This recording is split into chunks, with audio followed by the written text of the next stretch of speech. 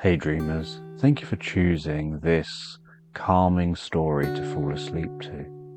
Like most of my therapeutic stories, this isn't scripted.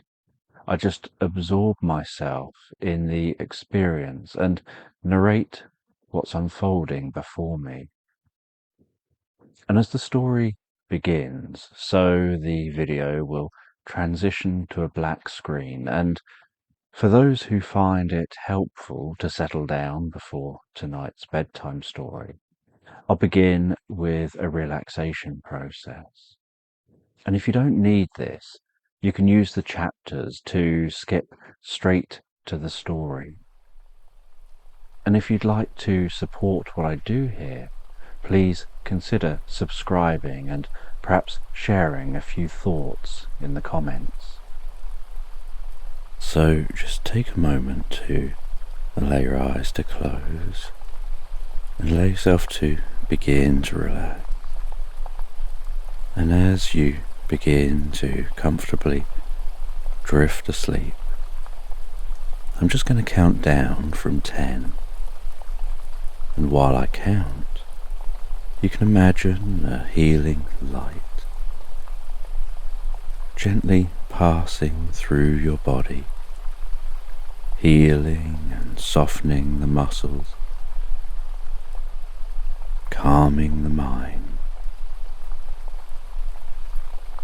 From 10,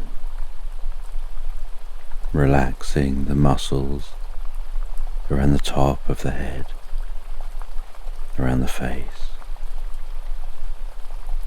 around the jaw, the muscles around your temple and your forehead, smoothing those muscles out, calming, softening, so peacefully. 9. With that relaxation working its way slowly around the back of your head and carefully relaxing down the back of your neck, perhaps tingling gently with a sense of peace and comfort. And with each out-breath that you take, you can find yourself relaxing deeper and deeper asleep. And as you relax deeper, I don't know whether it's the sound of my voice or the spaces between my words which help you drift deeper and deeper asleep. 8. And as that relaxation moves with the next out-breath, down your neck, around your neck, deep within you, drifting,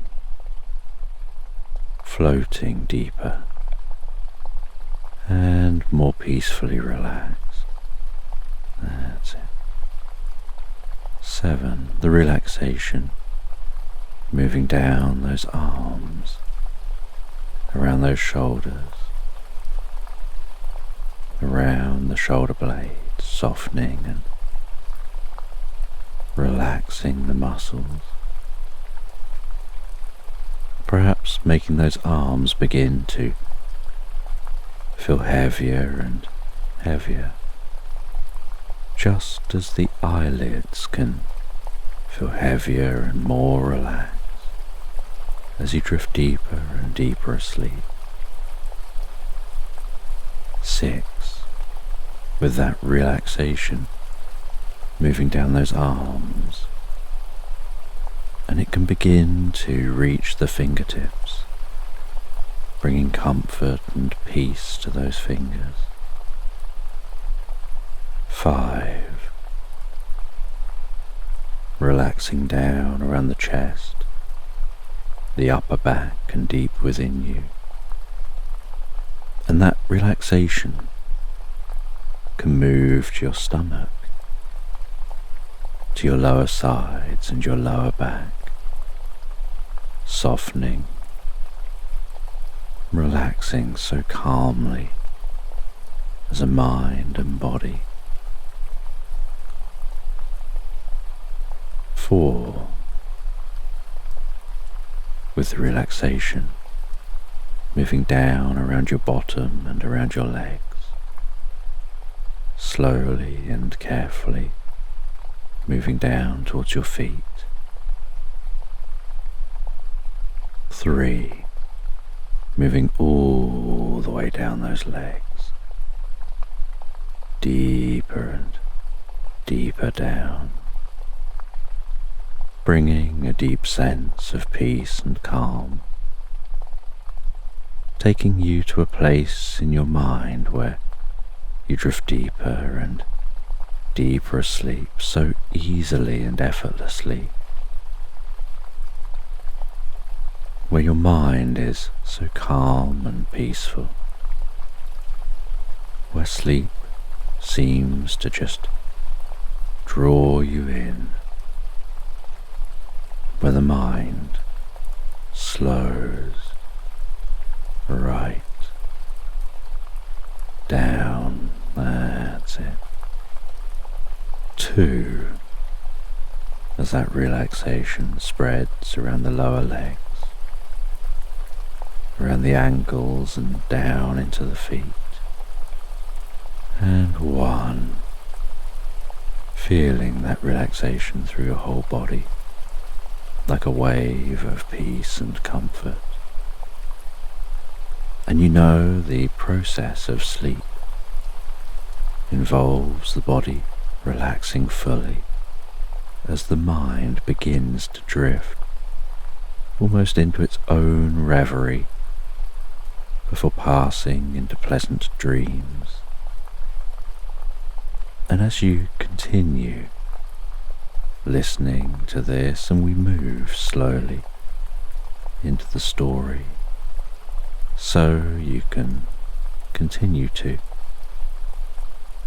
drift into the process of sleeping deeply and sleeping well all night long. And as you relax and sleep, so you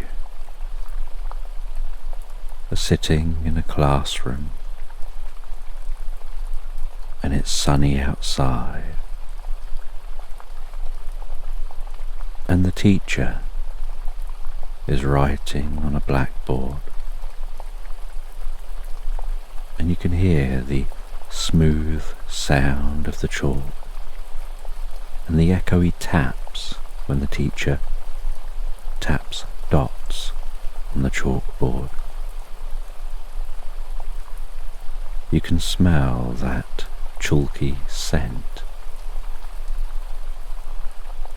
and see some of the chalk dust dancing in the sunlight that shines in the windows. And a part of your mind is focusing outside on the trees, how green they are, the gentle movement of those trees.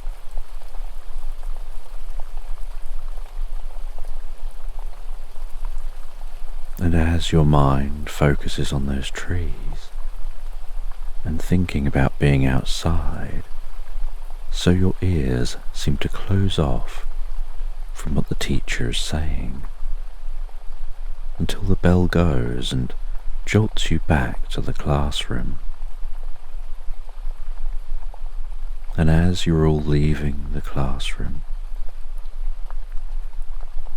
so the teacher stops you while you walk past. They comment on how your mind seemed to be elsewhere, and you share about how your mind was out in the grounds of the school.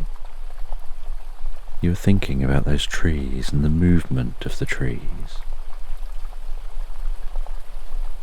and the teacher hands you a book, and it's a curious old book, and they tell you that they want you to read this book before the next day of school, and it's a school holiday for a couple of weeks, and so you know you'll have time to read the book. The teacher says they're not going to explain why they want you to read the book, but they just want your promise that you'll at least give it a go reading that book. And you agree that you'll give it a go. And you leave the class, you head outside, you feel the warmth of the sun on your face, the sounds of other people around leaving the school at the same time. You make your journey home, and once home, you head out to a nearby park. You settle down in that park underneath a grand oak tree, resting your back against the tree, feeling that bark against your back, hearing the rustling of those leaves overhead, seeing the way light dances through the canopy, and the shadows move and writhe around the ground.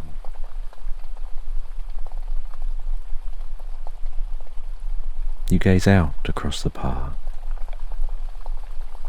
and can see the grass undulating as the wind softly blows a breeze. You take that book from a bag, you rest it on your lap, you run your fingertips softly and carefully over the cover, the spine. You feel the pages, and the cover has an ornate and curious pattern on it that almost looks like a spider's web, such an intricate woven design that's embedded into the fabric of the cover, and your fingers carefully follow the weaving, almost plucking occasionally at some of the strings, giving the illusion to your mind that those moving strings are humming gently with magic.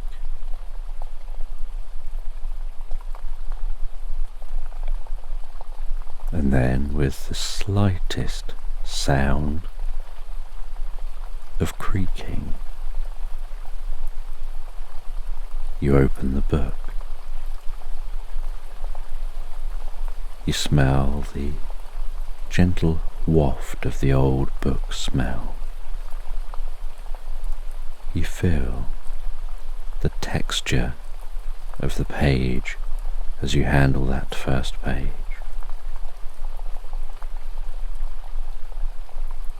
The almost crinkly sound of turning the next page, reading the title, The Fire Tree in the Blue Crystal by Ima Heya. And you turn to the first page of this novel, and you begin to read. Once upon a time, there was a curious person who lived in a land far, far away. and their name was somebody, and somebody enjoyed living in this land. They lived in the heart of nowhere. And one day, somebody set off from the cabin in the heart of nowhere.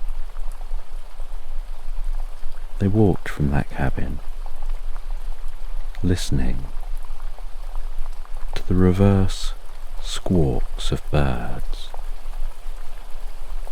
the curious rustle of trees, walking down by the lake, seeing the way the water lapped back from the shore.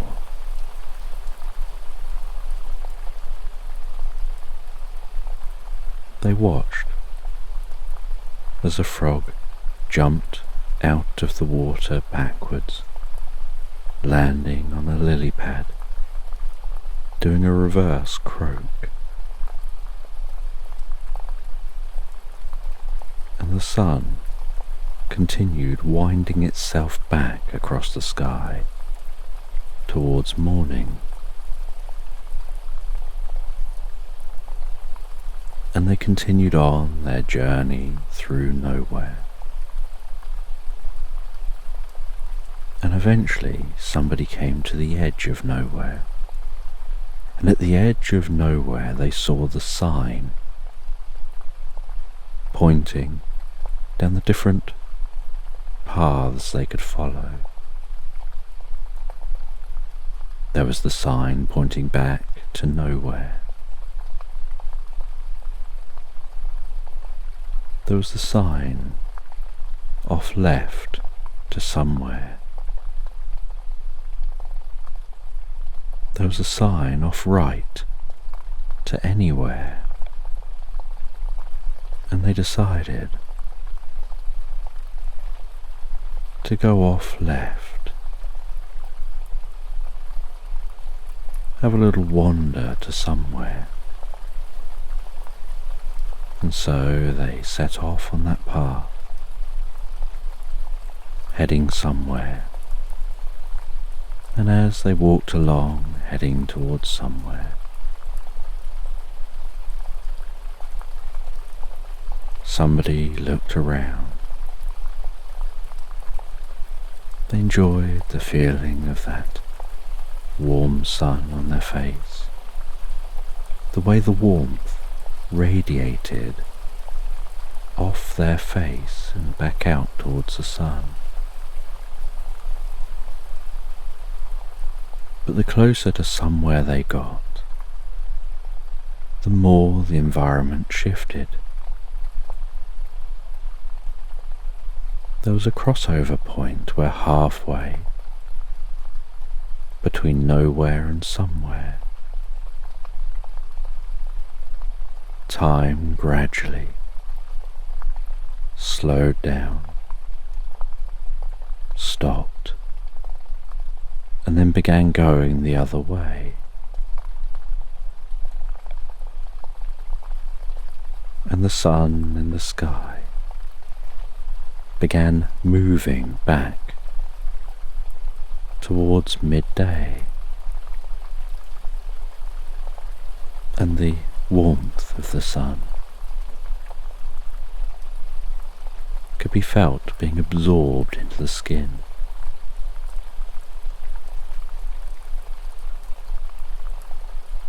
And birds sung outward rather than inward. And while somebody walked towards somewhere, they could hear the gentle chink, chink, chink, chink, chink, chink of carving on stone. And they got closer to that noise, and as they walked, They could see a slight cloud of stony dust bellowing gently in the breeze, and the person carving that stone. And as the person saw somebody walking towards them, they stopped what they were doing, turned and smiled, and as somebody got closer and closer,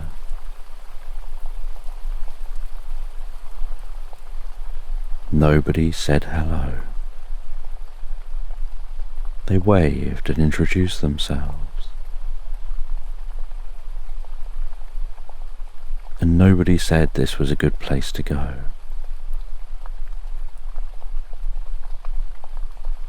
That they really think you'd enjoy visiting somewhere,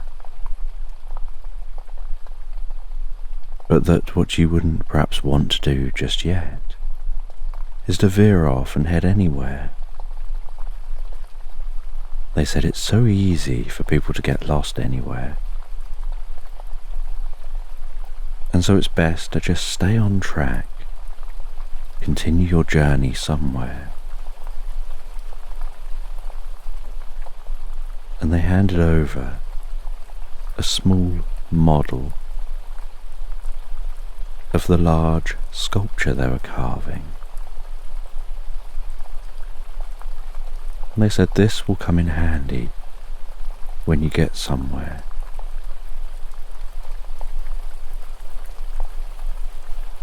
And so somebody put that in their pocket.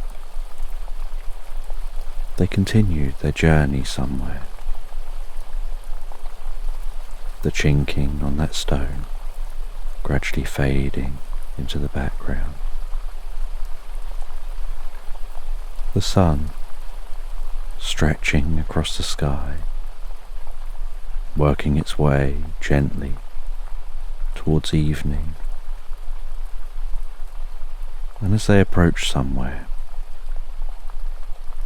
so they see the lights of the town. And they walk into the town. They find themselves a place to stay for the night. They check themselves into that place. They head to bed, relax down, and drift peacefully asleep.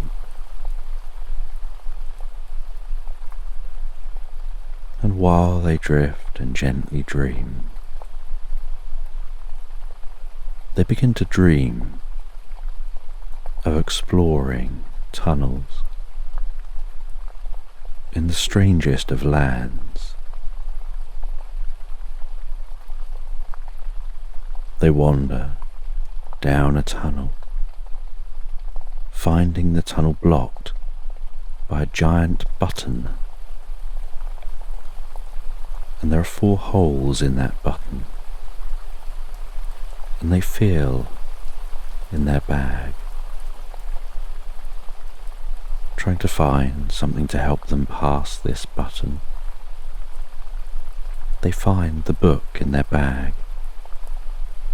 They unweave some of the thread from the cover of the book, weave it carefully, almost automatically, in a certain pattern through those 4 holes, and the weaving is still attached to the book.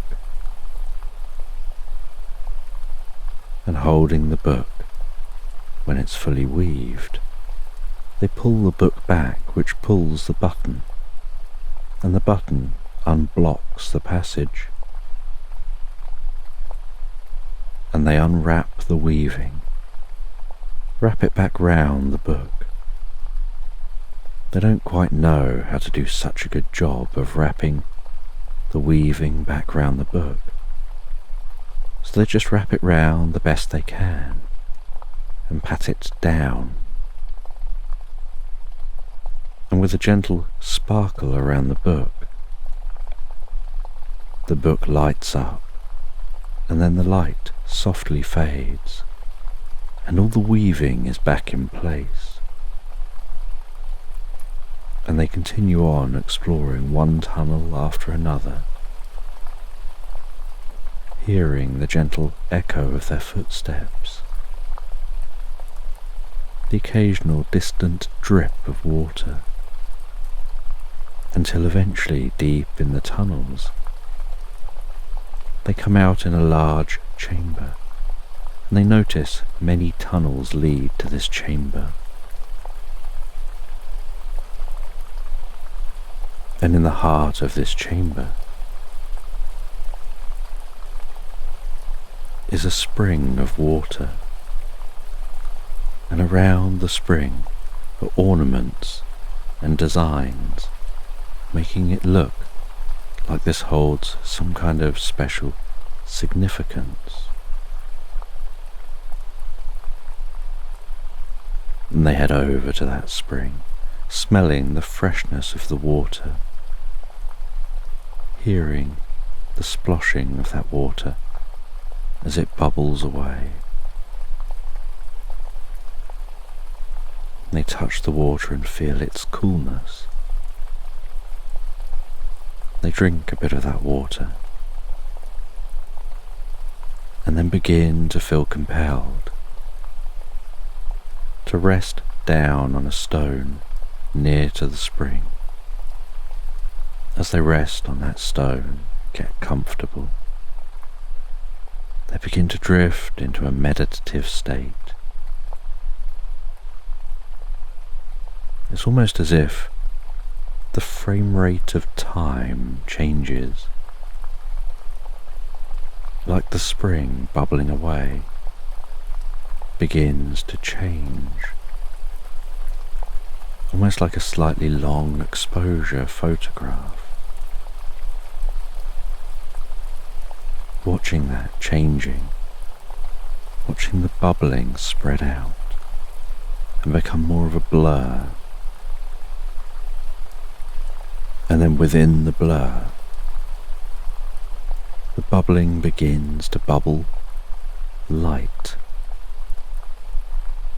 and the softest light begins to form within the spring, and then that soft light begins to emanate from the spring as they drift deeper and deeper into this meditative state.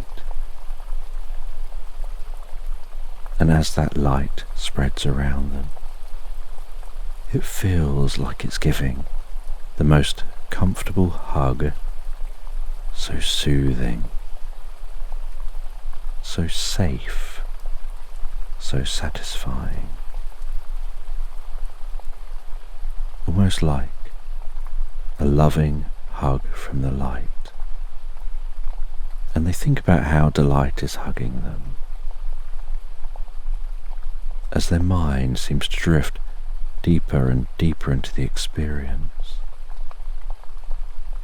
As that water they drank passes through them, spreads out within their body, activating specific cells throughout the whole body to help them have an even deeper experience. A profound experience connecting with universal consciousness here in this dream, connecting from one dream to all dreams, where they suddenly see threads of light,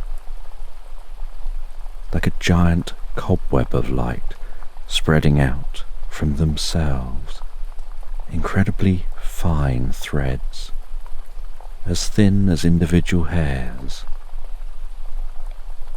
spreading out in all directions. As their environment totally vanishes and fades away,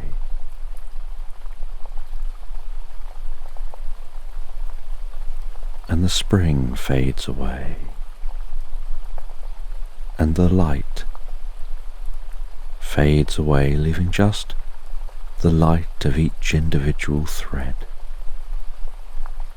And what's left is just their awareness of seeing the threads from themselves spreading out in all directions, and patches of more dense threads where other beings are within the universe, seeing trillions and trillions of these patches of threads, these little bundles of threads, where threads meet and mix and spread from, and pulses of light travelling along the threads between one being and the other, pulsing at the speed of light, and recognizing how, while they're all stationary and all connected on this universal consciousness level, time stands still.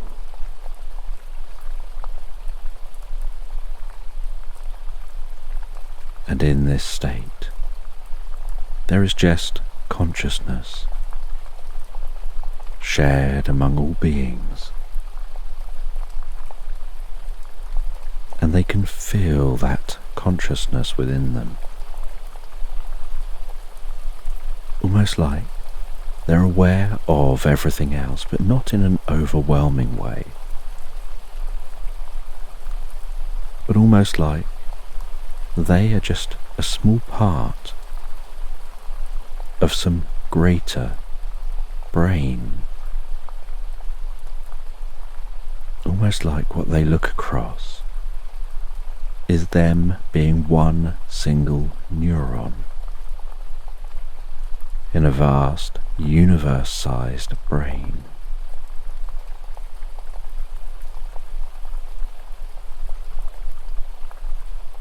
And so it doesn't feel overwhelming. It just feels like they have their place. And they feel the connection, and intuitively and instinctively just understand the connection with all other parts.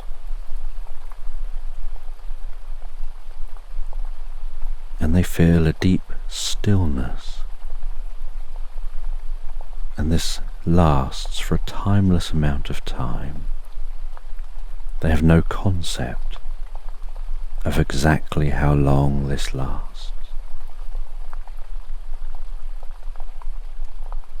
All they know is that at some point, the whole experience fades to blackness as they drift from dreaming sleep into deep recuperative sleep, where their body heals fully and thoroughly and prepares itself for future days. And they don't even notice at first that moment the dreaming ended, and they wake up the next morning. There's some of that sunlight creeping its way through their curtains of their window, dancing across their face, creating gentle patterns of light in front of their eyes.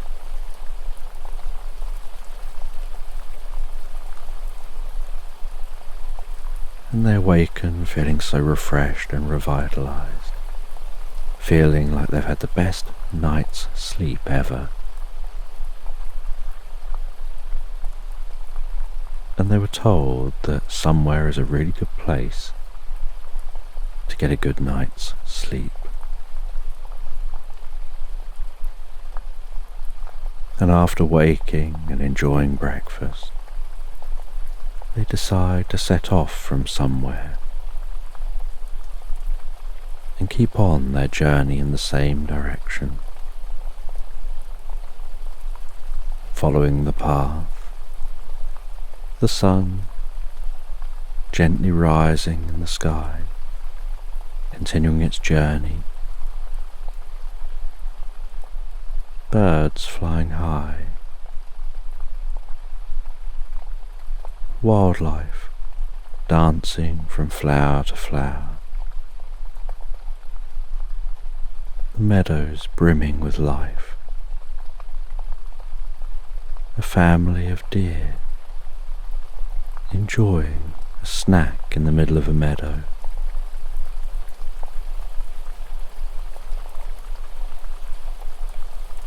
And while walking, they see someone down by a riverside, looking like they're washing something. And they head along towards that person. And the person appears to be washing some clothes in the water, and then hanging them up to dry out in the sun. And anybody introduces themselves, and somebody finds anybody friendly, and anybody enjoys talking to somebody.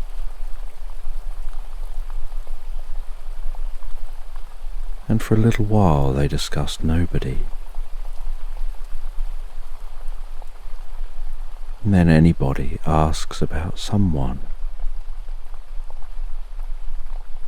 And somebody says they've not met someone. They've met nobody. And now they've obviously met anybody. They've not yet met someone.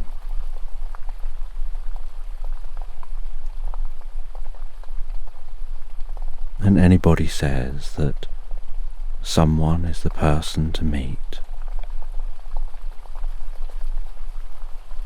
And perhaps you should hand that model, that small sculpture, from nobody to them.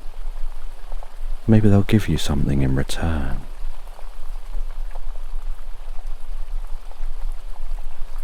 And anybody continues washing their clothes.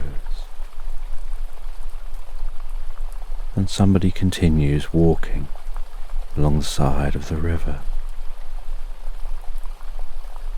They walk past a large water wheel, sloshing its way through the river, hearing the grinding, turning of the wheel.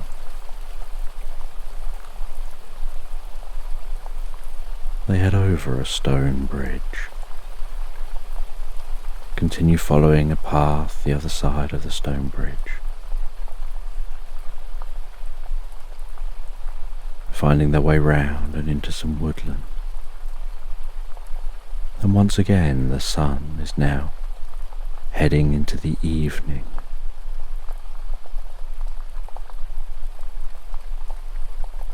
And while they continue, they see lights in the distance. And as evening sets in, so the crickets come out, rubbing their legs together, filling the woodland with sound.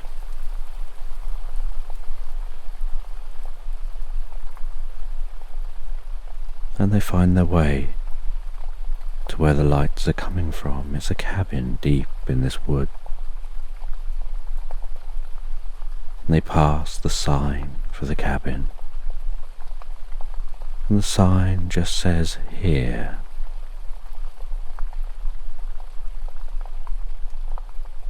And they head up to the door. They knock on the door. Someone answers the door and invites them in and says, "Welcome here. Here is the best place to be. Take a seat in front of the fire, relax down, and listen to me as I tell you a story about a scrappy little scamp with ears like a daffodil, and a nose like a clamp, and a memory as wise as an elephant, and a tail as long as a story, that sits people down and sings its songs of sand dunes, rain and glory, and in a slight sense of confusion, somebody sits down with someone and listens to someone talking while also enjoying the gentle crackle of the fire. And someone starts talking about how they enjoy going out camping, and how they went out camping with their scrappy friend. And one day, while they're out camping with their scrappy friend, they found something really interesting. They awoke during the night to a curious sound. They went to explore, and what they found was a fairy flying through the woodland. And they followed that fairy until the fairy disappeared into a mushroom. They went to the mushroom, and on the mushroom it just said, "Eat me." And so they obliged. They consumed the mushroom, and it tingled and danced inside them. It fizzed and popped in their mind.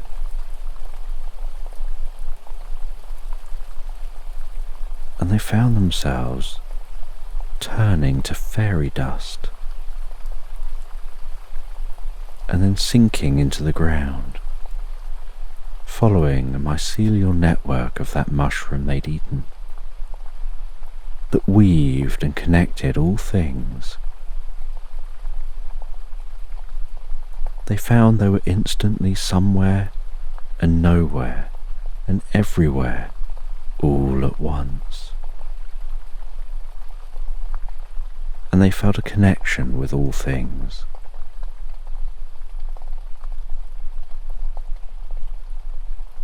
And they found that this seemed to be connected to a spring, and the spring was part of a stream of consciousness, and they had accessed this stream of consciousness, and the spring was just the mushroom in another form. And someone told somebody this story, and they said they were told one day somebody would come here, and they'll come from somewhere, but their journey will have started nowhere. And when somebody comes here, they'll bring something along that nobody gave them.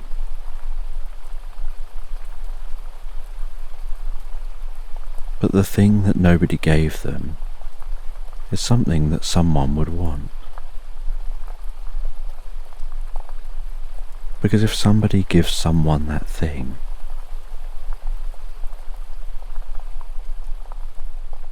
then that thing will allow them to imbue it with the magic that they learned from their experience. And handling that thing in the future will trigger that deep connection to universal consciousness. And so somebody gave someone that small little sculpture, and someone sat there in the middle of here. They held the sculpture, they closed their eyes, they absorbed themselves in the experience of channeling something through themselves. And somebody thought they could see fine threads of light appearing, connecting, interacting with someone there, almost like billions of threads attached to a marionette puppet. And someone became a being of light for a moment, before that light channeled through them into that small sculpture.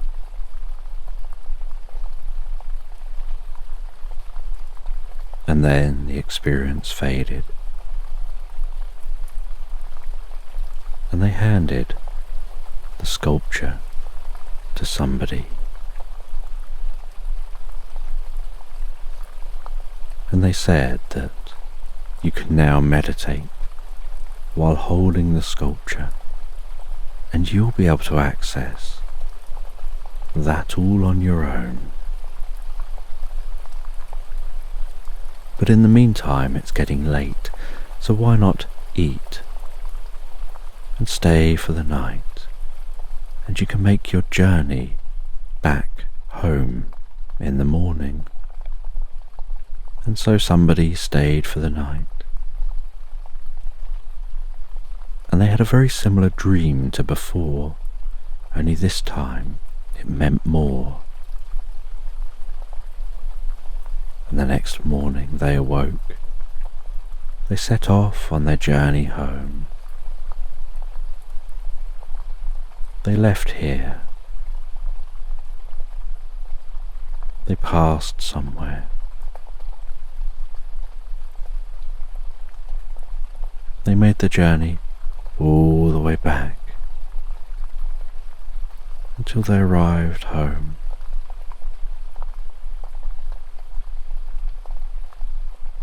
They placed that sculpture on a shelf. They'd learned the skills to be able to use that sculpture, to be able to access that universal consciousness, to begin their journey of inner discovery.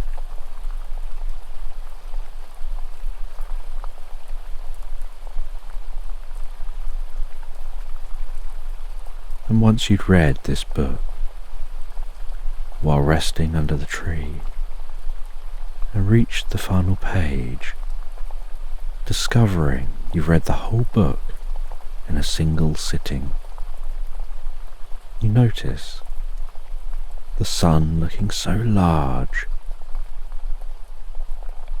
as it gently tucks itself away behind distant trees, as the sky begins to go to sleep, and the temperature begins to cool. And so you begin to make your journey home. And once home, you place the book down. You think about what it is you've been expected to learn from the book.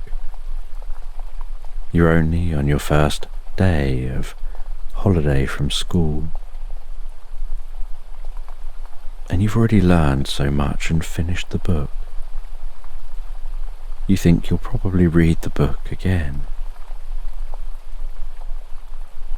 And as you sit in a chair, with the book on your lap, pondering the contents of the book, your hand resting on the surface of the book, you feel the weaves of thread around the outside of the book begin to weave and intertwine around your fingers. as if the book is holding your hand, to hold you and it together. You gaze down at your hand. You see this happening. You see the threads begin to glow and fizz, and begin to merge with your hand, and you realize the contents of the book and the story you've read and the insights you've gained weren't a work of fiction, but an explanation that was going to help you understand how to access the same thing for yourself. And you feel yourself relaxing back in the chair, as if the book's connection with your hand is guiding you deep into a meditation. You feel your head relax back, your limbs get heavy, your breathing slow down, your consciousness expand. You see the threads stretching out as you had in the story, almost like infinite threads in infinite directions, stretching out and connecting, like a universe of neurons.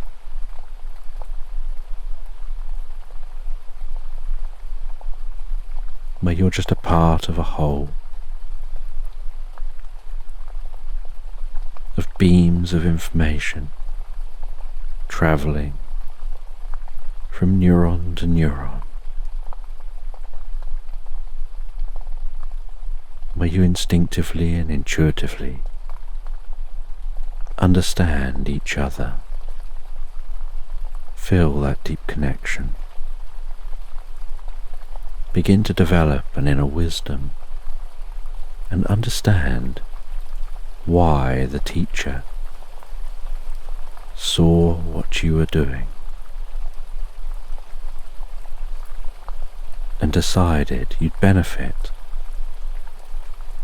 from the wisdom of this book.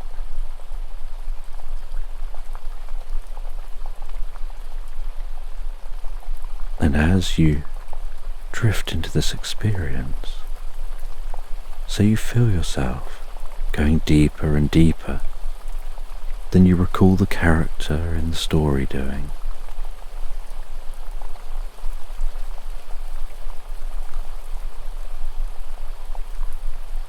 And you see the light spread out. You see a meadow form before you. And in the heart of the meadow, you see that spring, and that spring of consciousness bubbling before you begins to shift and change shape and form. The blueness of the water crystallizes and formalizes into the most beautiful blue crystal, gently spinning where the water was once moving, with light from somewhere unknown sparkling and illuminating the sides of the crystal as it moves, light dancing gently around. And then the base of the crystal slowly lowers itself down, gently into the ground. You hear a gentle crack and crunch, and see threads of light stretching out from the base of that crystal in all directions, like roots deeply embedding themselves in the ground. reaching down, reaching out in all directions. A bit like the mycelium network from the story. And then carefully the top of that blue crystal cracks and crumbles as a tree begins to form from the top of the crystal, the trunk creaking as it rises up, shaking, jerking slightly, forcing its way up higher and higher. A dense, dark bark that begins to spread out and get wider than the crystal, leaving tiny specks of broken crystal around the base of the tree. The roots continuing to deepen and spread out, some thick, some thin and wispy. The tree growing taller and taller, before branches begin to erupt off the tree, and golden leaves begin to form on those branches, and yet the tree continues to grow and light dances around the tree, until all of a sudden the tree stops growing and seems to have reached its full height, and you watch on with the silence of this land, the stillness,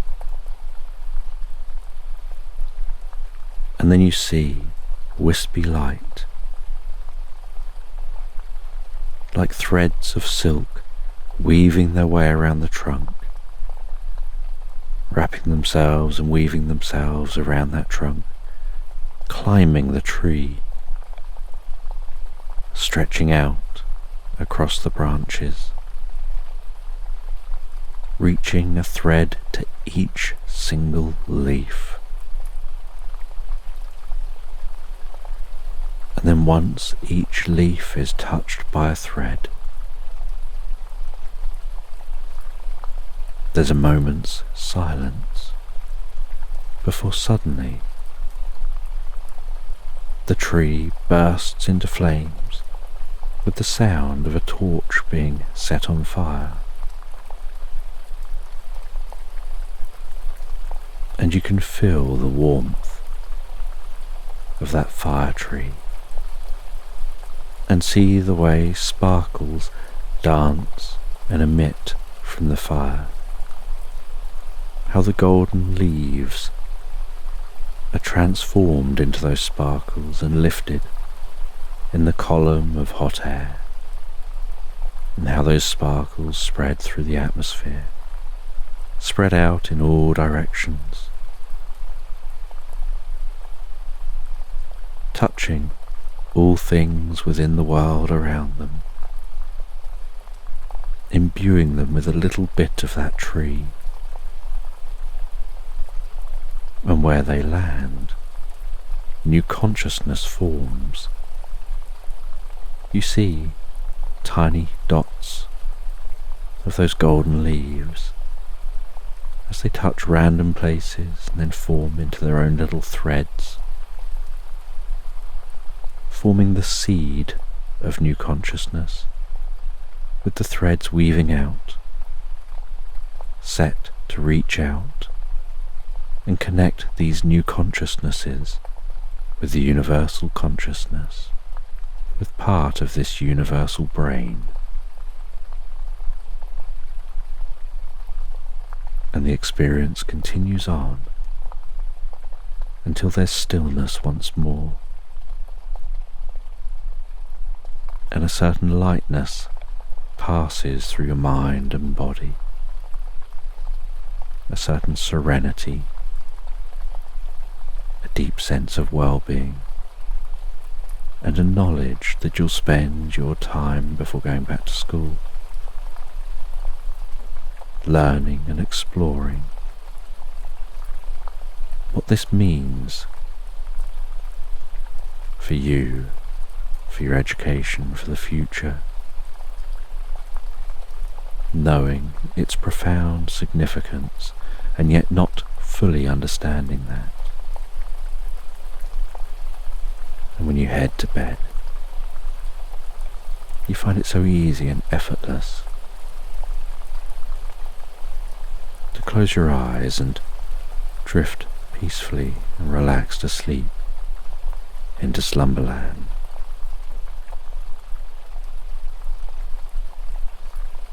So just take a moment to allow your eyes to close, allow yourself to begin to relax, and as you gradually drift asleep, I'm just going to count down from 10, and while I count, you can imagine a healing light softly passing through your body, healing and relaxing the muscles, calming the mind,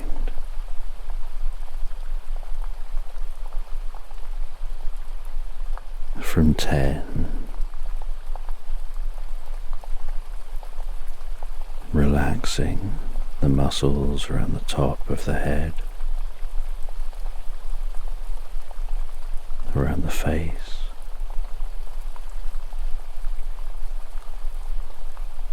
around the jaw, relaxing the muscles around your temple and your forehead,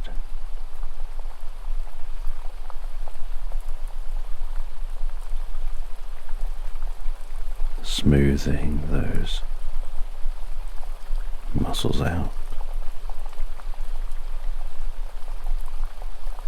calming and softening deeper and deeper, so peacefully. 9 as that relaxation begins to work its way around the back of your head, slowly relaxing down the back of your neck,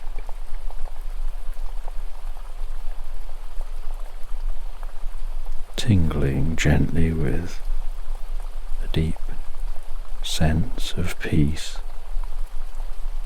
and comfort.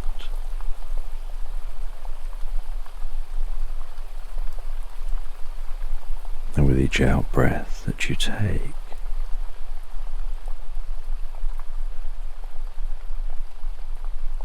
you can find yourself relaxing deeper and deeper asleep.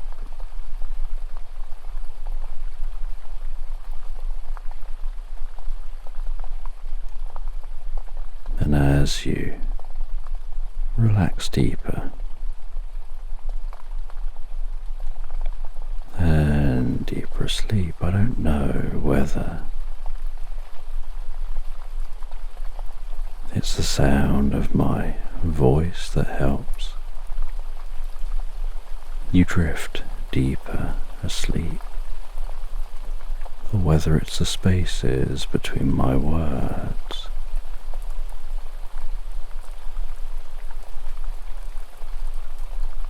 Eight. And as that relaxation moves with the next out breath down your neck,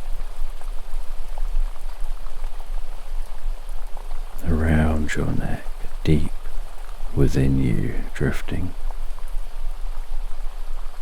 floating deeper and more peacefully relaxed. 7. The relaxation moving down those arms,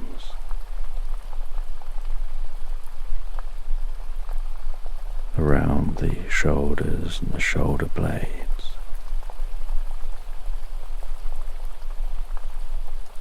softening and relaxing the muscles, perhaps making those arms begin to feel heavier and heavier, just as the eyelids can feel heavier and more relaxed.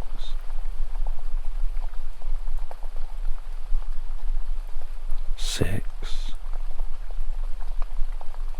With that relaxation moving slowly down those arms,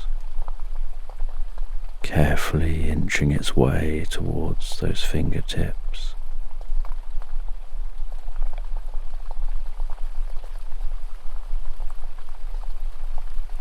bringing comfort and peace to the arms, to the hands, to those fingers.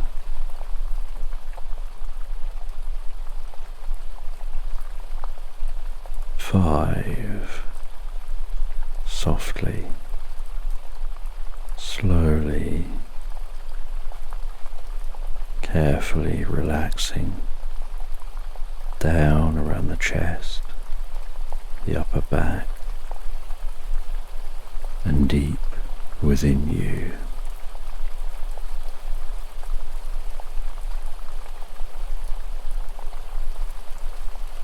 And the relaxation can move to your stomach, your lower sides and your lower back.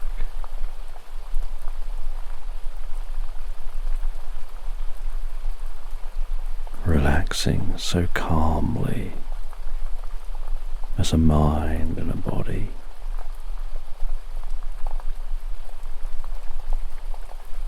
4. As the relaxation moves down around your bottom, down into your legs, carefully moving its way down towards your feet.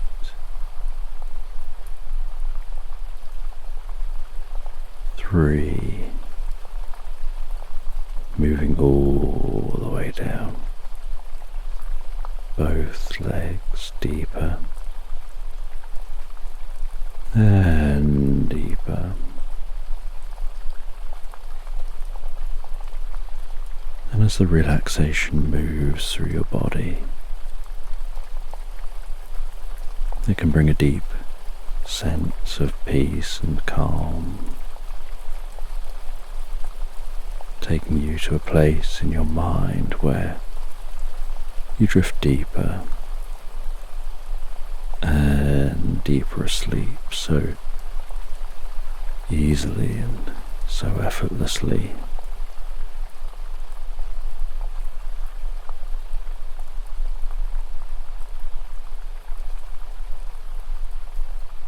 Where your mind is so calm and peaceful,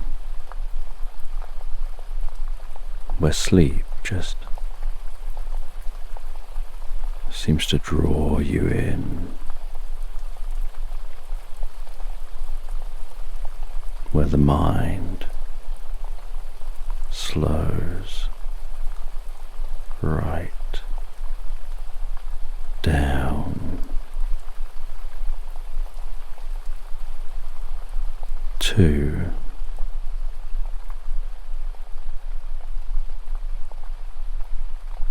as that relaxation spreads around the lower legs,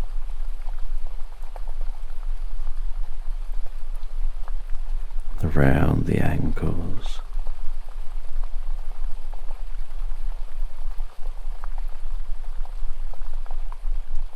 and all the way down into the feet.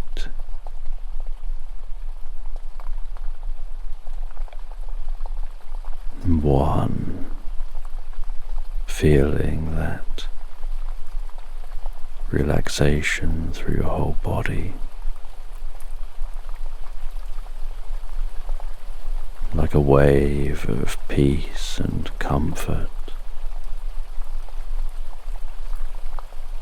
And you know the process of sleep involves the body relaxing fully,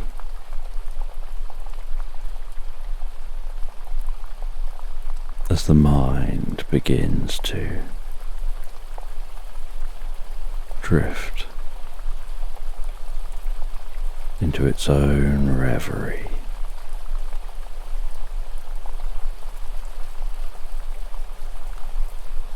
Before passing into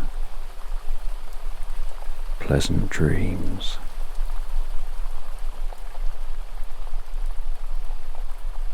And as you continue listening to this and we move into the story, so you can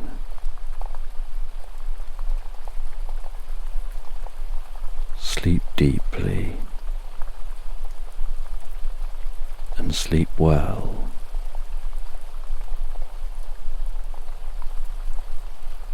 All night long.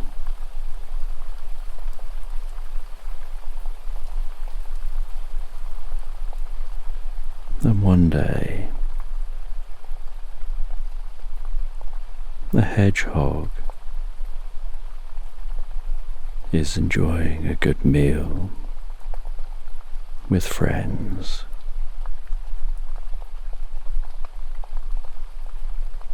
They sat around the bonsai tree,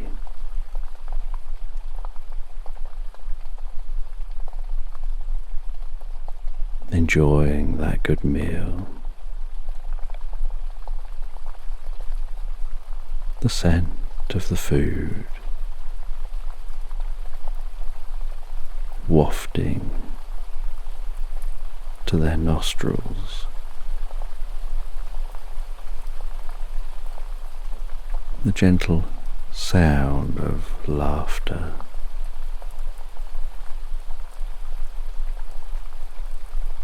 The clinking of crockery and clanging of cutlery.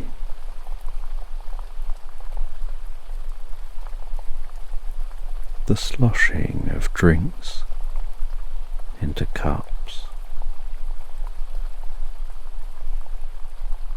and thudding of bottles onto tables.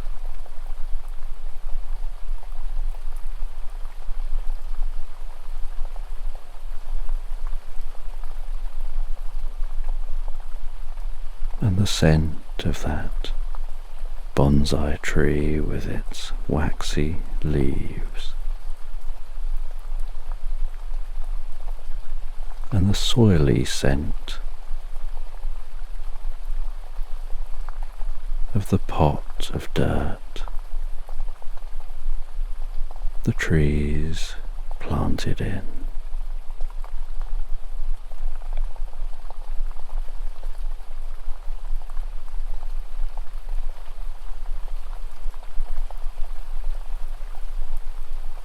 And the hedgehog's cheeks ache gently under the tension of hours of laughing and smiling.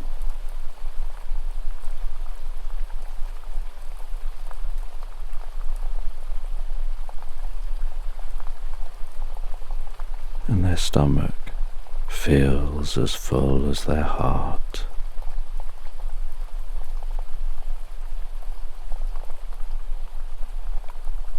As the evening comes to an end, and they say their goodbyes,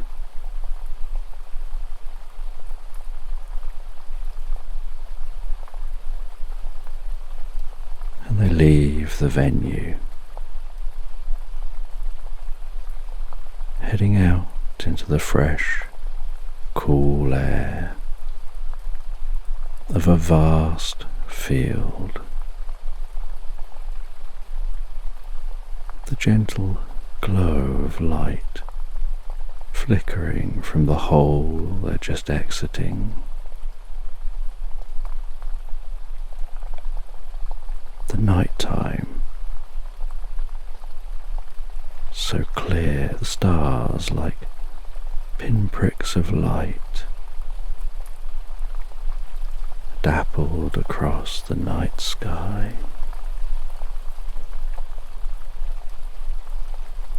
The faintest of breezes tickling the tops of the trees as they rustle their leaves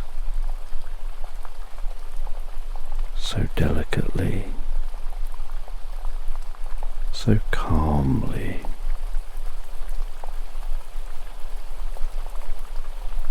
Saying their goodbyes, and the hedgehog trundles through the meadow on their journey home, the cheeks still aching with the memories of the fun, the humour.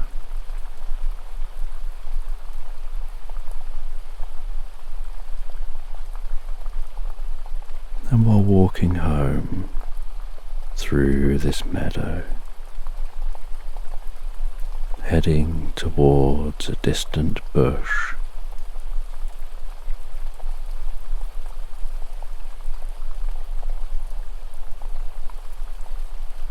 a gentle mist begins to roll in across the field.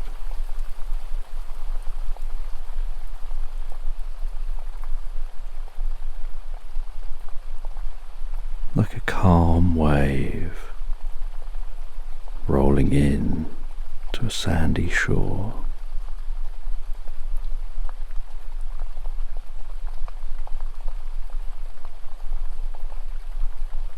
And that gentle mist envelops the hedgehog as they walk. The moisture catching on their spines, forming tiny droplets of water.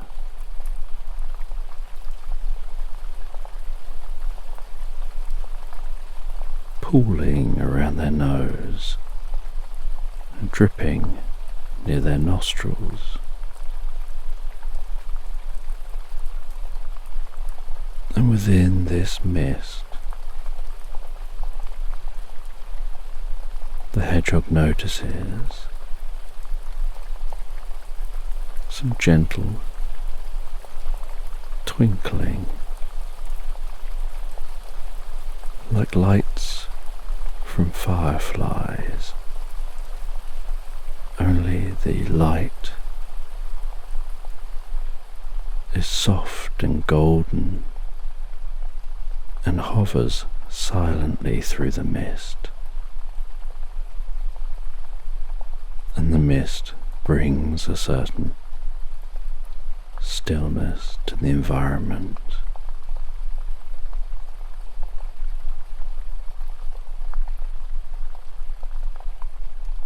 And then the golden lights begin to spread out almost like waves,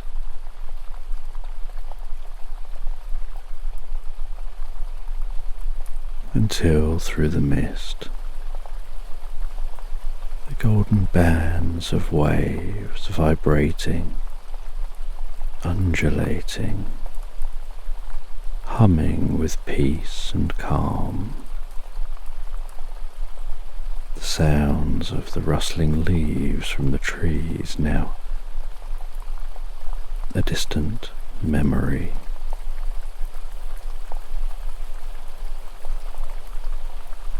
And that golden light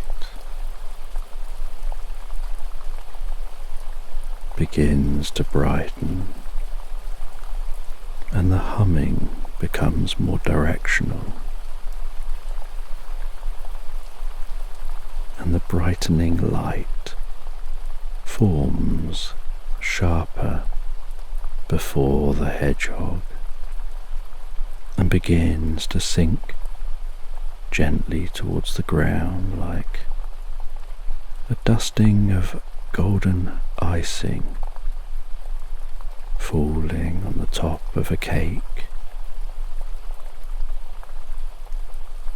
drifting slowly through the mist to the ground. And the hedgehog continues to walk through this mist, and on the ground before them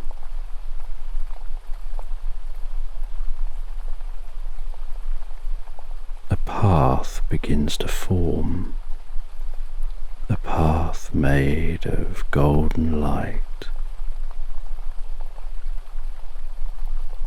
that's like threads of grass weaving gently together, each golden blade of grass weaving with the couple of blades beside it, and that weave seeming to form from the outside of the path, with the blades of grass moving to the centre and spreading off, disappearing into the mist.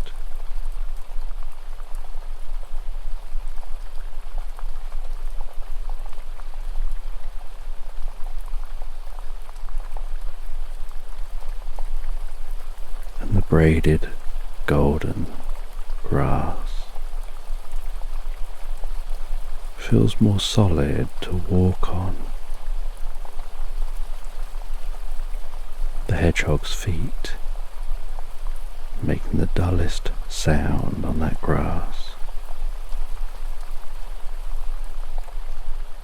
following that secret golden path deeper and deeper into the mist,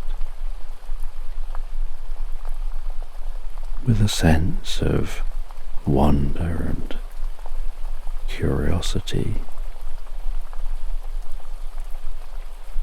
And the hedgehog is aware that this is an unusual experience. This path isn't normally here. It's normally just a straight walk through the field, through meadows, back to their home under a bush. And yet here they are, following a secret golden path which has appeared within a magical mist.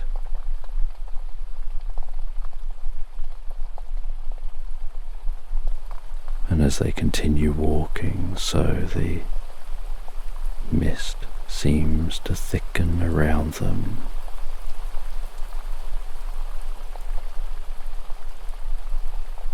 becoming increasingly difficult to see through that mist in any direction but along the path.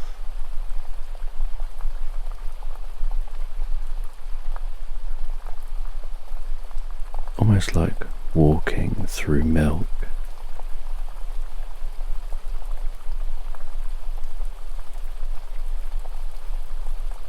And then before them, the mist begins to shimmer. Silver sparkles begin to shine. They continue to walk along this golden path,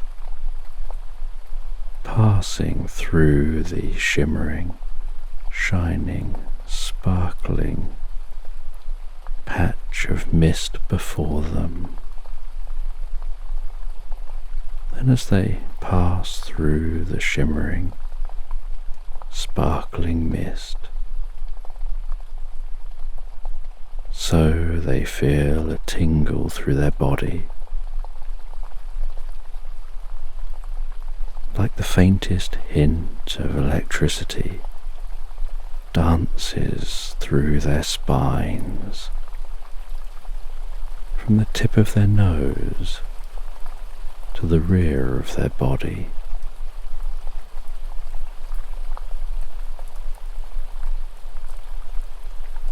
And as that begins to fade, a stillness sets in,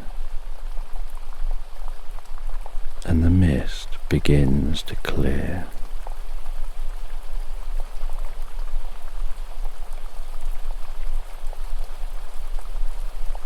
And they're in a strange environment they've never seen before. They're walking along a path past shops and other businesses.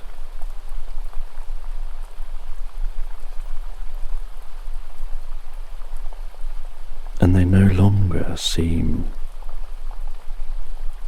to be a hedgehog.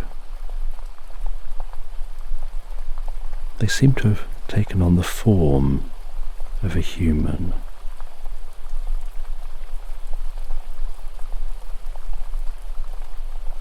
And it takes a moment for them to get used to the feeling of walking on two legs, of seeing the ground so far away while they're walking, of being able to independently move their front two legs and seeing the hands at the end of them.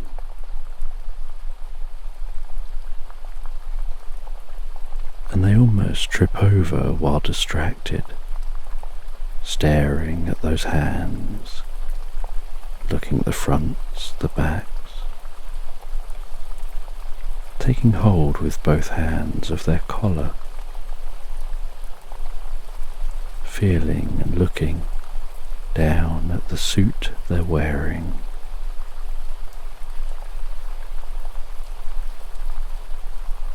Passing by a shop front, catching a glimpse of themselves in the window, stopping for a moment to admire what they look like, turning around and looking at their back, looking at their front, smiling and looking at the strange teeth they have,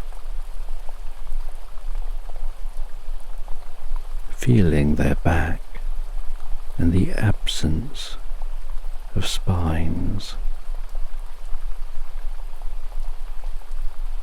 and feeling compelled with curiosity to want to know more about the experience, which feels so real to them.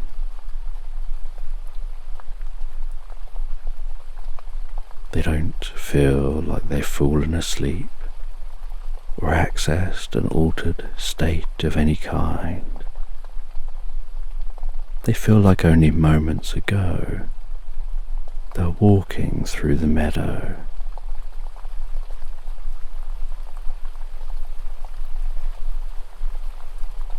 They continue on through this town.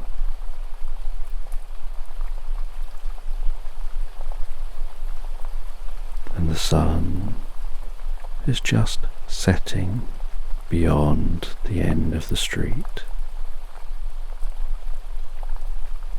The sky here is darkening. The moon is casting its silvery glow. Everything begins to take on the most beautiful blue hue.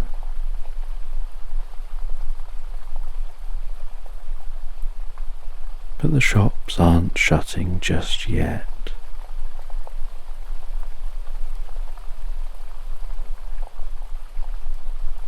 And as they walk toward a bookshop, they see the door is open and someone stood in that doorway. A friendly old man with a grey, bushy beard, long, scraggly grey hair,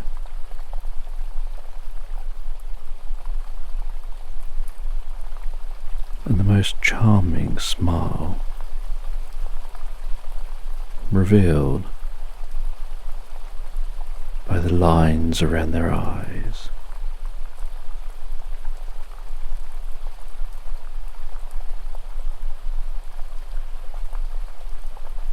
And this person invites them over, and they head over towards the front of the bookshop.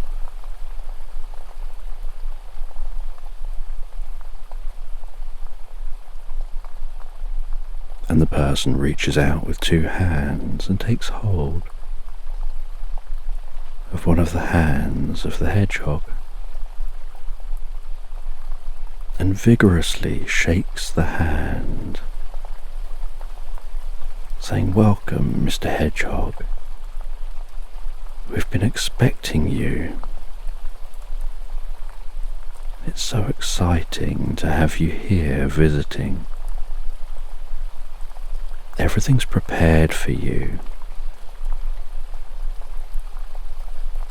They introduce themselves as Walter Lilly.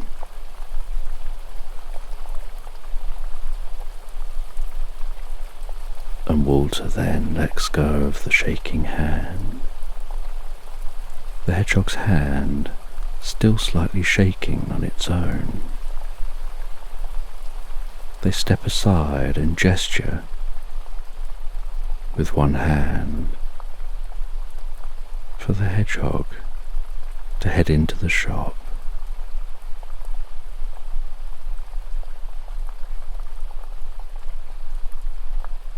And the hedgehog walks into the bookshop, smelling that old book smell, seeing dust motes dancing in the light of lamps dotted down the aisles, feeling the stillness in the shop as the rows of books absorb the sound.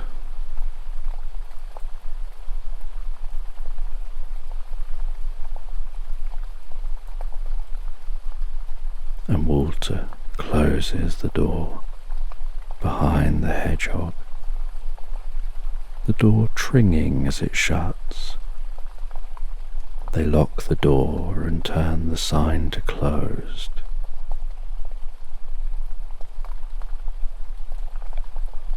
They then walk past the hedgehog,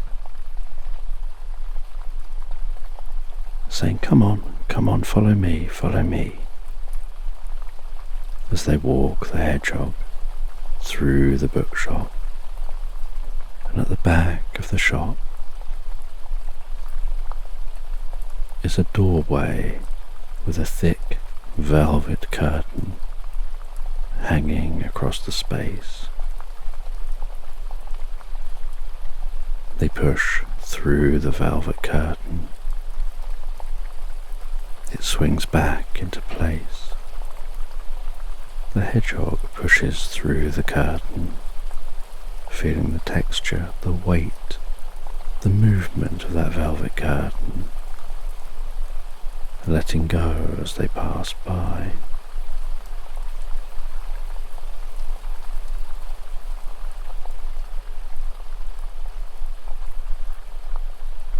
And Walter says that they have something to show them, and they take them to a desk,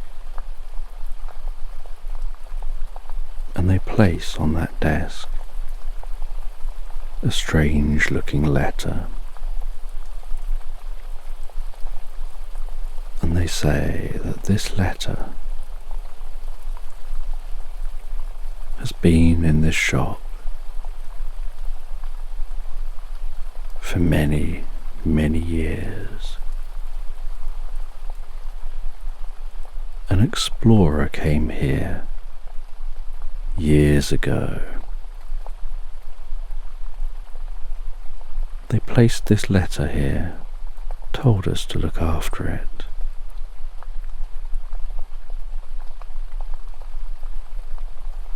Walter then reaches over and out of a ornate box, they take a pocket watch. They pop the pocket watch open, the sound of it ticking, the hands gently moving. They say with the letter was this pocket watch.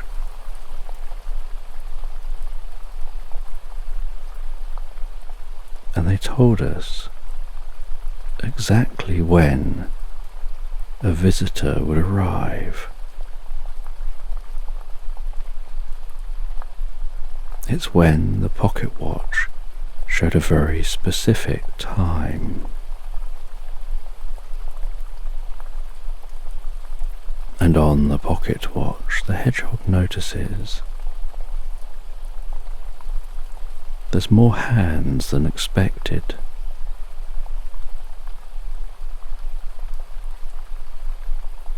There's a line on the watch, and there's a hand on that line. And Walter explains that that hand has slowly been moving around the watch. And it's taken years for that hand to move until it meets the line.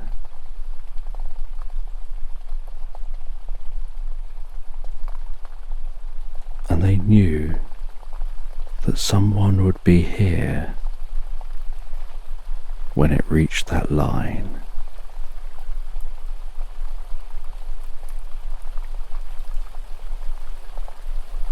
And the hedgehog asks, who delivered the watch and the letter, and what does it have to do with them? And they say that they don't fully know. All they know is that many years ago, long before they or even a blink in someone's eye,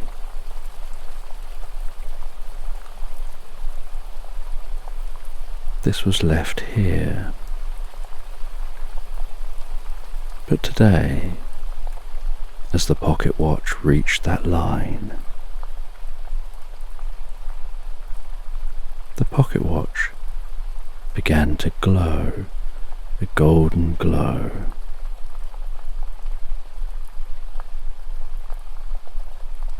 And as it glowed that golden glow, so the world seemed somehow different. And then just as the glow faded, you appeared to be walking down the street. And they say, so I knew, you must be for here. And now here you are, to hear this tale.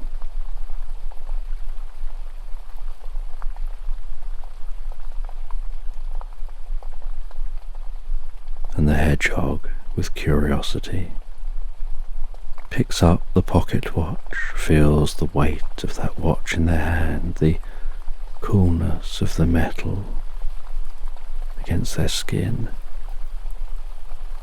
the texture of the metal of the face the glass over the face, of the case,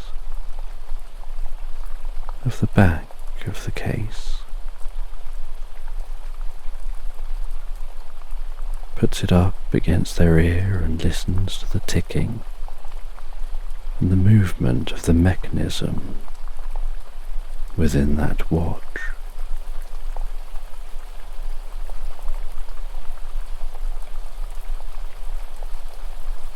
And they ask, what am I supposed to do?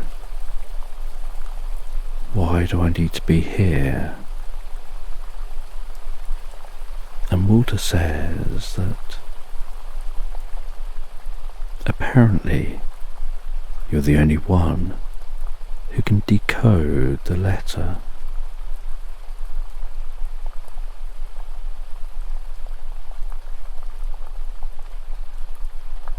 And out of the same ornate box the pocket watch was in, they take a little velvet pouch. They carefully open the drawstring at the top of the pouch, removing a pendulum, and the pendulum has a little ball of silver attached to a silver chain, and at the foot of the silver chain is a spiral silver spike.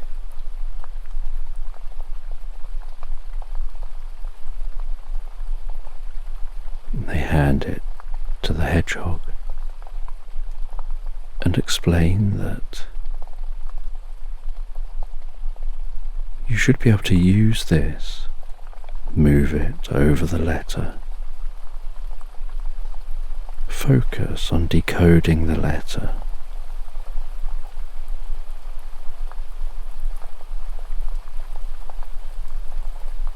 and so the hedgehog holds the pendulum over the different sentences and words on that letter,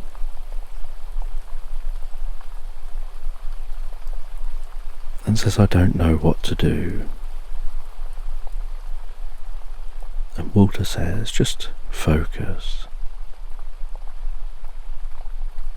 Imagine a healing light gently passing down through your head, calming your body, relaxing your shoulders, your back, all the muscles through to the tips of your toes.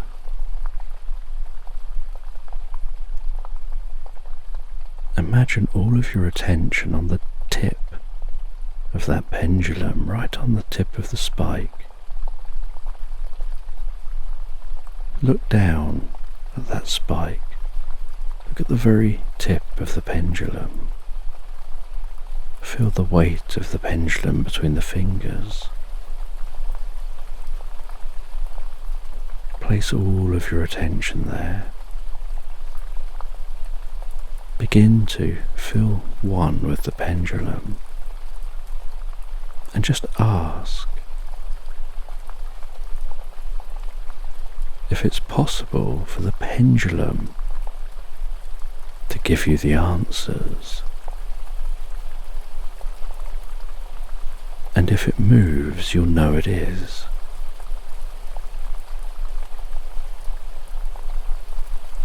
And the hedgehog breathes in and out, relaxing deeper and deeper, breathing in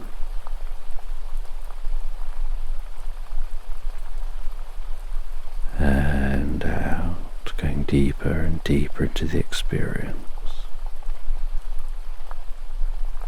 The mind feeling free and open as the pendulum begins to swing softly in clockwise circles, and they know they're not doing this. It feels like it's happening all by itself,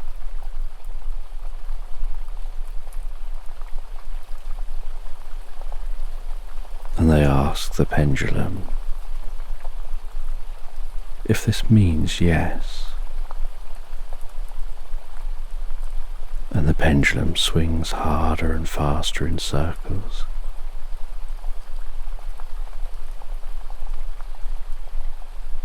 And they ask, can you give me a sign to say no?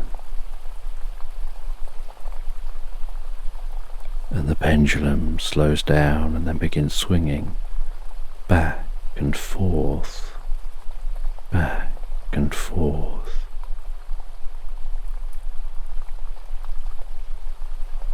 And then they ask the pendulum to go still.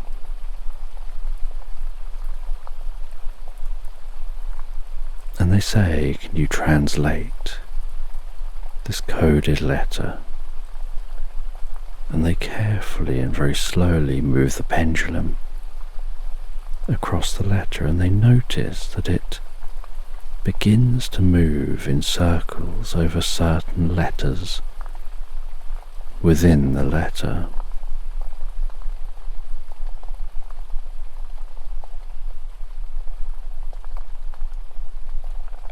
And Walter writes down the letters as the hedgehog just focuses on allowing the experience to happen.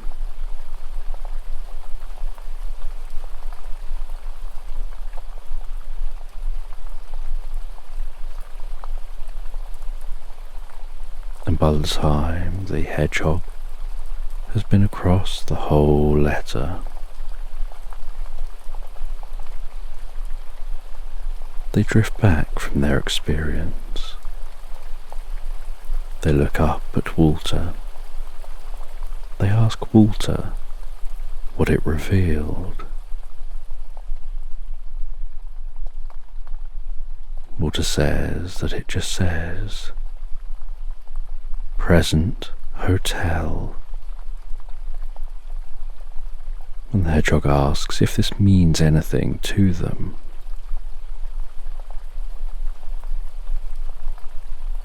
And Walter says that down the street, on the left, is a hotel. Perhaps it means that hotel.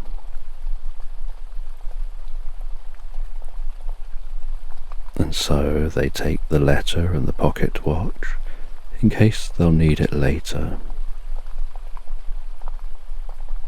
And they take the pendulum in the little pouch, and they leave the bookshop, head down the street, head over to the hotel, and they ask if they can spend the night in the hotel, whether there are any rooms available. And the person in the hotel explains that there's one room that's free right now.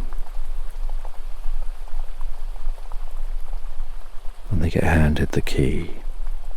They head to that room. And the room smells so clean and fresh. The windows are ajar, and there's the fresh air, smell, filling the room. They close the window. They sink into the corner of the bed as they sit down. They find themselves softly touching the sheets of the bed.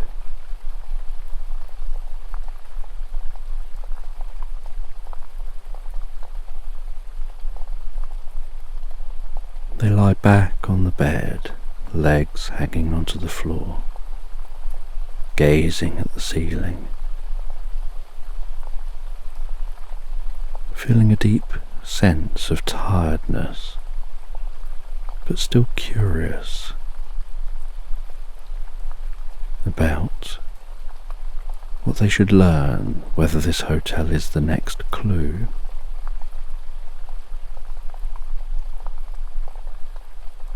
They slide themselves back on the bed so their head can rest on the pillows. They take out the letter, analyse the letter some more. They look at that watch.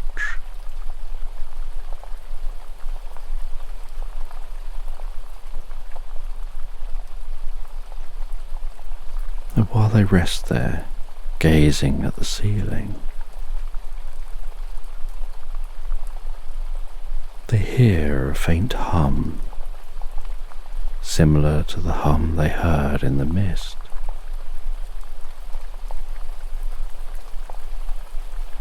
They move their head slightly left and right, gradually triangulating the hum.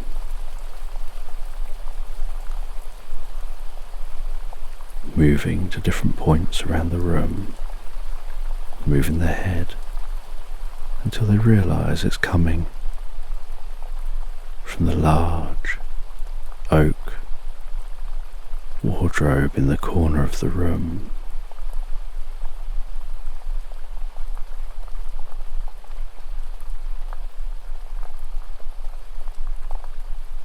They head over to the wardrobe and open the doors. And behind the two dressing gowns hanging in the wardrobe is what looks like a glowing electric blue portal. And they step through that portal. And they find themselves in a meadow. And the meadow looks vaguely familiar, and they're here as this human standing in this meadow, and they crouch down onto their knees. Then they lower their head down sideways until their ear is being tickled by the grass. And from this perspective they realise this meadow is their meadow. But perhaps as it looked a long, long time ago.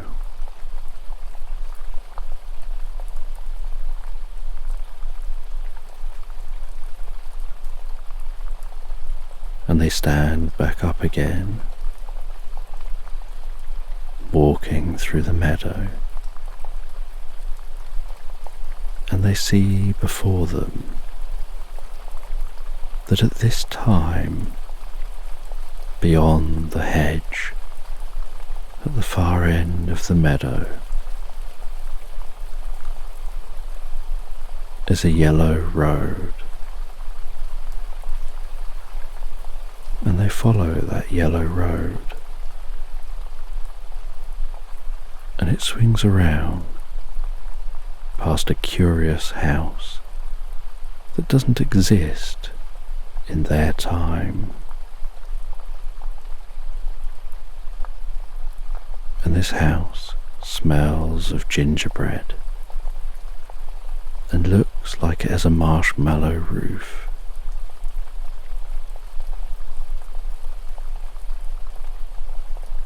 And as they walk around the side of the house, they notice the sides of the house, down the corners, is padded with what feels like marshmallow.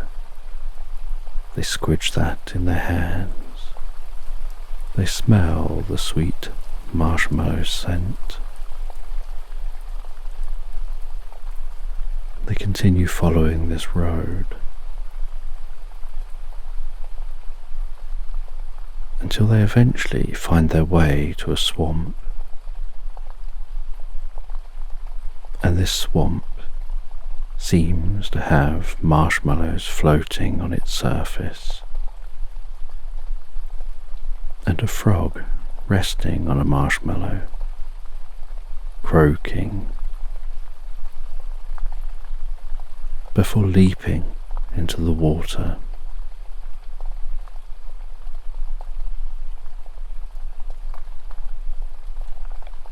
And the ripples spread out, reach the shore, lap at the shore, and then that frog suddenly appears at the hedgehog's feet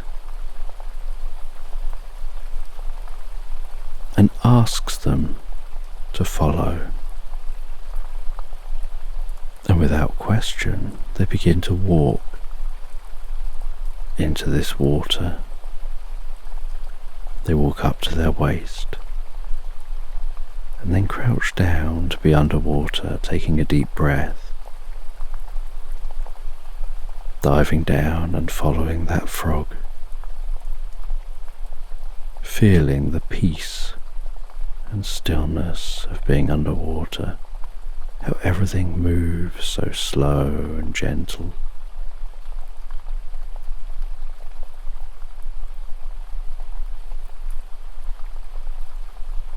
And they follow that frog towards a golden light.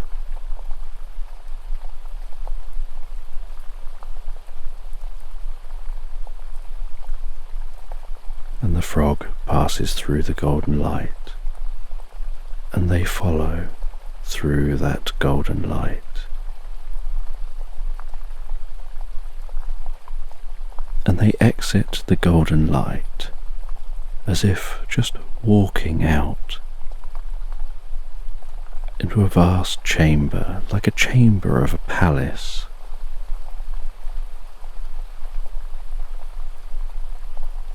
And the frog leaps into the air and transitions into a person.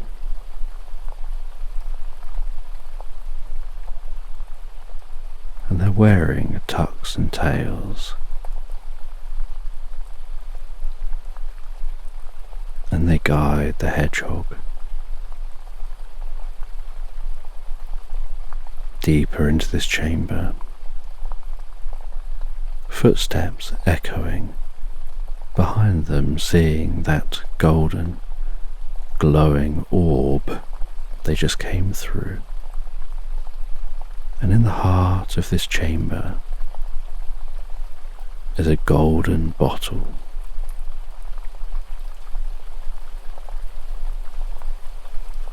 And they walk over to the golden bottle, and the frog tells them, "You've been invited to make one wish." And the hedgehog says they don't understand.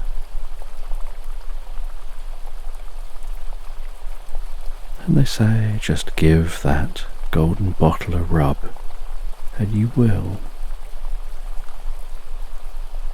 And with their sleeve they gently rub the side of the golden bottle, and a puff of purple smoke erupts from the top of the bottle. It begins to fill the room before sinking down to one spot in the room and coalescing and forming from that purple smoke is a genie. And this genie says that you've been chosen to have a wish. What would you wish for?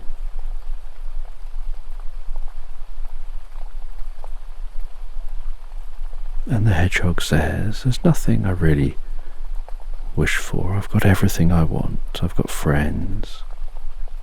I'm in good health. I have a good life.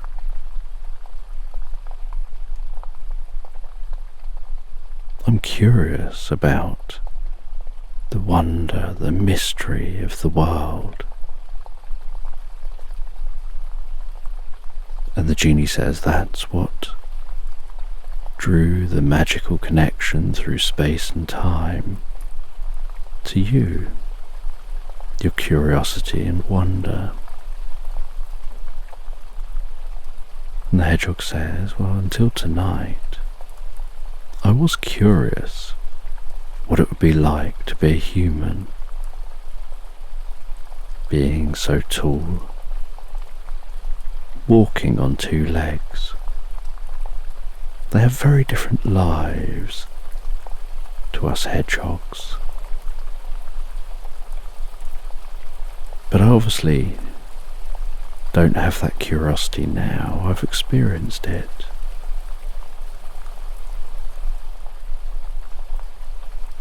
And the genie says that you've only experienced it if you wish it. And the hedgehog says, well, but I have experienced it. And the genie says, well, then you must have wished it. And the hedgehog responds, but I haven't wished it. And the genie says, well, then you haven't experienced it. So if you've experienced it, you must wish it.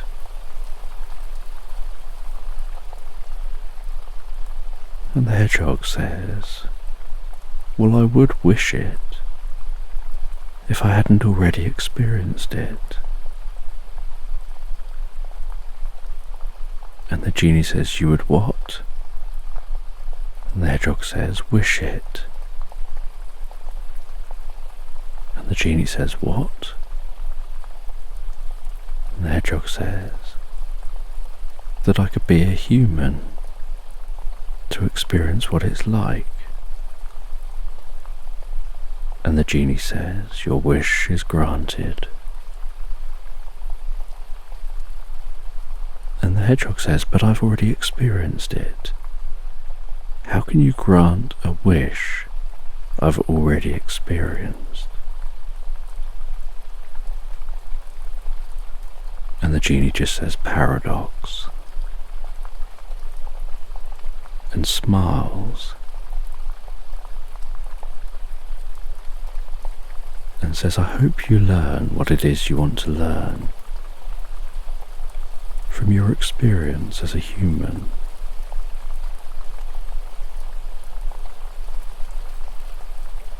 And the genie asks, as a human, what would you like to do? And the hedgehog says that they would love to travel around, ride a horse, go from one town to another, climb some stairs, stay in a hotel, read a proper book, go out on a boat on the ocean. And they list all these things they'd love to do. And so the genie creates a portal, and the portal whirls and whirs, and joined by the frog, the hedgehog walks through the portal, and they find themselves in a really old world. They recognize this as the town they were in earlier, only it all looks so much older. The bookshop's still there, the hotel's still there, but most of the other places are yet to be what they were.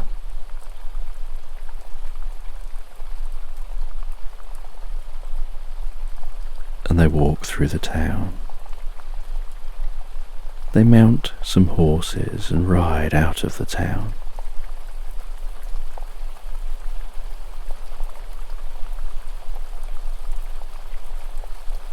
hedgehog bobbing up and down on horseback, finding it uncomfortable at first as they gradually get their stride and learn to ride. And they ride for miles until they find a seashore. They light a campfire on the seashore. They rest by that campfire, listening to the waves lapping on the shore.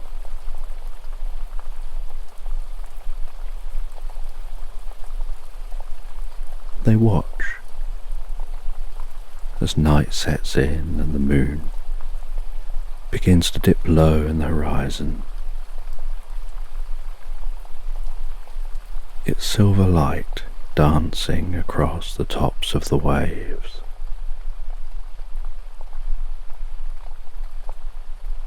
The cool sea breeze wafting across the shore. Shadows dancing with the flames. They settle down for the night, drifting so peacefully asleep, awakening the next morning as the sun begins to rise.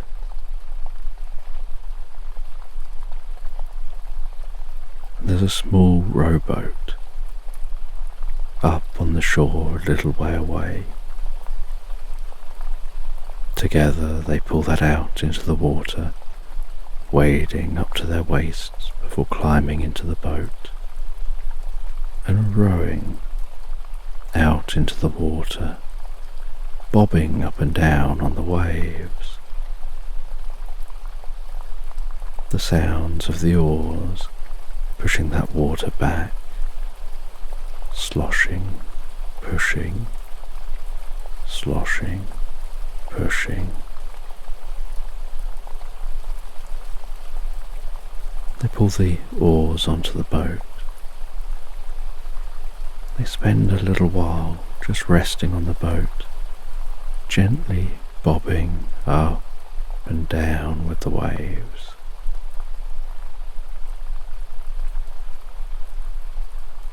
The hedgehog drifts into a reverie, absorbed in the experience. As the day continues on and the sun finds its way overhead, they row the boat back to shore, putting in some extra effort to push hard to get that boat to ground itself as it slides its way noisily up onto the shore.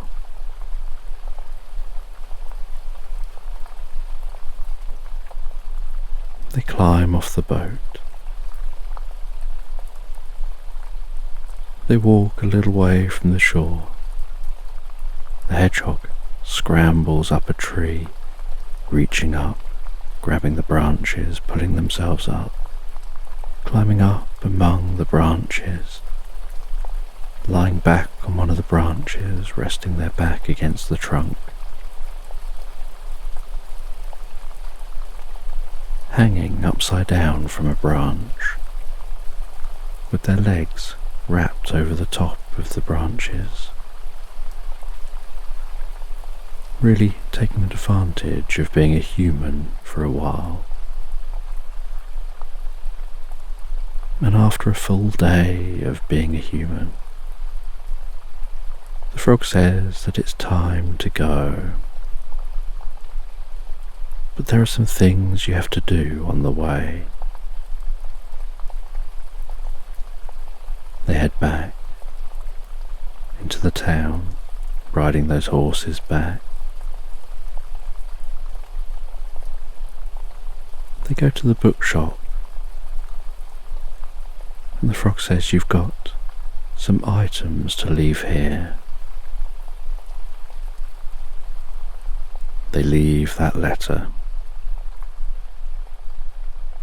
The frog takes the watch and sets the watch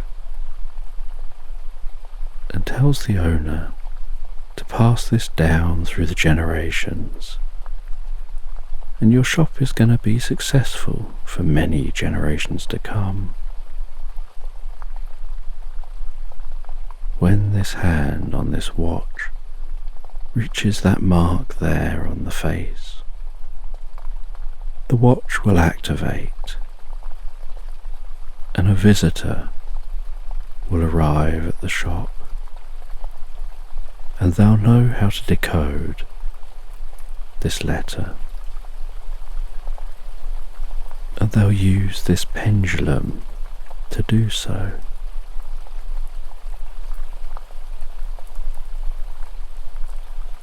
And the shopkeeper's curious. They place it all into a box. They place that box into a corner. They say they promise to look after it.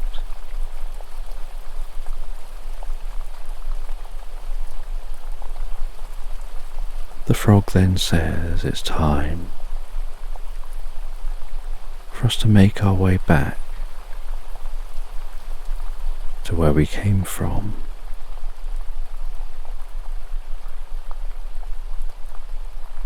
And they leave the bookshop. They head over to the hotel.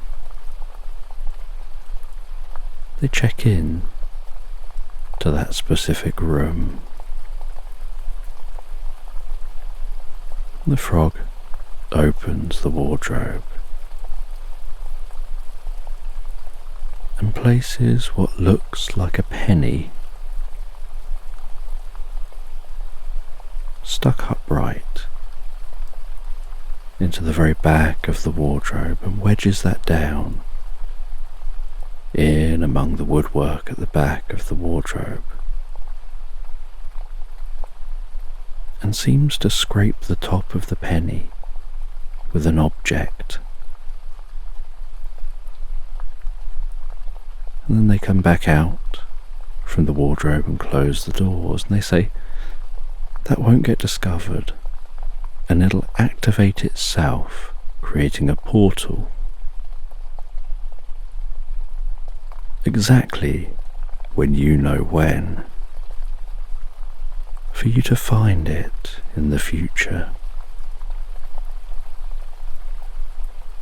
And then they leave, and they say they've got somewhere else to be,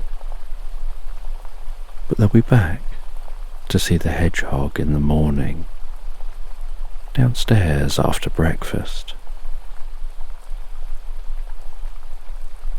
And they say they'll settle up and pay what's owed. There's nothing for you to worry about.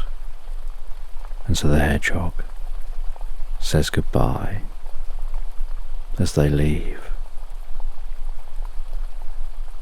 They rest back on that bed, feeling the familiarity of the bed, like they felt when they laid back on it before.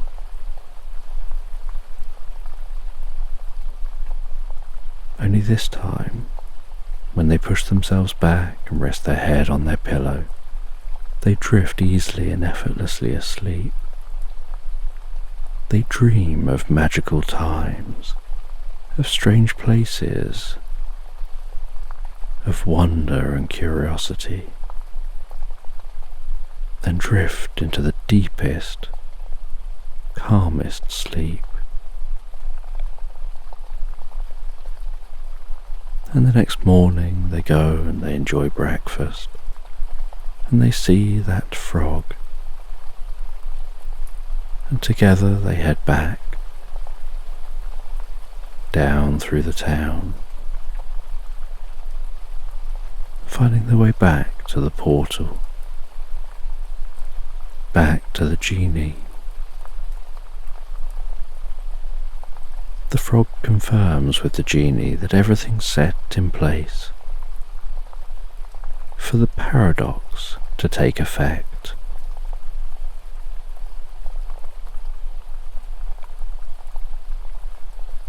And the genie asks some questions about what the hedgehog has learned by spending some time as a human, about this different perspective on life.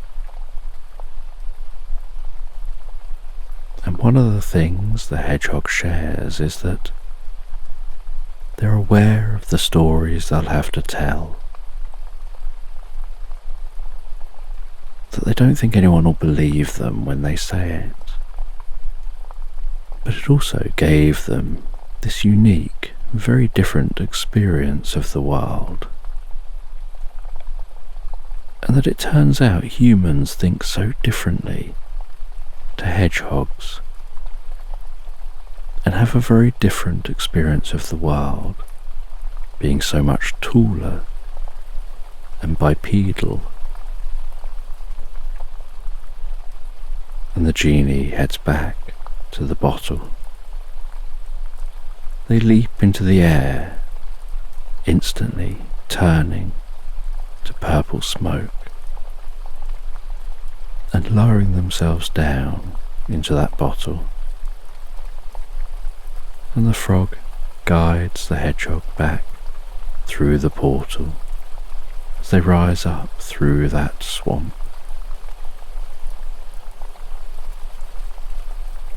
And as they walk back out onto the shore, the frog is now a frog again. And it croaks at the hedgehog before leaping back in the water and then leaping out the water back onto that marshmallow. And the hedgehog walks back the way they came, finds their way back through this strange version of the land that they know, back through the meadow, finding their way out into that room.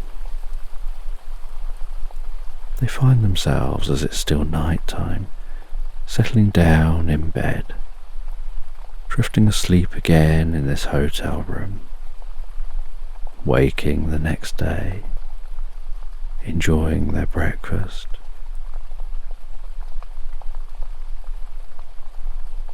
And when they sign the visitor's book, they flick back over some of the pages and they see the entry from centuries earlier. Their name, the frog's name. They smile. They head back to the bookshop and they hand the items back at the bookshop, saying they had the experience they expected to have. They share the experience and the tale of the paradox before leaving the bookshop,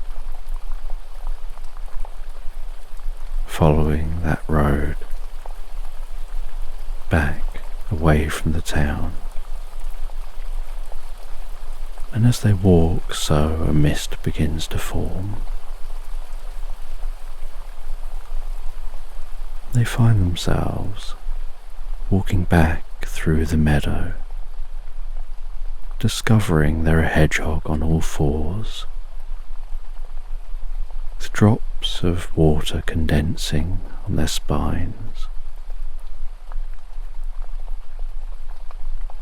And the mist begins to clear.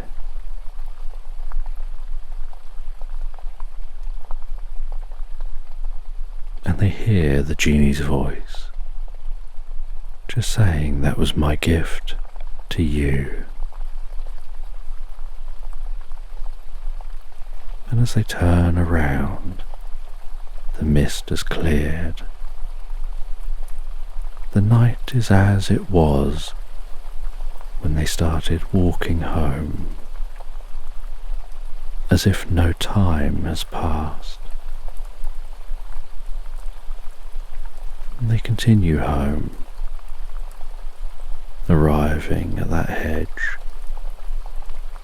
heading into their home under the hedge, enjoying a cup of drink and relaxing for a little while before heading to bed, pondering the experience they've had and drifting and floating so peacefully, so relaxed asleep into Slumberland. So just take a moment to allow your eyes to close and allow yourself to begin to relax as I count comfortably from 10 down to 1.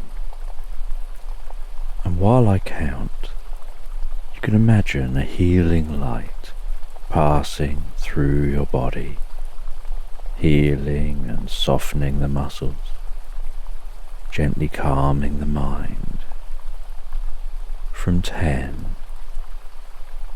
relaxing the muscles around the top of the head, around the face, around your temple and your forehead, and the back of the head, and around your jaw and your eyes, smoothing those muscles so calmly, so softly, so carefully, relaxing deeper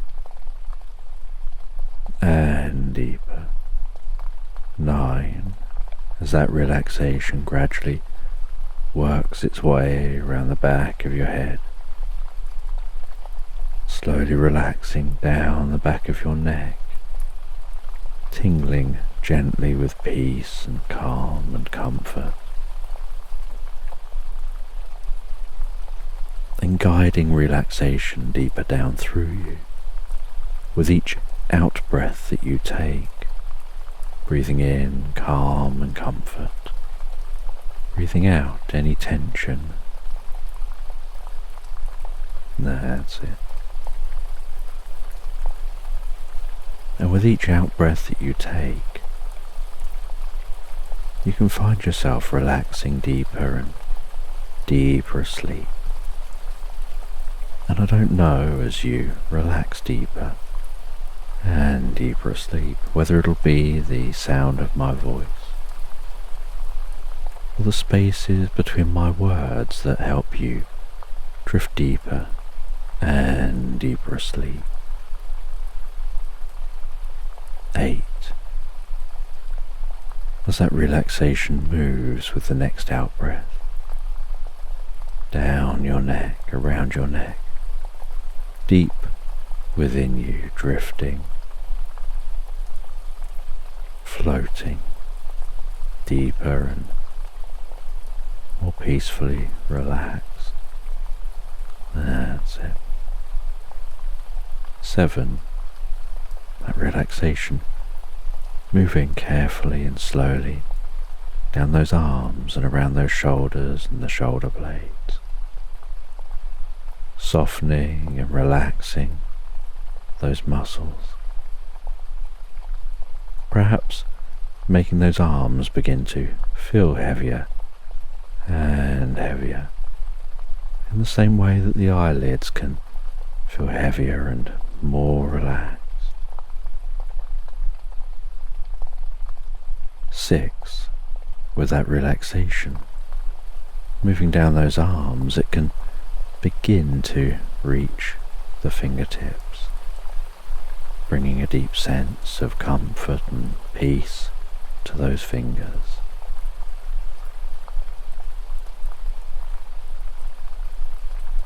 5. That's it. Relaxing down around the chest, the upper back and deep within you, healing comfortably. Relaxation can then move slowly towards your stomach and your lower sides and your lower back, softening and relaxing so calmly as a mind and body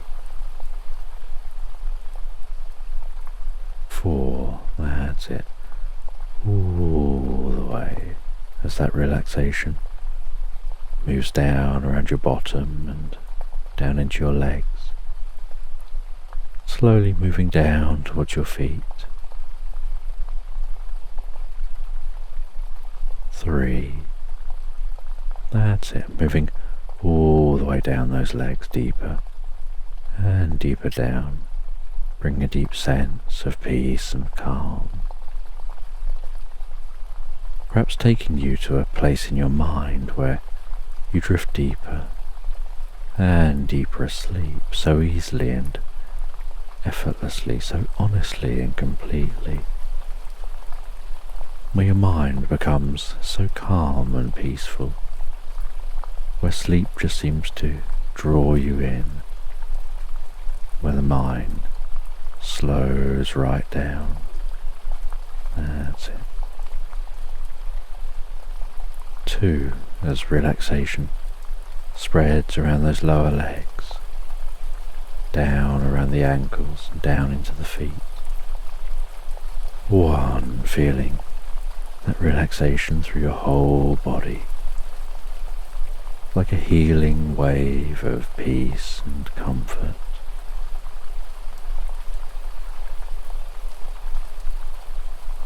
And you know the process of sleep involves the body relaxing fully. As the mind begins to drift off into its own reverie before passing into pleasant dreams. And as you continue listening to this, and we move into the story, so you can sleep deeply and sleep well all night long.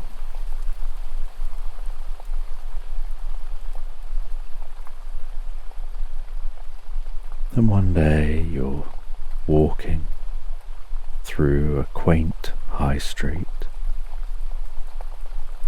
and it's a cobbled street with old shops. Many of the shops have existed here for hundreds of years, with many of the buildings being many hundreds of years old. Their wooden beams and white facades.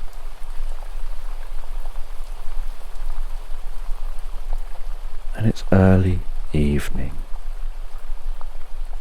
on a cool winter's day,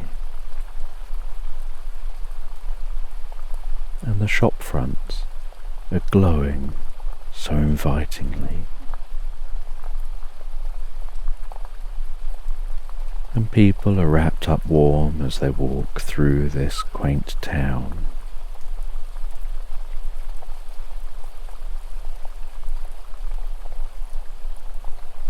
And you see in the distance a sign sticking out from the wall, and the sign just says, "Inner Focus Bookshop."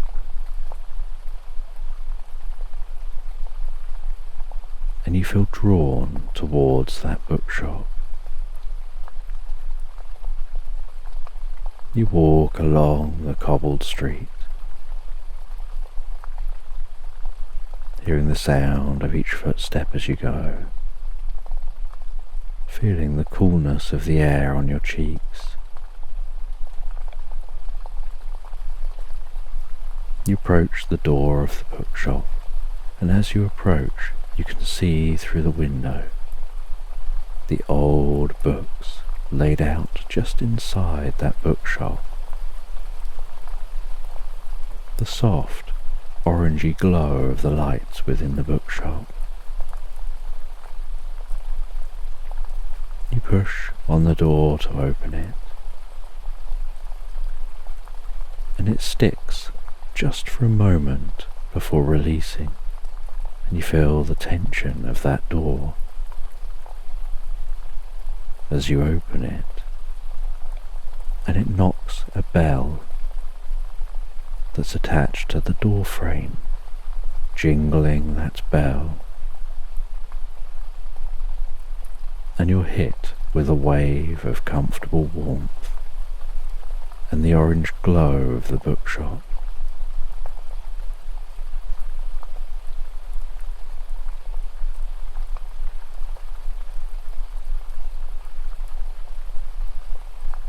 And you enter that bookshop, closing the door behind you, pushing it to and then having to give it one last little push to fully close it. And as it closes in the frame, so the bell jingles just ever so delicately again. And there's a certain stillness and quiet to this bookshop.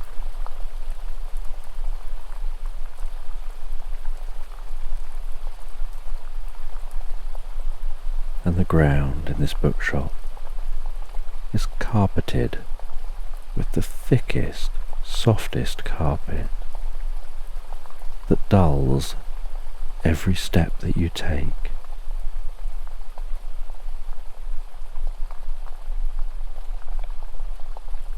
And in this muted sound space,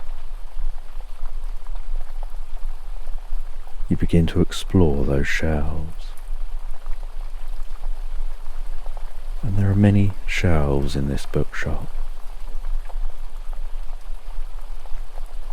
all filled with old tomes. And behind the counter are shelves full of ancient manuscripts and even older books. And next to the counter is a glass cabinet containing some rare works. And on the counter are some piles of old books waiting to be placed on shelves. A really old looking cash register,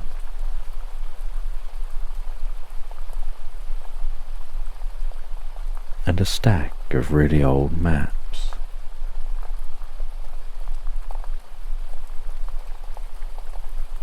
And every movement you make seems to stimulate a slight waft of old book smell.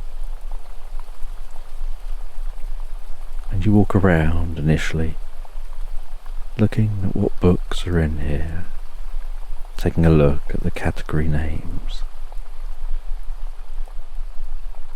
And you walk down one side, then up the other, and then weave among the bookshelves in the middle. And once you have an idea of what's within this bookshop, you decide to go to the books that most interest you. And you head to those shelves and take a few books.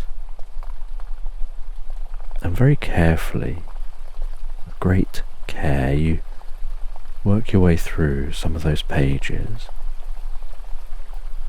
putting aside a couple of books you think you'll purchase. And at the back of the shop, there's an area that isn't very well lit. There's its own little nook, and being its own little nook, the light doesn't quite reach here. But as you approach the bookshelf here, so you hear the sound of a million tinkling bells, just so faintly you almost wonder if it's a sound in your mind or a sound from outside of you.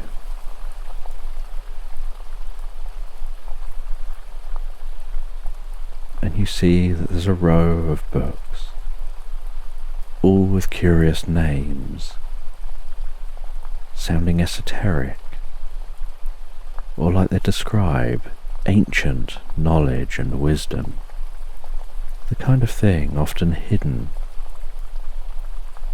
from modern day shelves.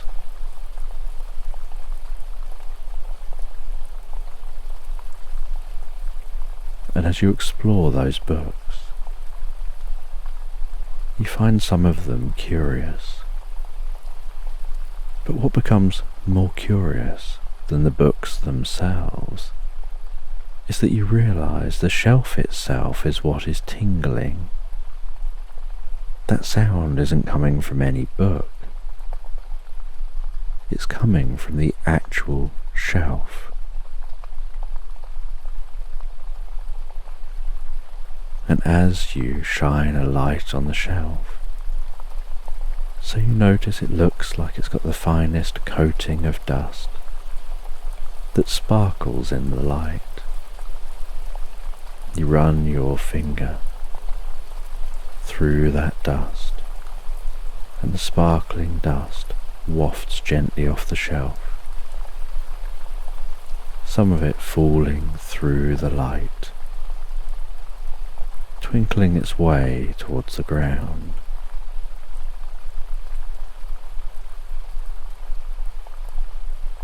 And as your finger reaches the end of the shelf, so there's a gentle flash of light, so soft you almost think you just blinked. But as the light clears, you just feel like the environment is different. The stillness is still still, but that stillness has now changed slightly. And you can't quite at first put your finger on it. And you step around. You look behind you and the shop looks different. You realize that thick carpet isn't beneath your feet. The sound isn't quite as dulled as it was before, and it's only a subtle thing, but something that you noticed. And you see, when you turn back, that where the shelf once was is now a door, and it's a purple, glowing, glistening, magical looking door. And you reach for the doorknob with deep curiosity. You carefully open the door. The weight of the door swinging so gently, almost effortlessly. And the other side of the door, you see an illuminated room in pristine condition, with really curious and magical looking decorations, with walls of drapes in purples, and in the heart of the room is a stone well, with a bucket hanging above that well. And you walk over to the well and you lower the bucket, and you keep lowering it until you hear it splush into the water. And then you raise that bucket back up,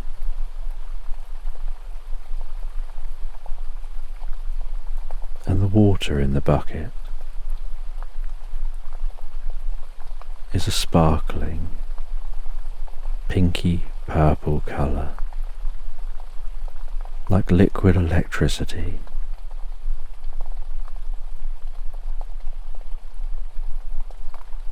and you feel this compulsion to place your hands into that bucket, to scoop some of that water and drink some of that water from your hands. And as you do that, you feel the water so cool passing in through your mouth, down your throat, tingling through your body, reaching the tips of your fingers, filling your mind with intense wisdom. You feel this compulsion to sit down and write, and near the well is a pad of parchment.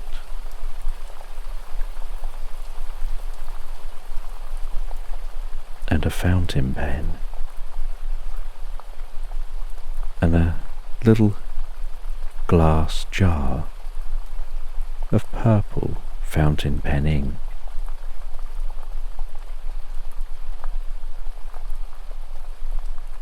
And you add some of that ink to the pen and begin writing, almost unconsciously, just the hand writing on its own.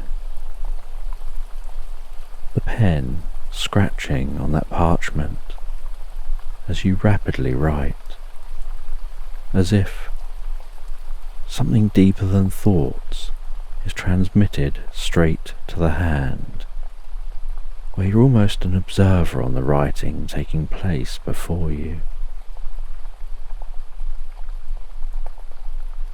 And the writing begins to describe an old bakery that used to be situated here hundreds of years ago. And the baker used to make the most incredible muffins. And while you write, so you start to smell that smell of those muffins.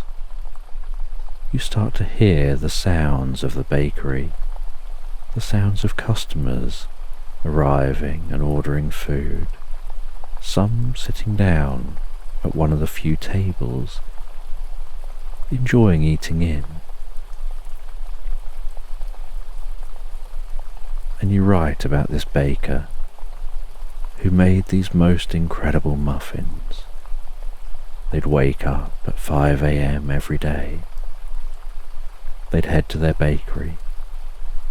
They'd bake the food for the day. People would turn up early and queue outside, waiting for the bakery to open. The smell of the baked goods wafting down the street, almost like a lure, capturing passers-by, luring them in to the bakery. And the baker never revealed what their secret was behind making such perfect muffins.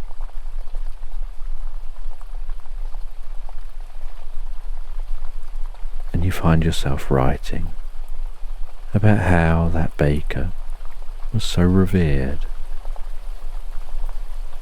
and then how that baker had a magic book, and inside that book was a recipe for infusing happiness within baked goods. And so they infused each muffin with a dollop of happiness. And people would come from far and wide to feel happy from consuming those muffins.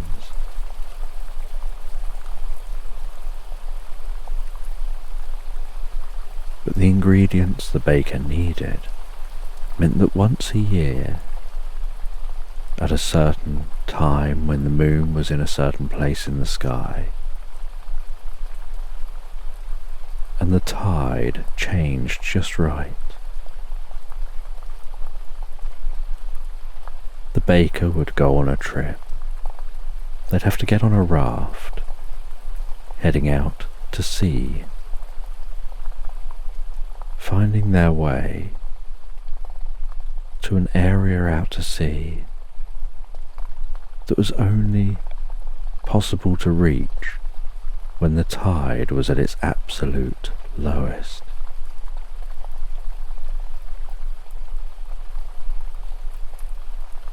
And they would dive down from the raft into the shallow water. They'd swim down into an underwater cave, and a short distance into the cave they would come out into a chamber, and they'd walk out into that chamber that was free from water, and within that chamber was a red door.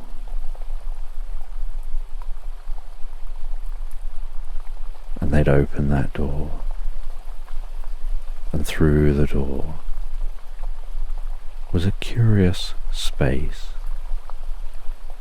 a space of glowing mushrooms. And these glowing mushrooms seemed to grow with the moist walls, and the water gently flowing down those walls was filtering from the ocean overhead. And something about the interaction between that water and whatever was within the rocks that was then consumed by the growing mushrooms contained a chemical that, when added to those pies, led to those pies being able to bring happiness.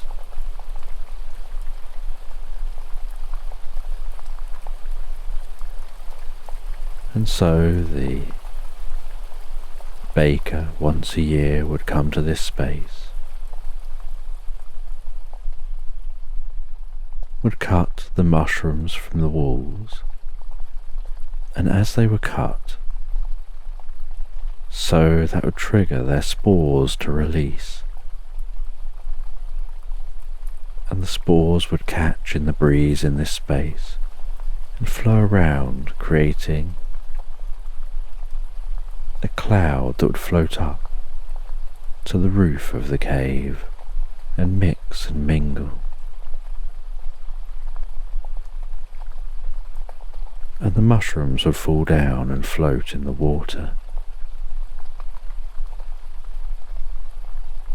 And in the base of this space, the moist walls created a thin layer of water on the floor.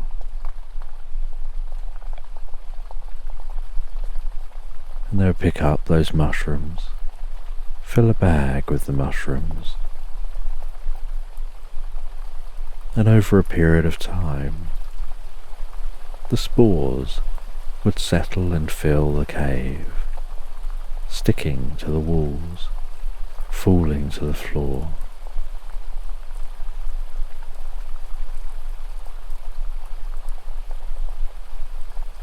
And the life cycle of this mushroom would continue again.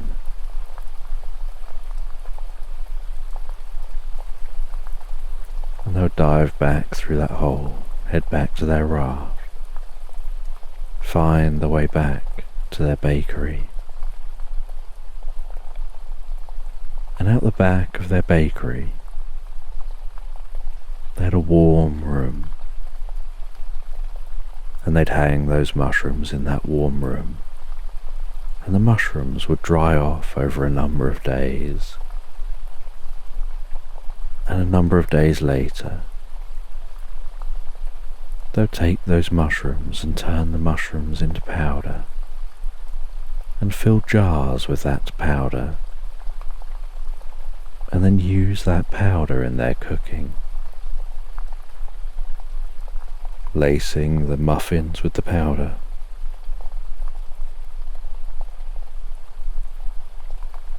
and the taste was barely noticeable. But the muffins would now bring happiness.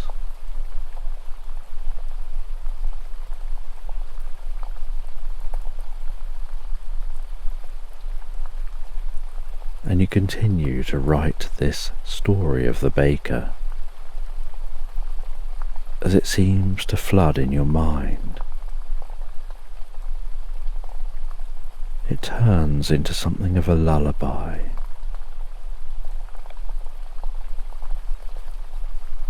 Telling the story of the baker on a sunny day,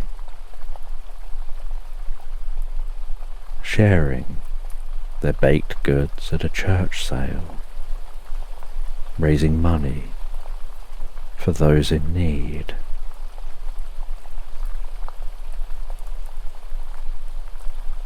People coming from far and wide, from other towns, just to buy the muffins at the church sale.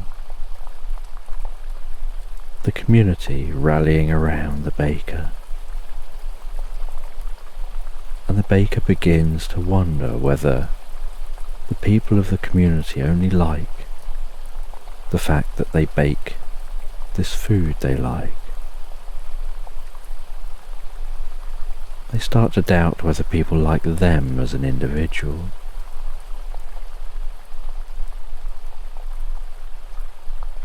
And so they decide to do a test. They bake fruit pies. They bake bread.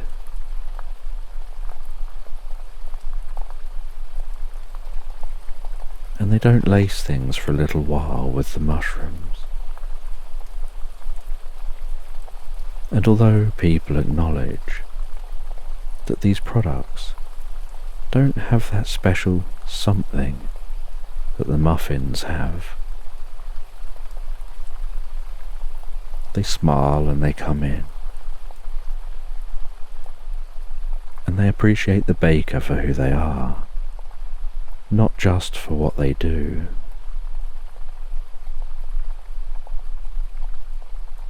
And the baker continues to go back to baking those muffins.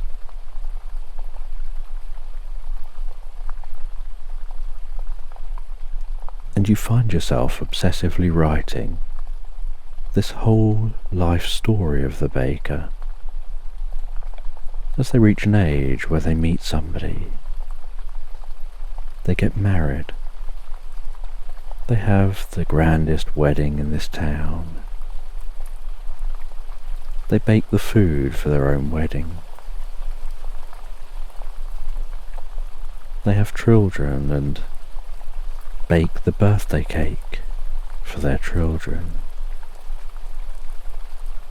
The children grow up and leave home and set off on their own lives, and the baker enjoys sitting down and reading letters as they receive them about the adventures of their children. And the town evolves around them. And the baker gets older and older, but continues doing what they've always done.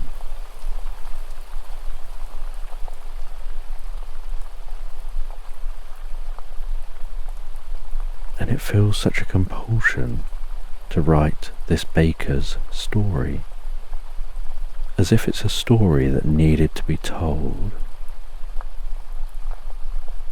And as a grandfather, the baker made the most incredible sticky cake with maple syrup.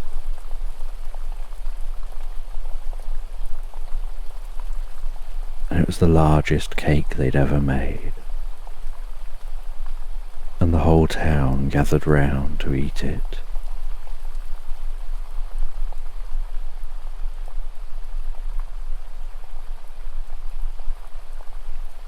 And the baker felt they needed to share their story. They needed to share about those mushrooms They felt it was important to continue that on. They'd learnt it secretly at a young age. From a traveller to the town.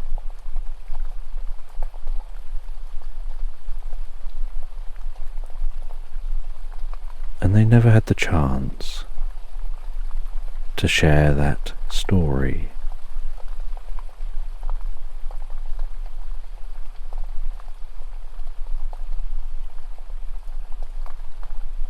But the mushrooms were in this room.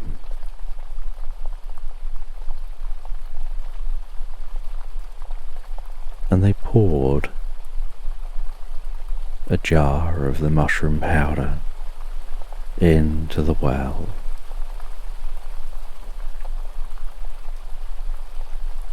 And they infused the mushroom powder with their dreams, with their memories. They knew the magic of the mushrooms. They knew that one day someone would arrive who could tell their story for them.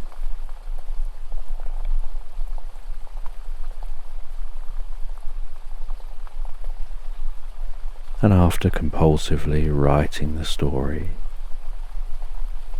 you head back out of this room.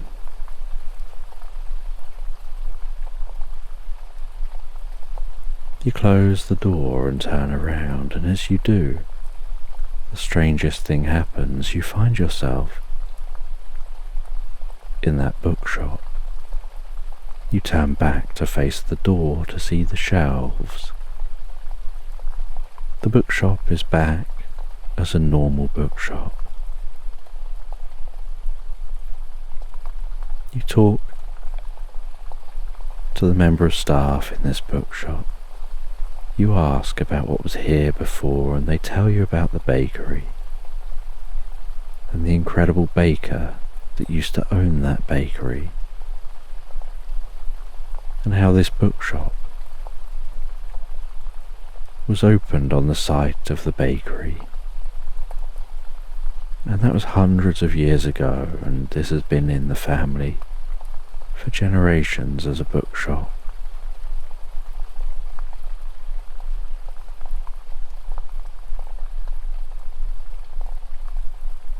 And you leave the bookshop, having looked at a few more of the books. You continue on through the town, heading to a tavern, asking if they have a room for the night. You head up to the room. You settle down in the room, and while relaxing, you think about the experience. Think about what you've written, and how that written work is now stored in a magical room that seems to appear and disappear.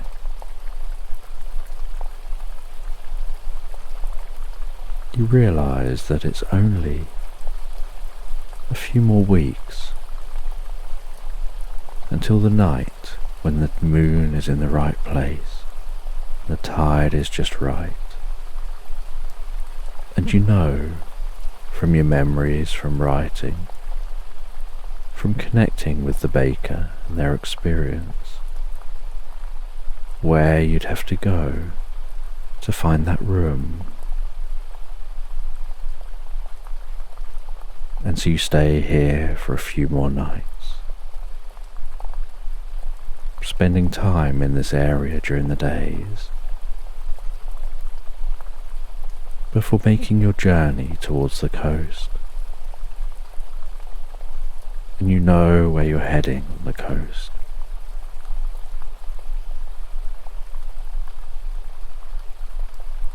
And you stay in a hotel near the shore.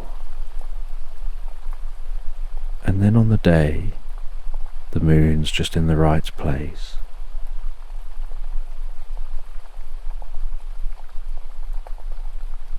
You head out to sea, only you don't do it on a raft. you have a slightly better boat, and you row out from the shore. You reach the point you need to be at.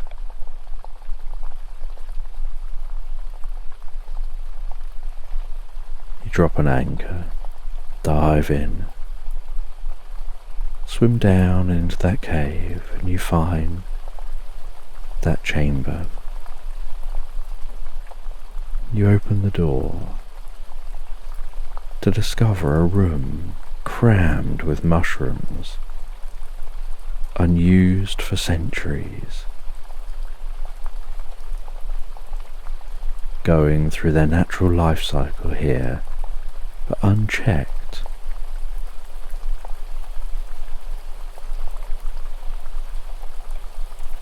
You take some of those mushrooms,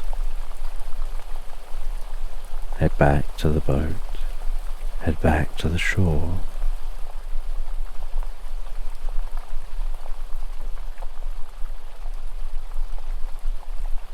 And back at the hotel room, you wonder what you should do. It feels like the mushrooms need someone to be a baker, someone to make use of them, someone to be the caretaker of the mushrooms, to harvest them, to keep them in check.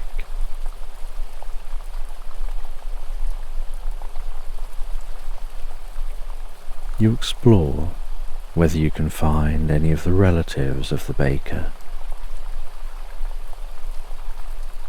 and you find one relative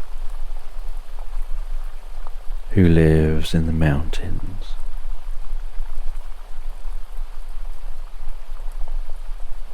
And so a few days later, you head into those mountains, trekking up in the mountains, following a mountainous path, up into the snow. The wind rushing around your head, finding your way to an old mountain temple.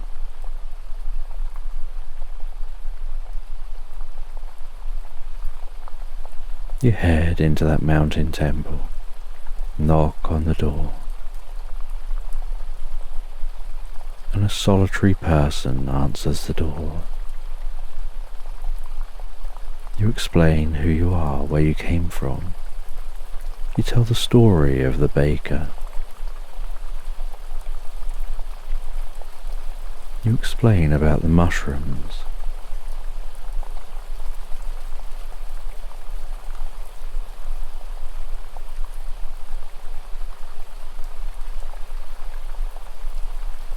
And this distant relative has led a very spiritual life, seeking inner happiness and peace, searching for the meaning of life.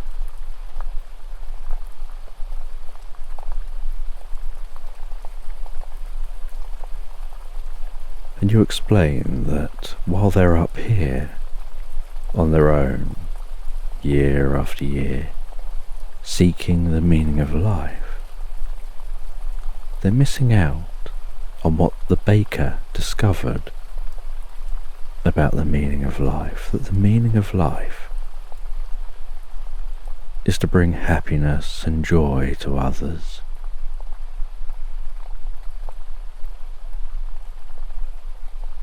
Is to reach the end of your life without regrets, aware that you're going to live on in the hearts and minds of those who knew you, in the changes you've made, in those lives you've touched. And the baker decided that was the meaning of life, and they lived that life.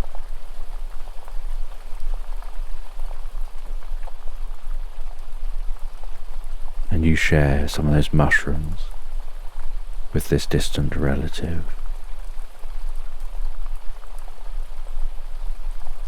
And they mix up some tea with the mushrooms, and together you both drink that tea and have a shared experience. Something which seems hallucinated, yet seems almost real in that both of you were joined in sharing that experience together.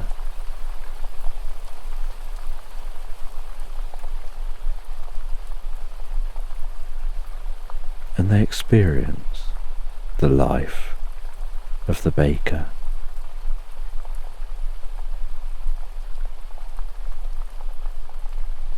They learn what the mushrooms can do.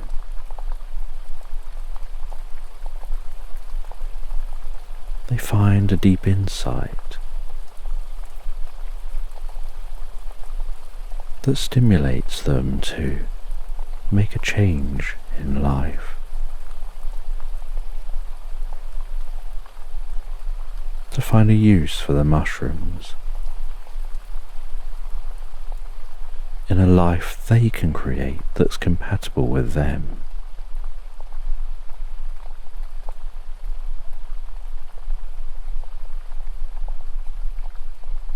And they accept that they'll become the keeper of the mushrooms. Every year, on just the right night,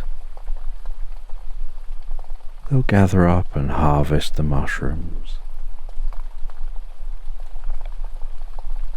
and they'll find somebody who they can begin to train up as an apprentice, who can then take over from them when the time is right.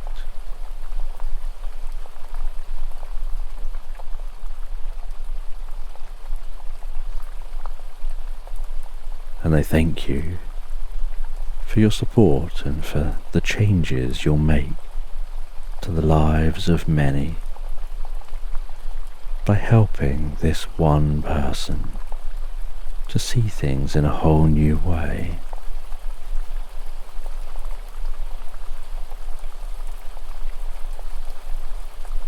And you descend the mountain. And you've had visions of what the future will hold, how things will change because of your actions. And it brings a deep and warm, fuzzy feeling within you. And it's a long journey home. But once home, you reflect on the experience you had.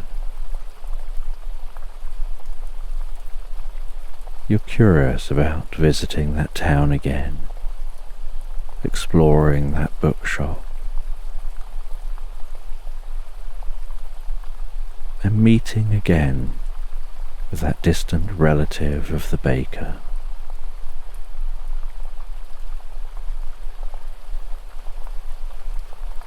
And once home, you've held on to some of the mushrooms,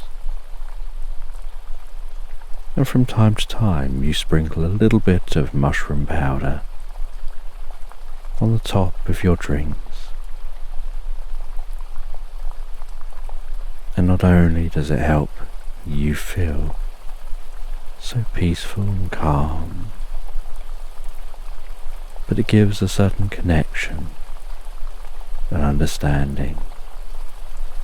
Somehow you have a deeper connection with those mushrooms than when others consume them because of the experience you had.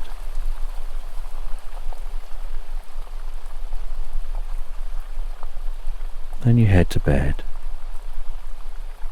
and feeling so relaxed and deeply comfortable, you drift and float peacefully asleep into Slumberland.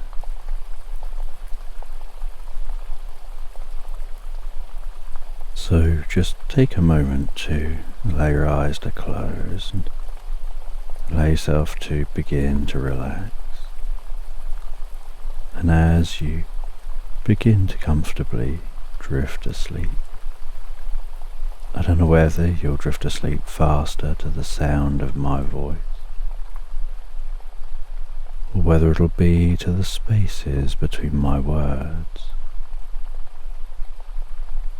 And as you comfortably fall asleep, you can take a moment to allow yourself to get comfortable.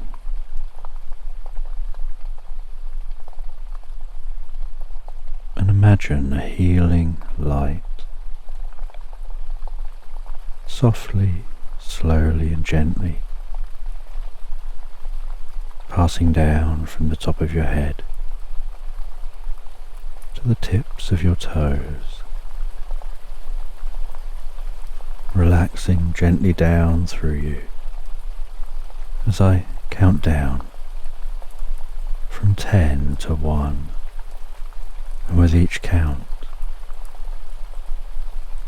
your mind can quieten and calm down. The muscles through your body can soften and relax, and you can begin the process of drifting peacefully asleep. From 10, that healing light, relaxing the muscles around the top of the head, around the back of your head, gently, carefully relaxing the muscles around the side of your head, around your temple, your forehead.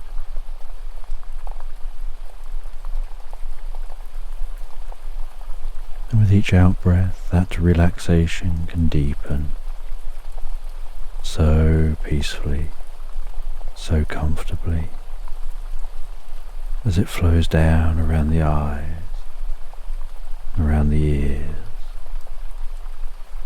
9. That relaxation moving down around the jaw, relaxing that jaw, allowing the tongue to relax, the lips to relax, the nostrils to gently relax. With the relaxation moving carefully, slowly, as that healing light passes down the back of the neck, softening and calming those muscles around the sides of the neck, the front of the neck, down from the head,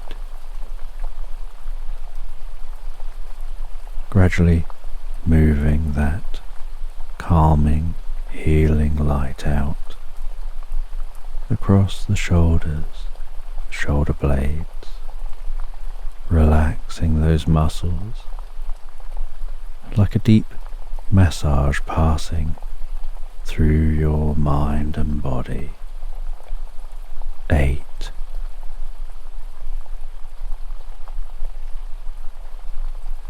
As that relaxation begins to move down those arms, and I don't know which arm the relaxation will move down fastest, whether it'll be the right arm or the left arm, but you can be aware of that healing light spreading gently down those arms, around the biceps and triceps, down into the forearms,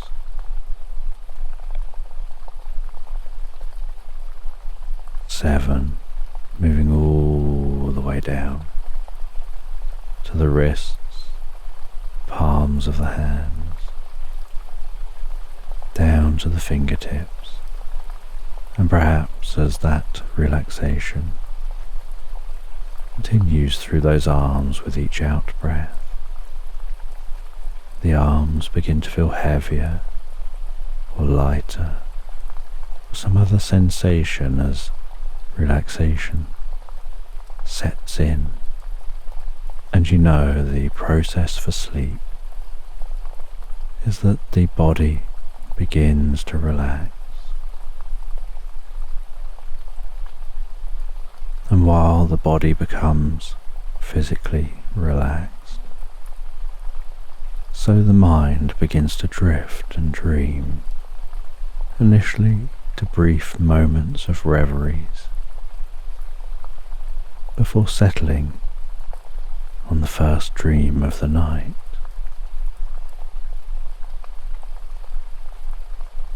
Six, and that healing light can spread down from the shoulder blades and from the shoulders and down around the chest, the upper back, softening and relaxing those muscles, gently calming the breathing,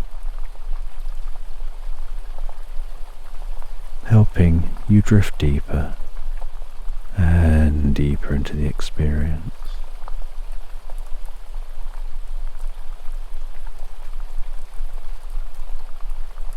Five, the healing lights moving down towards the stomach, the lower back, the sides, relaxing those muscles as it goes, bringing a deep sense of peace and calmness to your upper body, releasing any tension.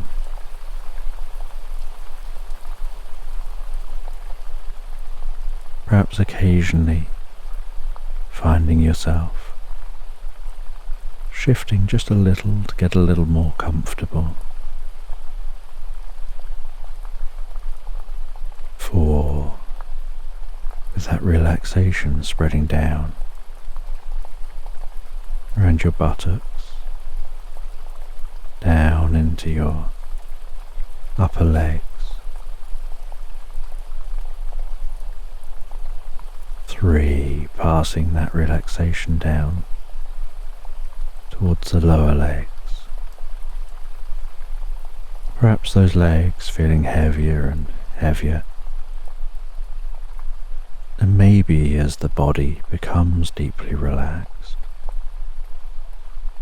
and your focus drifts inside, more on what's going on for you in your mind,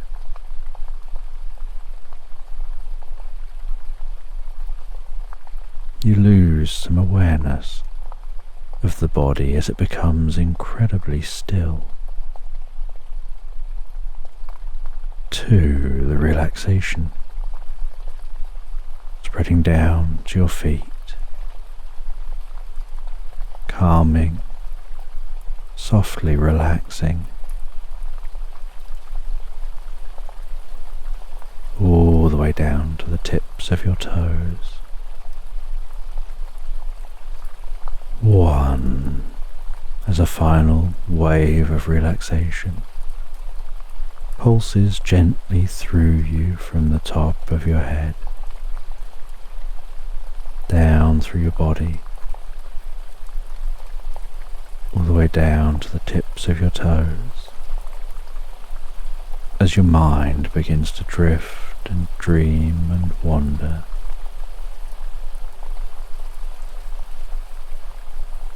Into tonight's sleep story.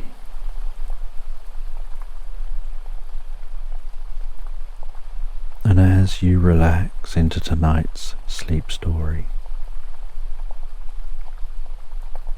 you find yourself walking through a prehistoric world.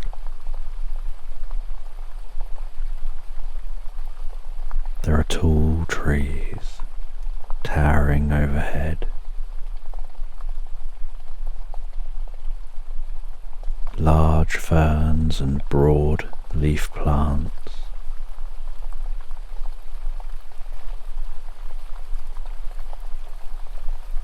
and the air is humid, and that moisture is gathering on the leaves,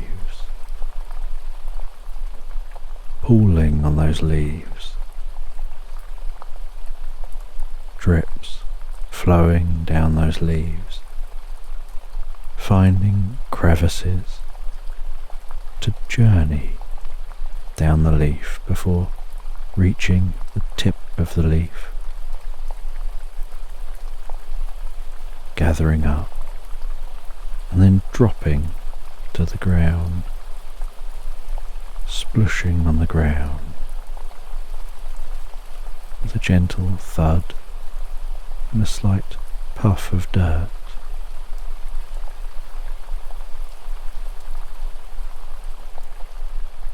And you're walking through this prehistoric landscape.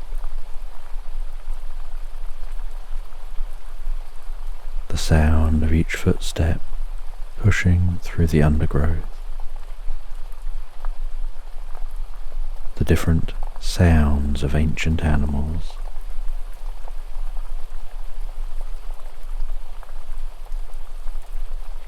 And as you push out into a clearing, so you look over a valley, and down in that valley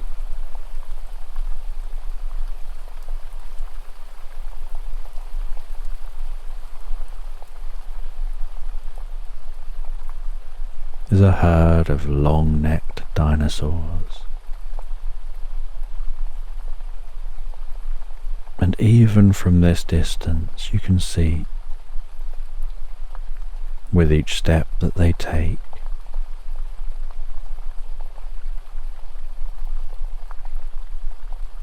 the trees around them vibrate as the ground shakes gently.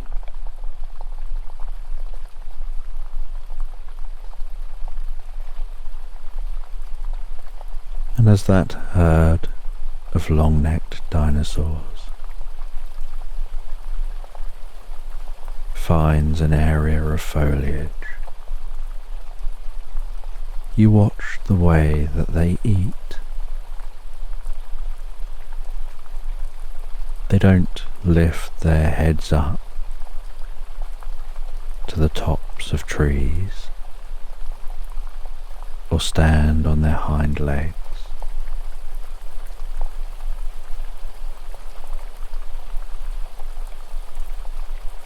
They move their head as far as they can to the left,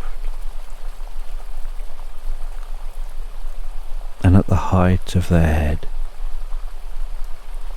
in a narrow range, they consume vegetation, and gradually, almost like the way a typewriter slowly moves with the typing, they move their head along, eating the foliage a little further along, and then along a little further and a little further still. And so they remain planted on the spot, standing in one location, while their head moves on their long neck, swinging from left to right, eating foliage in a narrow strip around the height of their head.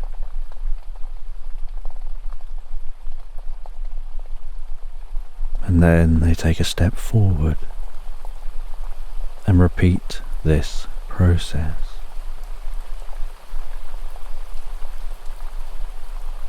Of swinging their head from one side to the other while eating. And you watch as an entire herd gathers and does this the way they space themselves,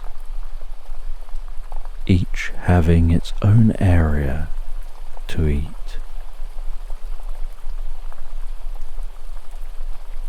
And you watch as smaller dinosaurs gather around those dinosaurs, eating leaves that fall to the ground.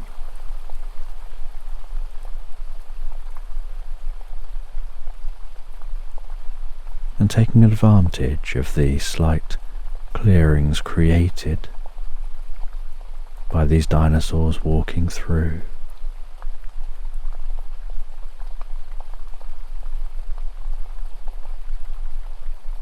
And as you look over the valley, you can see a wide river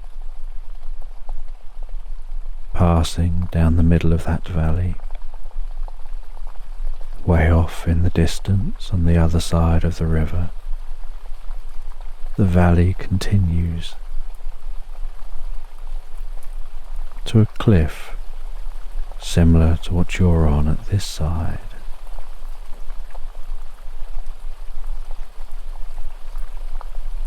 And the valley is so green and lush, full of vegetation, herds of dinosaurs.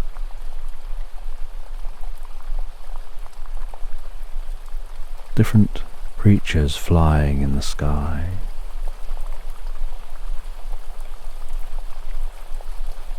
The light glistening gently on the top of the river water.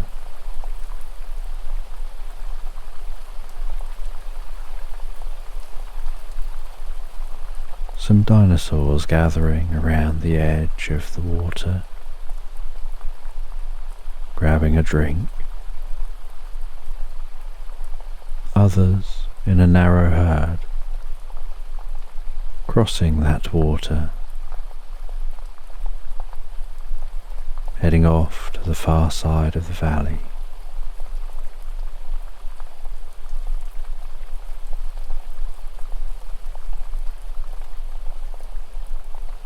And you can see a narrow path down into the valley,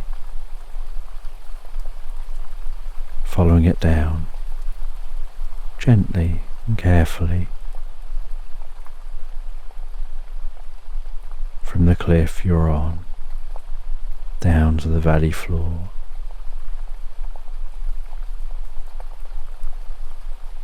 And as you descend,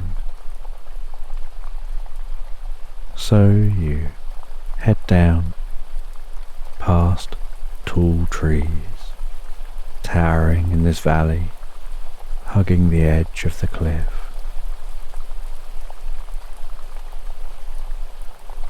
Hearing the rustling of the trees as the wind blows a breeze. Seeing some small mammals creeping around in the treetops, almost like prehistoric squirrels, running around, playing around the trunks, running along thick branches, jumping from tree to tree, keeping themselves out the way up here, high in the canopies.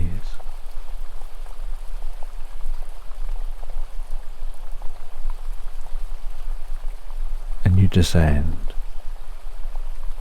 below those treetops, finding your way all the way to the valley floor, and crunching through the undergrowth, you walk among those trees, finding your way out into the clearing of the valley, among tall grasses and other wild plants.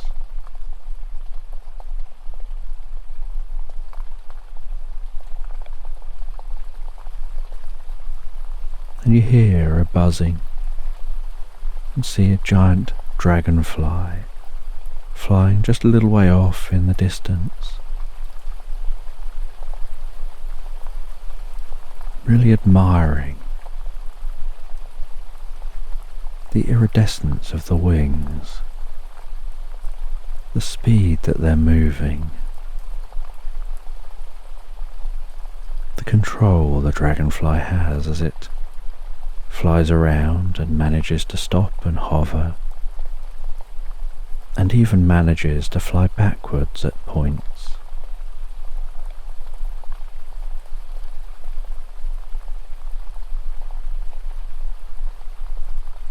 And you head across this valley, through the open space, getting closer and closer to the herds of dinosaurs.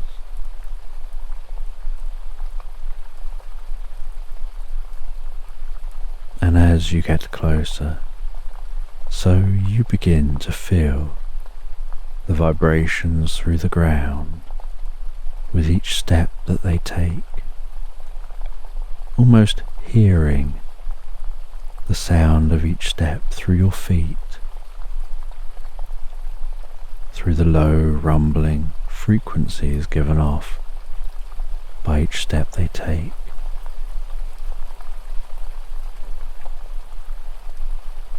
And their limbs look like tree trunks.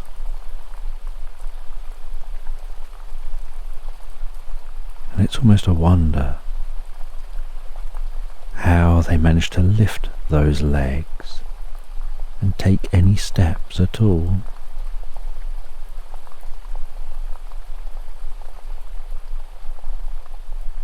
And you continue to watch the way they feed and get closer and closer, absorbed in the excitement of seeing these dinosaurs, of learning how they live.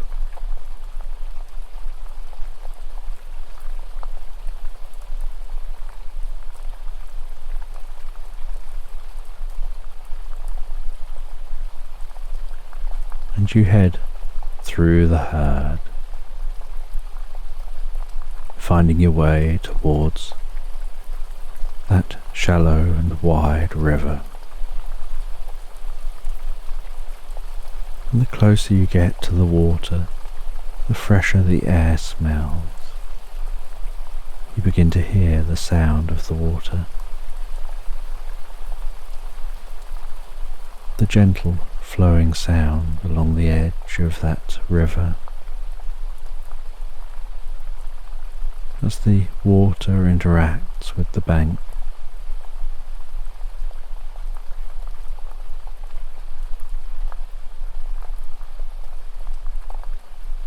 You watch as different dinosaurs come over to the river, the way they stop and take some time to drink some water.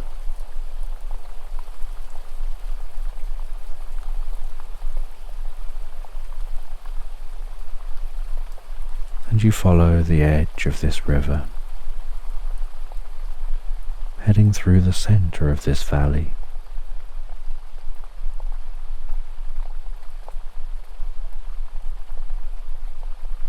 And as you continue to walk, curious, learning, making your observations, so the sun continues passing across the sky and begins to gently set. And there's just the faintest wispy clouds in the sky. You can see those stars being turned on one by one in the night sky.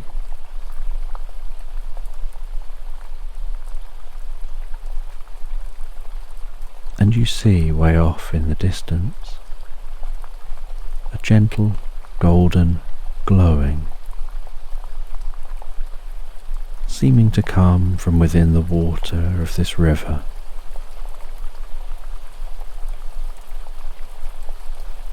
And so you walk towards that glowing light as the sun continues to set.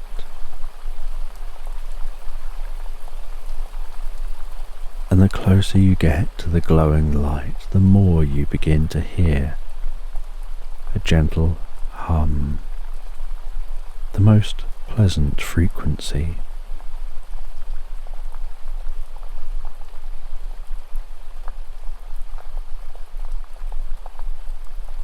And you find your way to the bit of shore nearest to that glowing underwater light.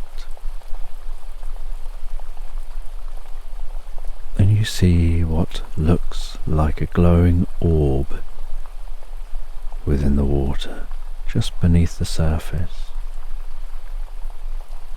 with the water above that glowing orb rippling slightly as the orb seems to spin and pulse gently.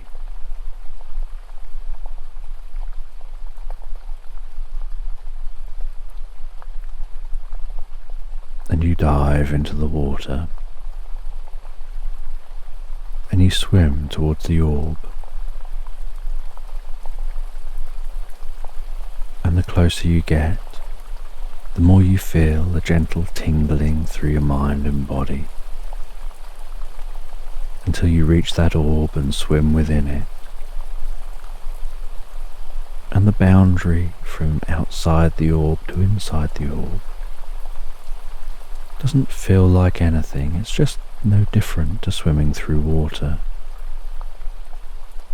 It's just that you go from being outside of delight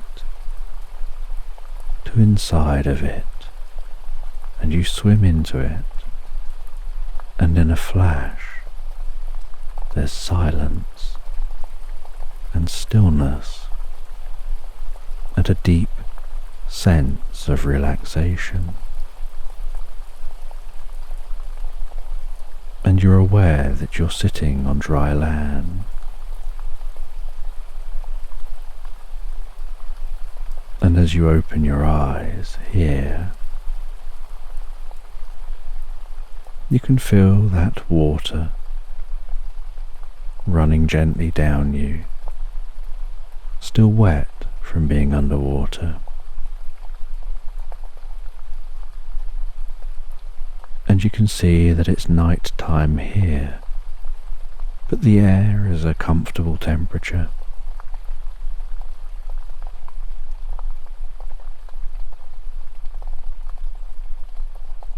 And buzzing over to you,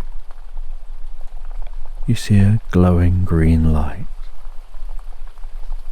And as that glowing green light gets closer, so you notice it's a green fairy.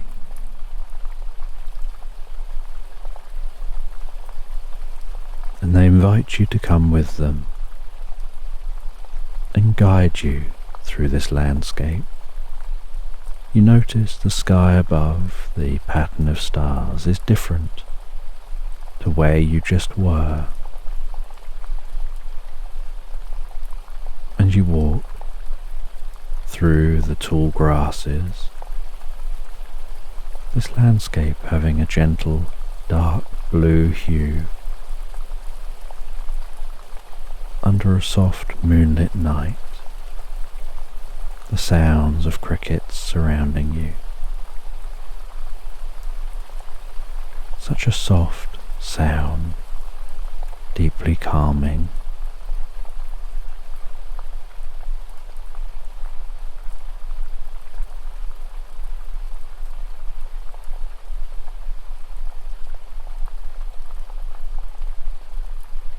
And you follow that fairy,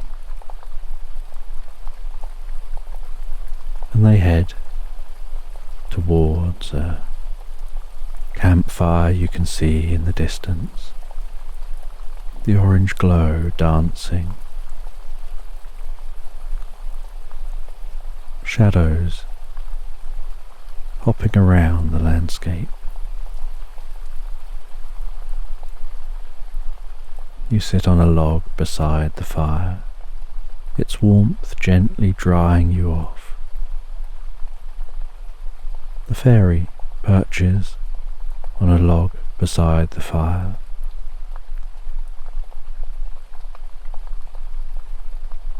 And they converse with you about these portals,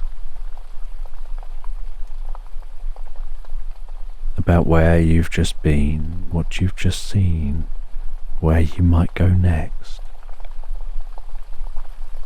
This connection between landscapes,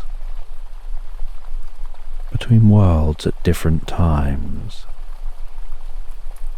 each portal in any one world looks just like an orb of light. But if you stretched that portal through the multiverse, it's more like a golden thread.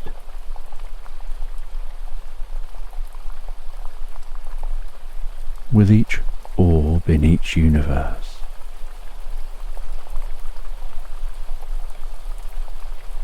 being more like where the golden thread pokes into that universe before poking back out of it again,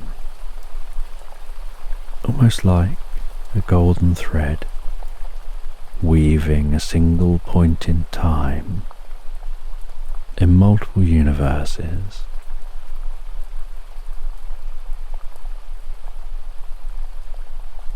And you can access that golden thread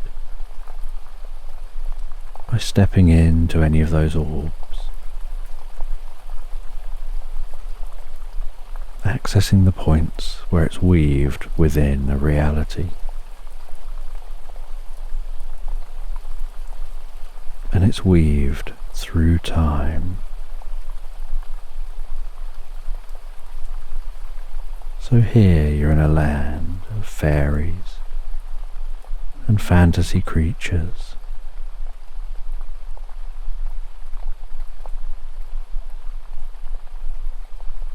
And the reason you're able to see these orbs and experience them is your curiosity driving you towards the unknown, towards wanting to learn and gain knowledge, to understand reality on a much deeper level.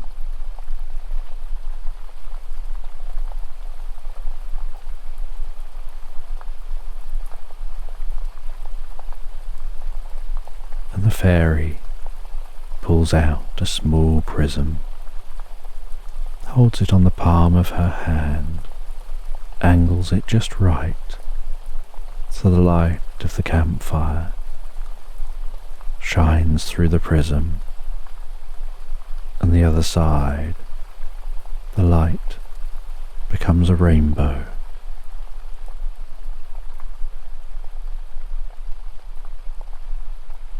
And the rainbow seems to fade into particles sparkling in the air. And she explains, that's what that thread looks like as it approaches the portal. You can uncover the thread on its travel into a dimension.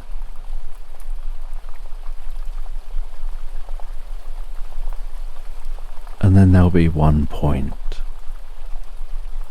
where the thread will coalesce to a portal, and then the same as a weaving, as the thread moves away from that point, you can catch a glimpse of it using a prism. And she hands you that small prism.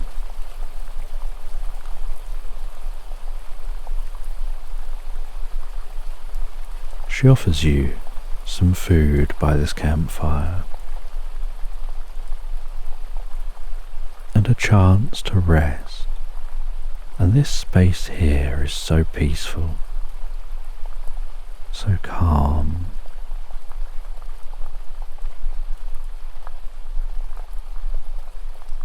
And you set up a camp by the fire, and the fairy has a camp by the fire, and you rest in that camp as that fire burns down to embers, and you and the fairy talk through the night until at some point, without even realizing exactly at what point, you find yourself drifting into the most pleasant sleep.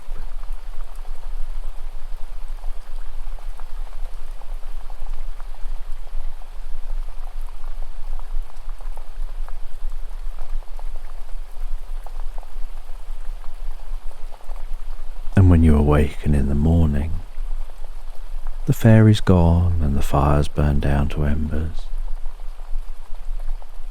And there's just a note telling you which direction to head through the landscape.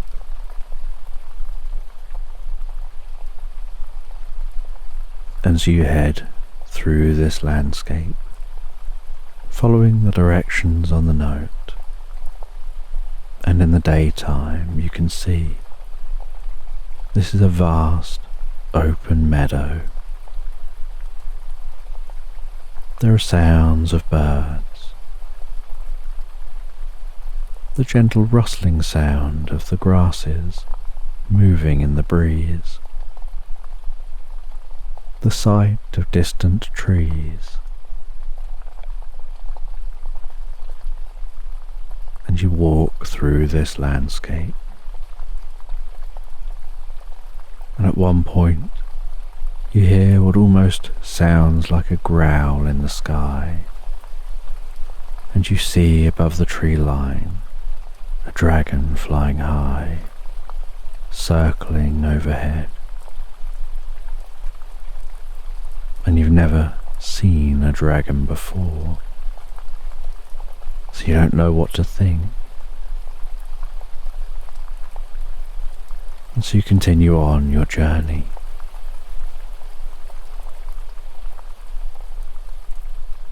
And after quite a long time of walking, eventually you stumble across a dirt track that could almost pass as a barely used road.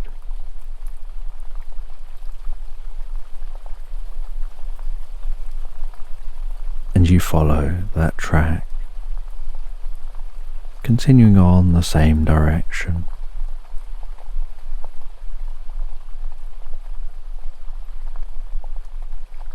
And the sun begins to set once more.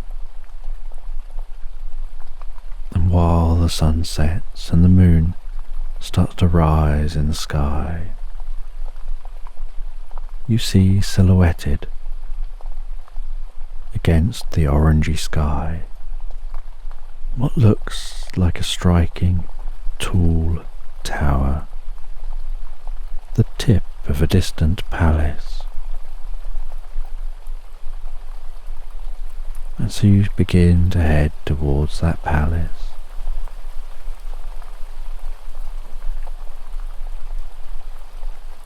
And you decide you're not going to stop until you reach it. And so you walk as the sun fully sets, continue as the moon begins its journey across the sky, that sky darkening more and more as night sets in.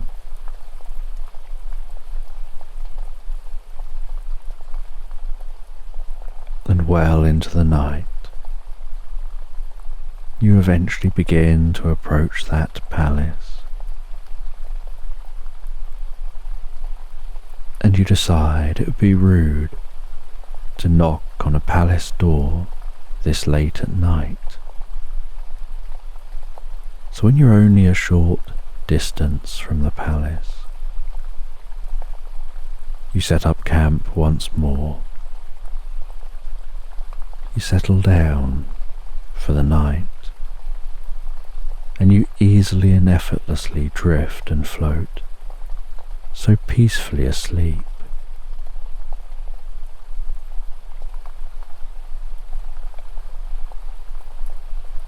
And the next morning, you pack up and make your way the short walk to that palace, and in the daytime you can see how striking the palace looks.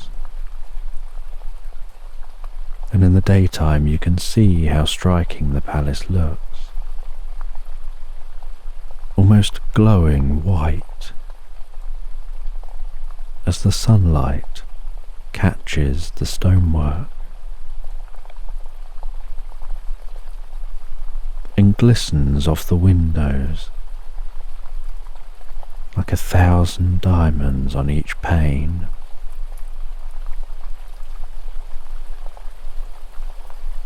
Then you head up to the entrance.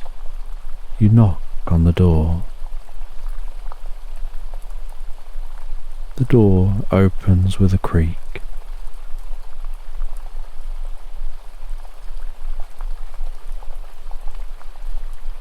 And the other side of the door, you see the most beautiful looking person.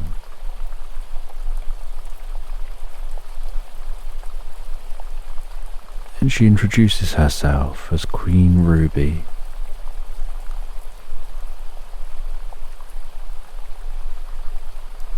She's the Red Queen of the land. She was expecting you and thought you'd perhaps arrive late the night before.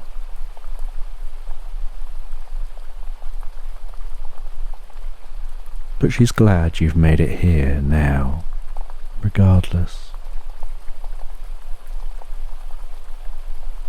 She says that she was told you'll be seeking something, and you won't even know you are seeking it. You will have just been driven by an unconscious drive, knowing you're looking for something, knowing you're journeying for a reason, but not having any awareness of that.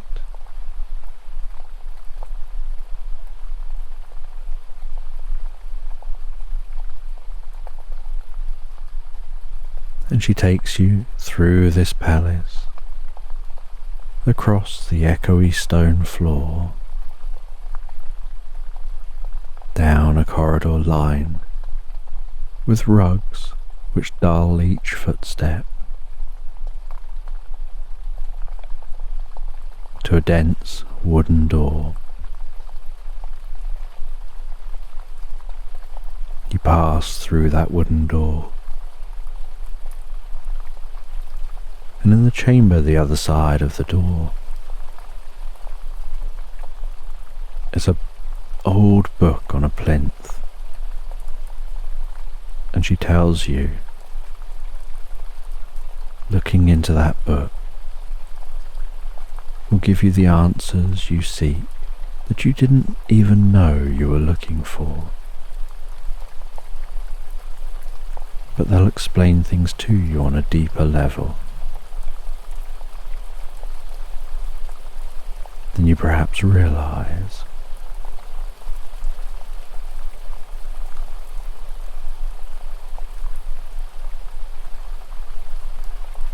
And that book smells of leather, and you carefully lift the heavy front cover.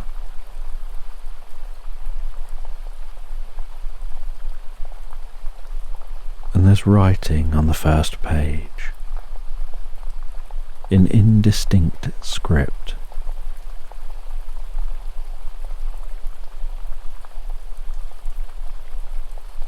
And then on the second page, You can just see your reflection,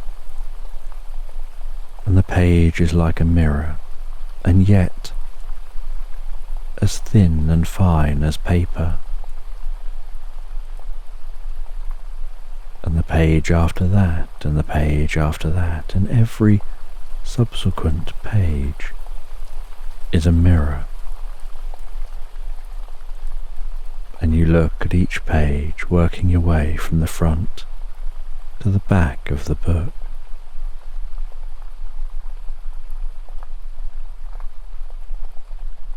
And once you've looked through the book a few times, a sense of confusion sets in, and a deep sense of curiosity, wondering about its meaning, wondering what you're supposed to gain from a book, with nothing in it that you could understand.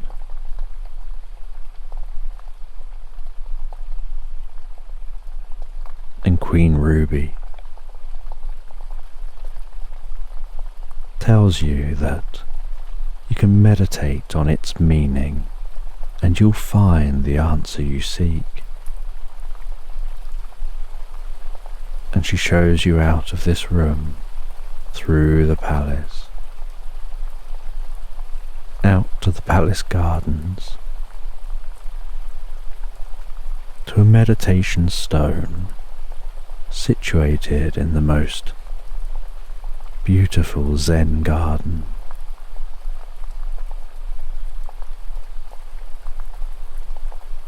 She suggests you rest on that stone, close your eyes, and in your mind's eye imagine turning the pages of that book very slowly. And when you reach the end of the book, imagine closing the book, opening it again and turning the pages very slowly. Imagine what it feels like to do that. Imagine the process of moving your hands, handling the book, turning those pages.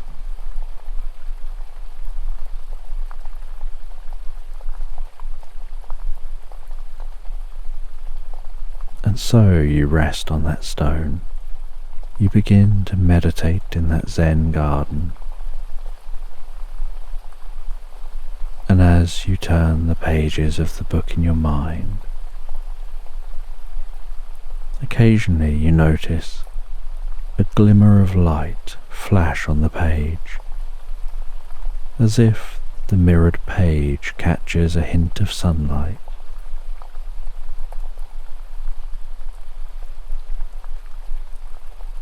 And perhaps it's the 7th, or maybe even the 9th, or perhaps somewhere in between, time of reading that book, of going over it in your mind's eye.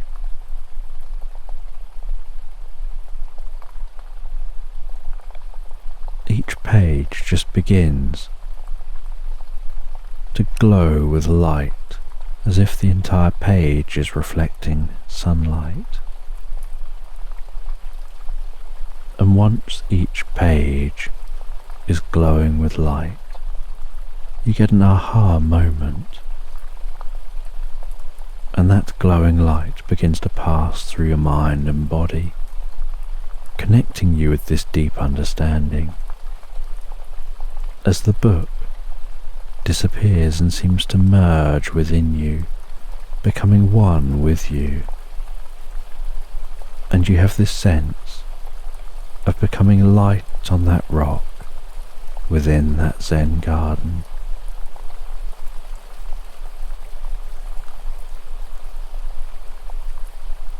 You suddenly know what it all means. You understand things in a whole new way. You know, without even knowing it, how this is going to shape the rest of your quest towards the future. You begin to understand on a deep, unconscious level how this new learning is going to help you relax in various situations and understand the world in a whole new, wonderful way.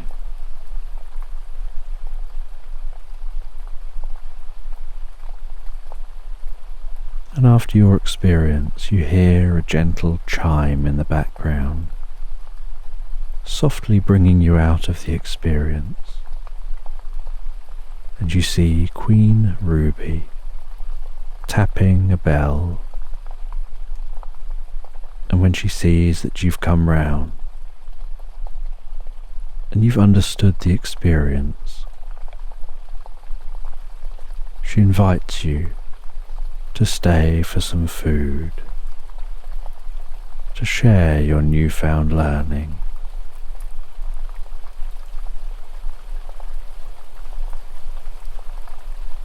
And after sharing that newfound learning,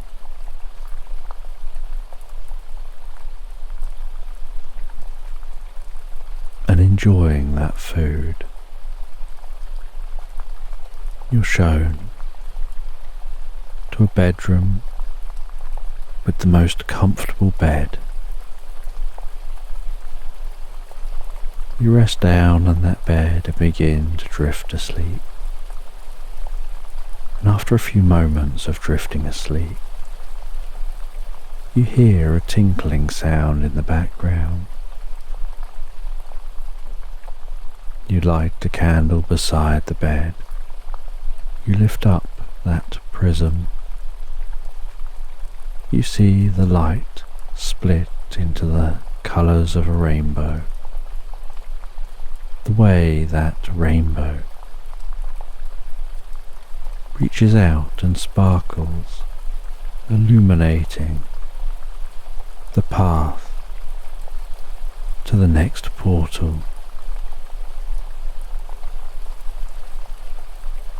You get out of bed and follow that path to the next portal. You see in the gardens of this palace a sundial, and at the moment it's night time with the moon overhead. And you head over to that sundial and you touch the tip of the sundial, and like clockwork you can hear cogs whirring. The sundial moves aside to reveal a portal beneath that sundial.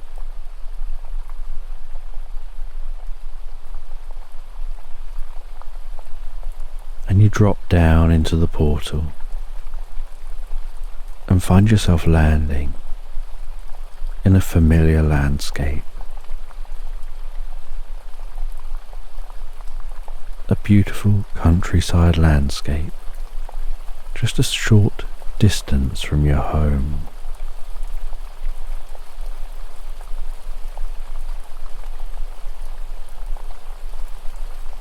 And you follow a familiar route home, realizing you've learned everything you're supposed to learn here now.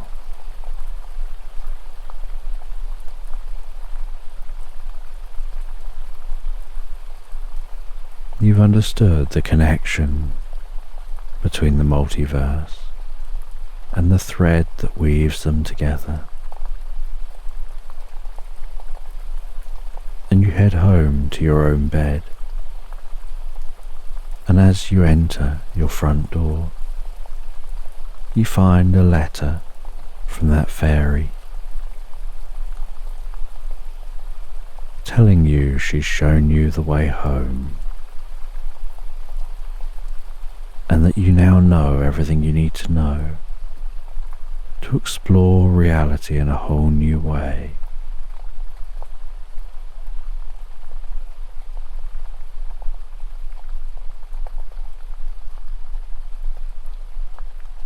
And you head up to bed, You settle down in bed, and it takes you no effort at all to drift and float. So peacefully, so comfortably relaxed asleep into Slumberland. And as you comfortably fall asleep, a small robot begins to wake up. And the robot is lying beneath a large old oak tree, its branches stretching wide overhead, its leaves rustling gently in an early morning breeze, the light carefully filtering down through the branches, dancing on the ground below, and meandering with each gentle gust of wind across the robot's smooth metal shell. And beads of dew gently gather and coalesce before running and finding a path in tiny droplets down the metal shell of the robot. Some of those beads, as they fall, catching glints of sunlight, sparkling like tiny diamond droplets. And as the small robot rests there, just observing the world around them, feeling the grass beneath their feet, how cool and gentle that grass is.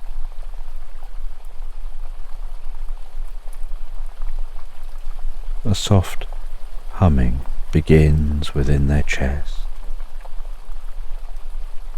carefully rising and falling, almost like the robot is beginning to breathe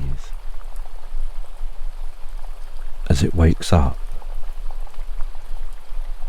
to the most beautiful morning,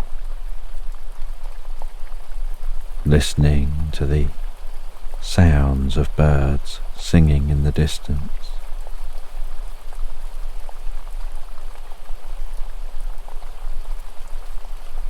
before after a while turning their head, looking around, watching the way the waves of wind dance across the top of the grasses,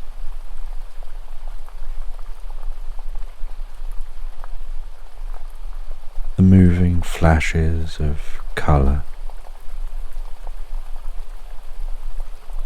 as wildflowers waddle on the spot.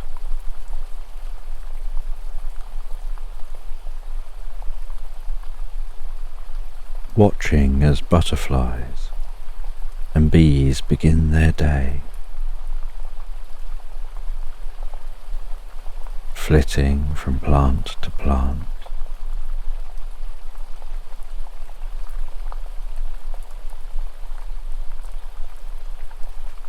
and the robot continues to observe this place, almost as if it's calibrating to work out how it should move and where it should move to. They have this feeling like they should be able to remember who they are.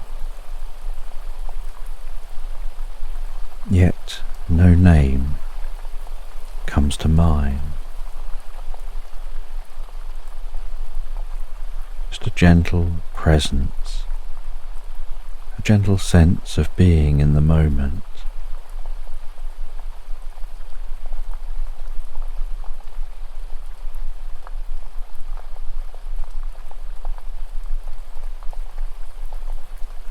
And the robot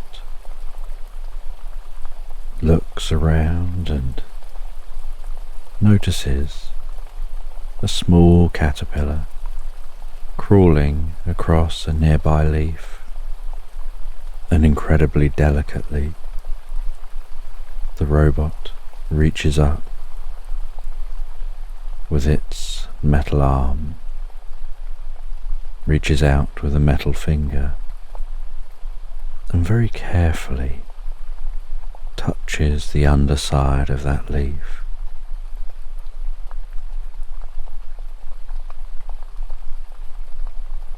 Its sensors in the fingertips registering the soft waxiness of the leaf.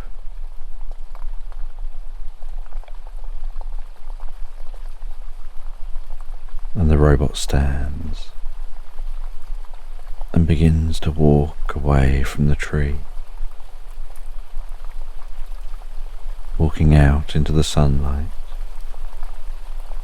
The slightest hint of mist as the water evaporates from its body.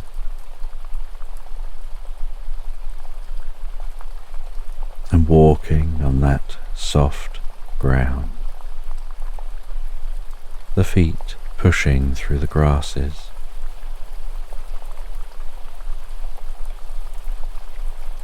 The robot's eyes widen as they observe this world around them. And they're unsure of their past, just aware of this moment, curious where they came from, how they came to be underneath the tree, awakening now.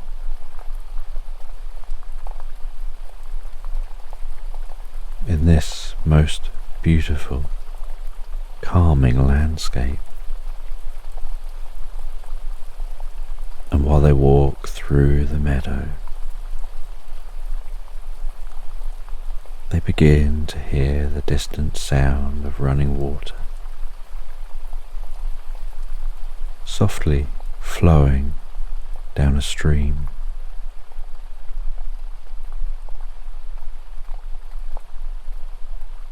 And they walk through this meadow, veering off towards the sound.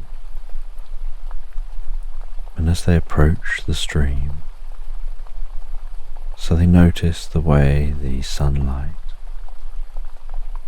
catches the surface of the water, beads of light dancing and shimmering to the sound of that flowing water.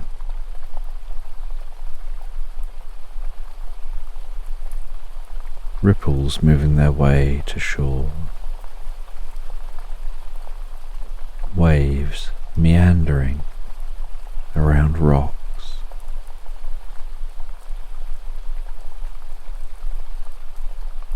and the robot continues on along the edge of the stream.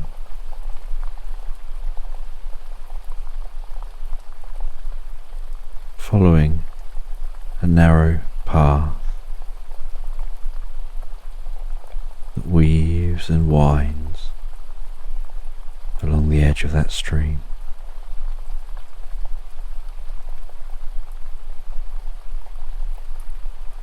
The sun's light rising higher in the sky,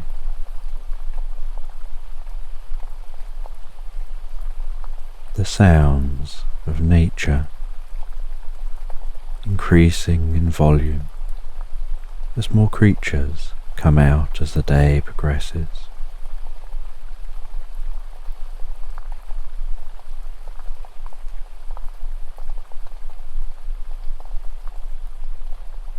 And they continue on the edge of this stream,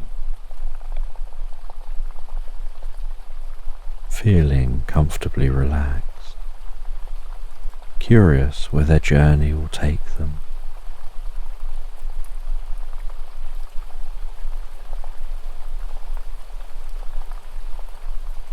Until eventually, as the afternoon sets in,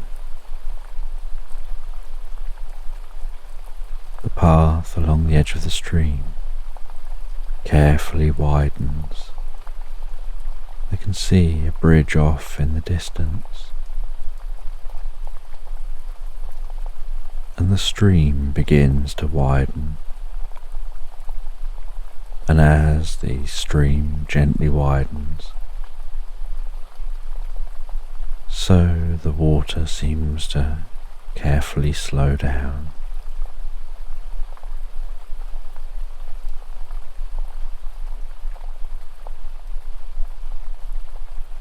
And they find their way to a patch of weathered stones.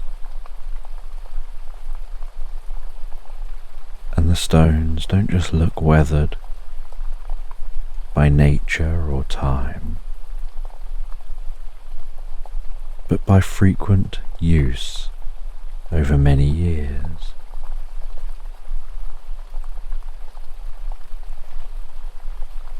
And as the robot walks up onto one of those stones,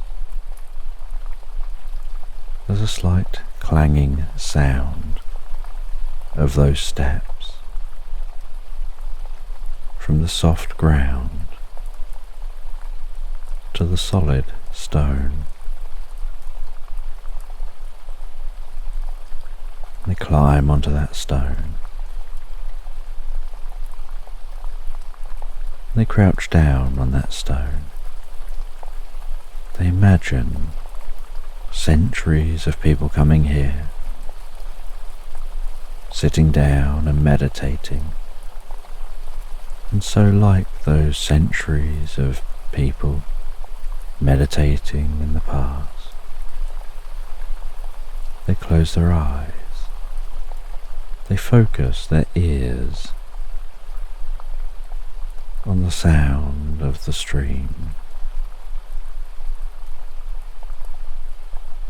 focusing on the fine detail in the sound, almost hearing every aspect of that sound, while feeling the warmth of the sun on their body, noticing the gentle glow through their closed eyes.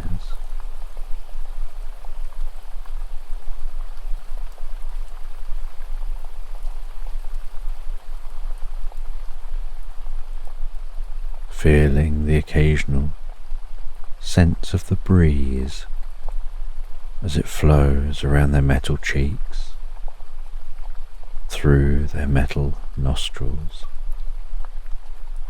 around their body,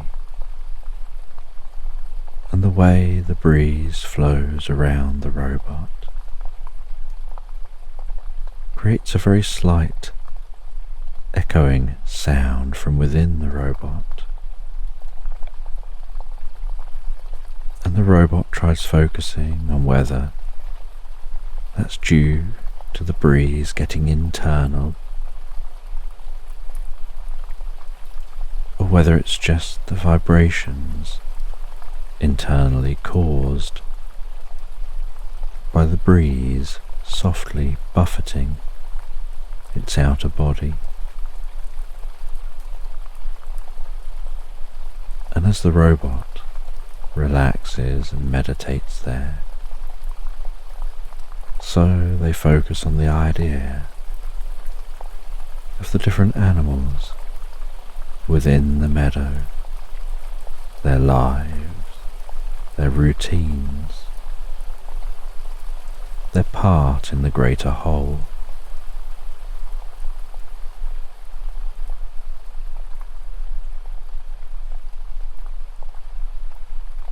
They focus on the gentle movements of plants of the trees and the way that all things here are connected.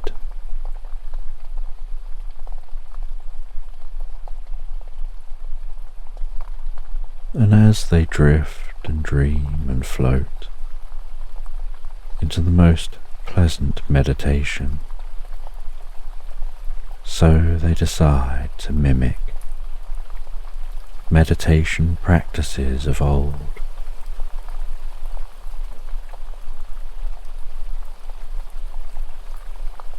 Allowing the pistons and mechanics around their artificial facial muscles to soften and relax.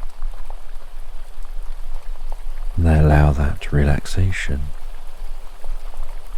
of their various artificial parts to spread down through their neck to their shoulders, down their back, down their chest, their front, down their sides and stomach and lower back,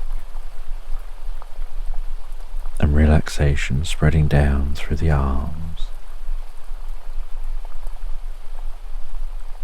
Curious which arm the relaxation spreads down fastest as they drift deeper and deeper into their first and only remembered meditative experience,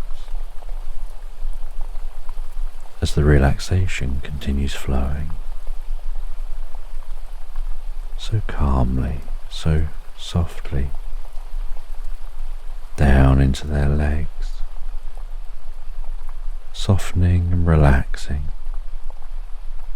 through their whole body, as if reprogramming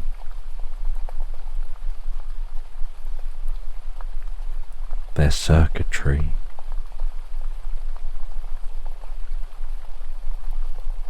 and bringing peace and calm to the soles of their feet.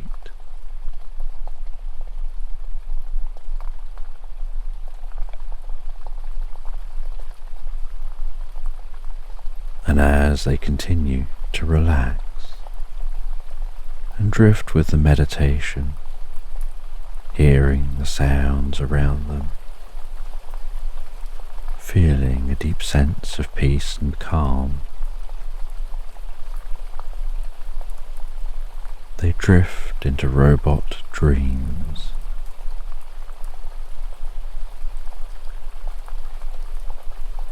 And as their mind explores these electronic dreams,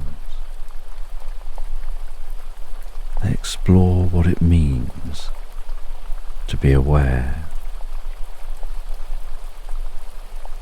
to exist,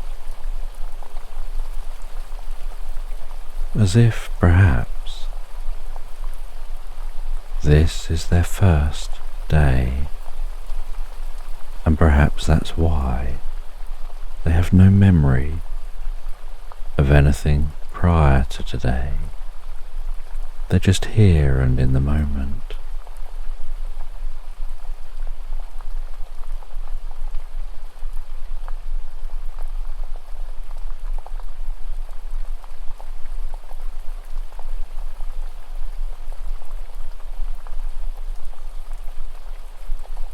And the robot absorbs themselves so deeply in the experience, in this meditation,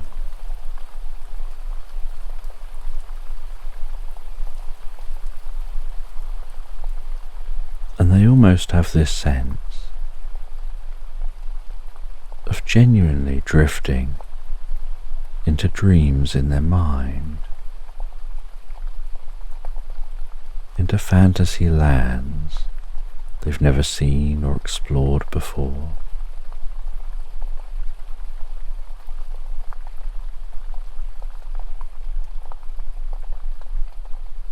And as they drift, so their mind begins to visualize. At first, there's just a slight glow from the light of the sun shining on their eyes.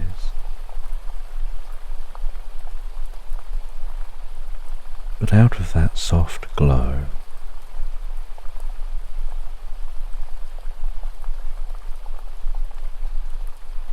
they imagine themselves drifting through space,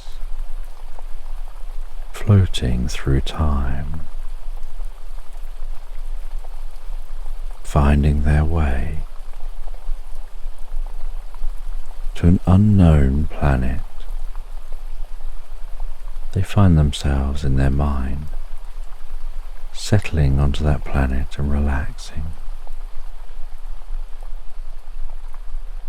and encountering curious creatures, wondrous beings. They see a dragon flying in the air, so enormous yet so graceful. They see some unicorn grazing in a field, their horns almost sparkling and shining with the most perfect white light. They walk through the landscape on this strange planet.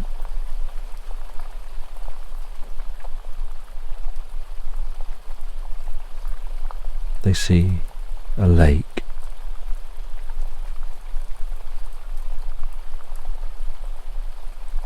and flying over the water on that lake, casting sparkling, glowing light on the lake below,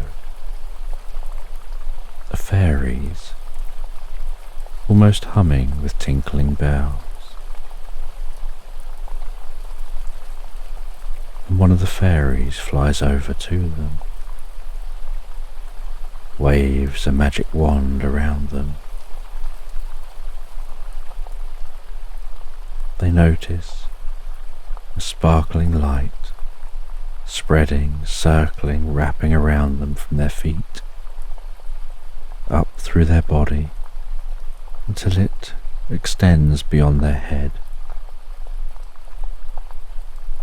And with that sparkling light they notice a tingle,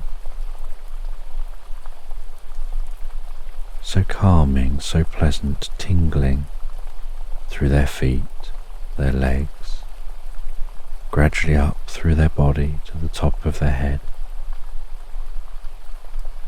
as if electricity is gently sparkling through them. And as it clears, they feel different. As they take their first steps, something about walking feels different. Everything they see looks different. They walk to the water's edge and gaze into the calm water. And they see that they've become a real human.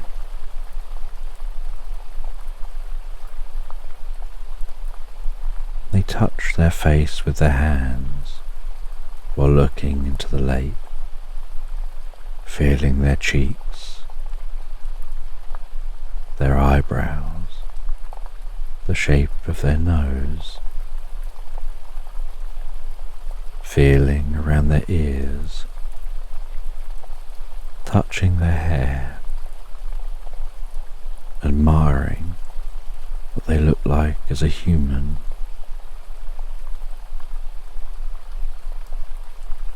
And they feel a rumbling in their stomach, a slight aching. They don't understand.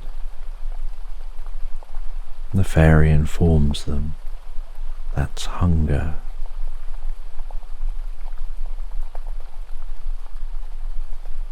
And the fairy guides them towards a cabin in the woods, The fairy knocks on the cabin, and a cat-like being answers the door, invites them in, and prepares them some food, and they sit by the log fire and begin eating that food, and find it an almost overwhelming experience at first, adapting to the sensation of eating food, to genuinely experiencing the tastes. Previously, they'd only understood taste and smell through computer programs and logical concepts, of which receptors get triggered when scent particles enter the body.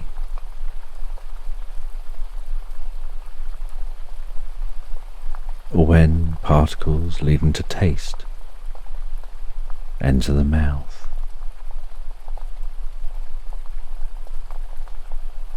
And the whole experience was logical, rational,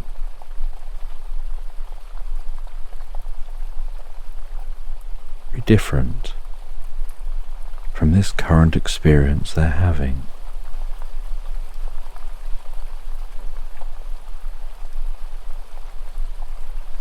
This almost visceral experience, this subjective experience, an experience almost too difficult to put into words.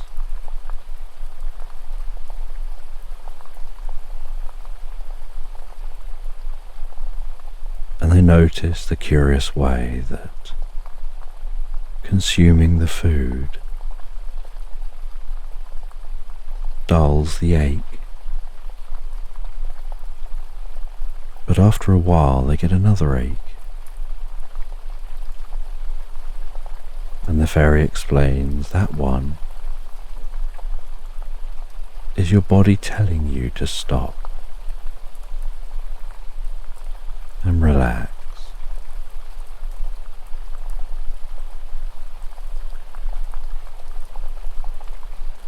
And so they stop eating, and while they rest there,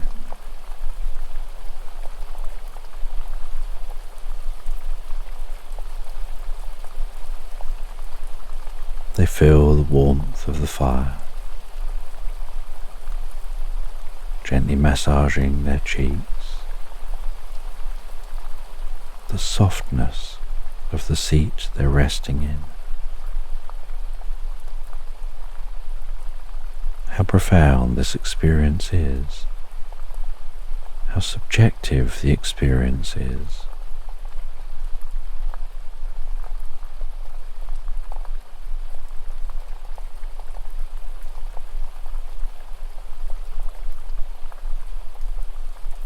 And after a while of resting here, talking with the owner of this cabin and with the fairy, they begin to yawn,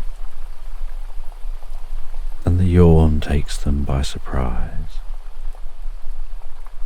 as they don't know what that experience was. They'd never yawned as a robot.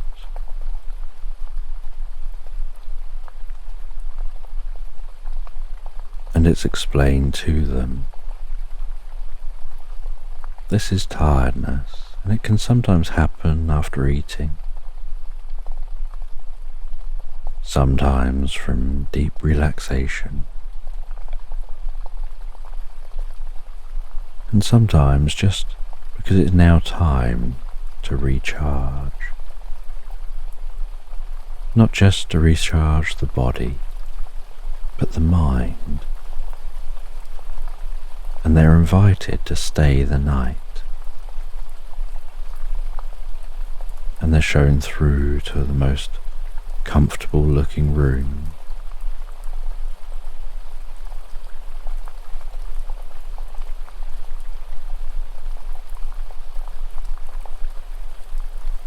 And they climb onto the bed, feeling the softness of that bed. They rest back on the bed.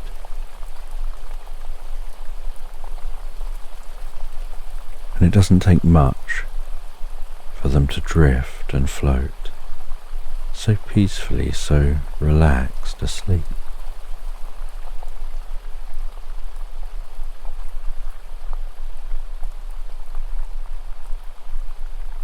And the next morning they awaken, still tucked deeply within this dream. They experience their first morning as a human, experiencing their first time of needing the loo, and how unexpected that feeling is.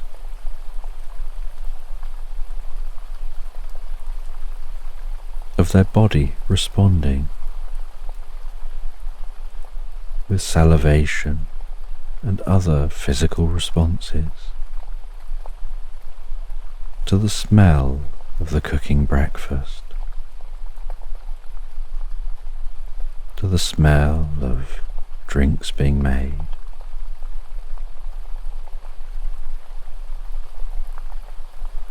the way their heart almost flutters slightly, to the sounds of nature from outside,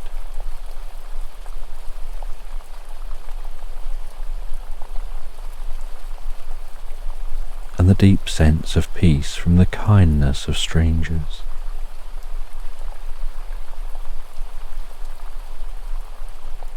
And they enjoy their morning. And the fairy recommends they set off and explore for a while, explore what it's like to be a human out on a walk, to have the very human experience of listening to nature, of smelling wildflowers, of feeling what the ground feels like beneath the feet. And so after breakfast, they set off to explore the landscape. As they continue to drift deeper and deeper into their mind,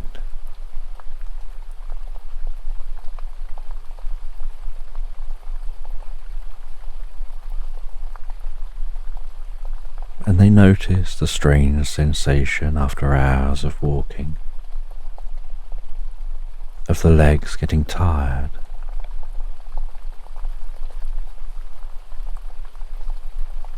they notice that overwhelming urge to stop and sit,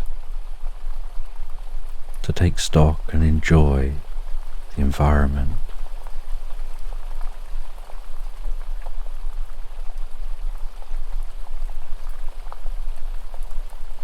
And after a while, as night sets in here, they find themselves lying down, relaxing, on a bed of grass in the meadow,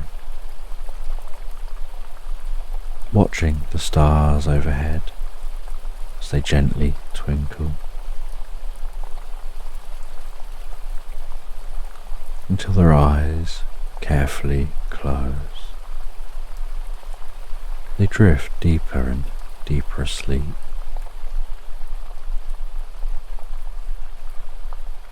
And eventually morning creeps round. And they awaken.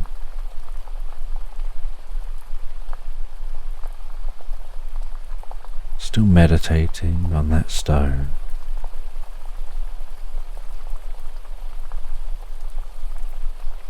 Hearing how sounds have changed, feeling deeply relaxed.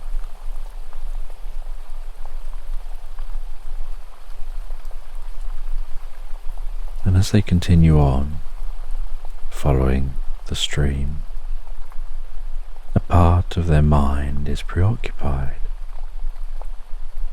with their first ever dream. Curious what they can learn from the dream, what the dream was teaching them, and how much freedom is contained within a dream. And they explore in their mind while walking what it means to be conscious, whether dreaming like that, and exploring the subjective experiences in life helps to give them a subjective understanding on their sensory experiences as a robot. They assume they were designed to dream.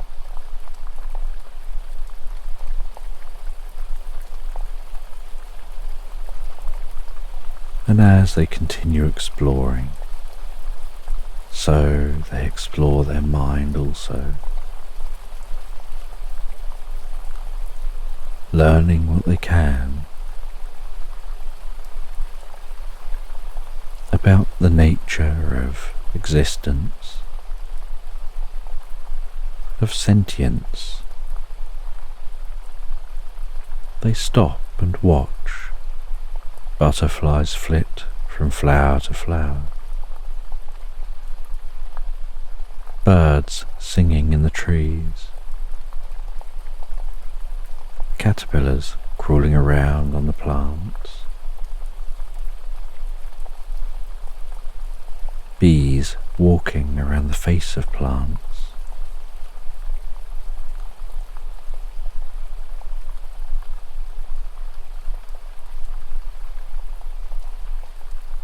really learning and exploring and wondering, how does conscious experience and self-awareness differ from one being to another?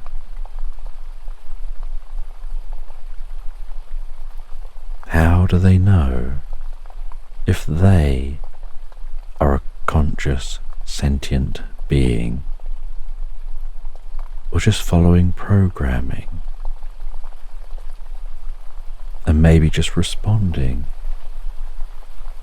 in a way that's very predictable?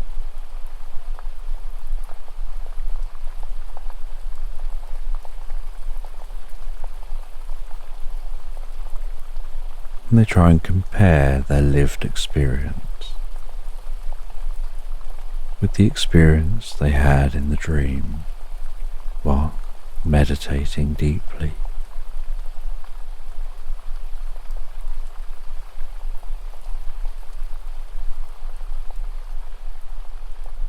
And the whole time they ponder the question of consciousness. They feel compelled to continue to walk a certain route, and eventually this route, leading around the stream, which is getting wider and wider and becoming more of a river, seems to flow down towards the lights of a town. And so they head to the lights of that town, and on arrival at the town they're welcomed with open arms as the latest robot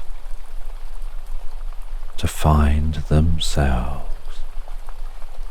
They realise this is a town of sentient robots, all of whom have been through very similar experience, all of whom had to find themselves and learn and understand in new ways.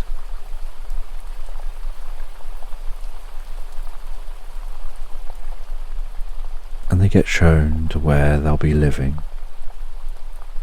They get spoken to about the different roles that different robots have, and that there'll be an expectation for them to take on a role in the community, to work at finding their identity, to find what they're good at, what they like to spend their time doing.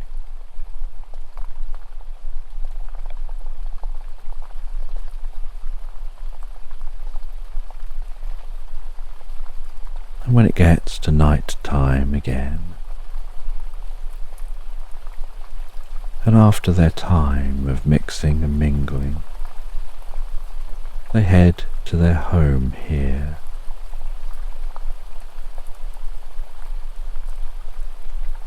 They settle down in bed, and they drift and float so peacefully, so calmly, so relaxed into Slumberland.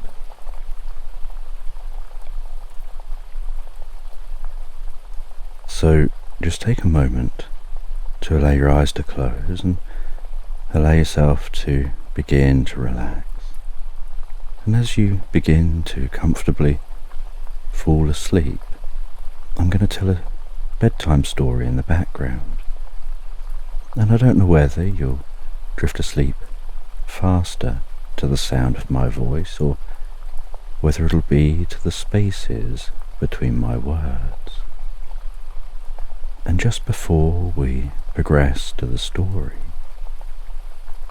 allow yourself to get comfortable, perhaps shift about a little, releasing any tension from the day. And notice perhaps a gentle healing light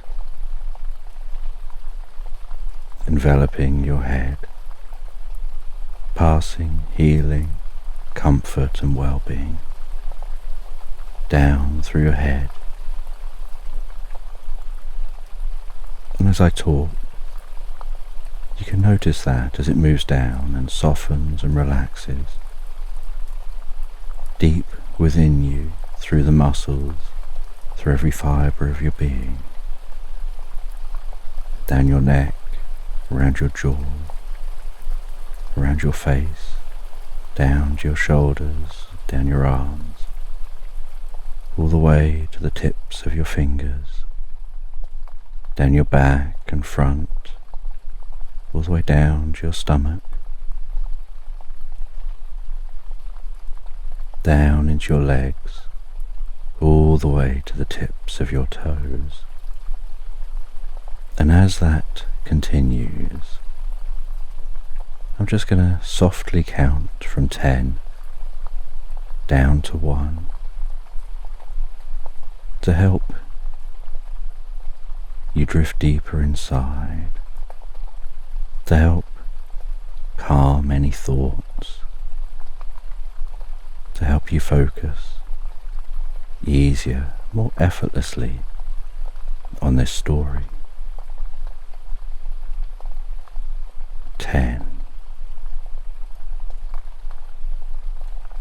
9, and with each number and with each out breath, you can drift deeper and more relaxed into the experience.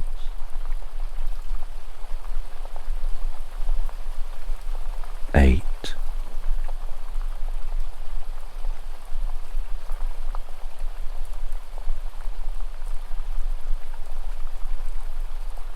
7, that's it.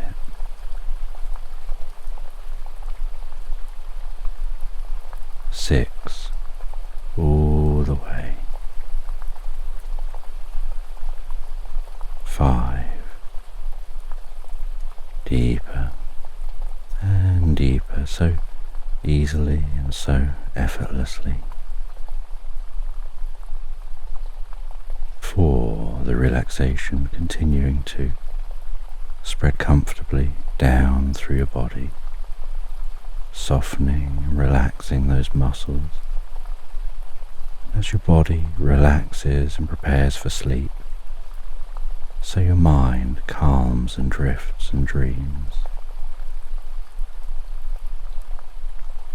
3, 2, that's it, all the way. 1, that's it. As we now begin the story.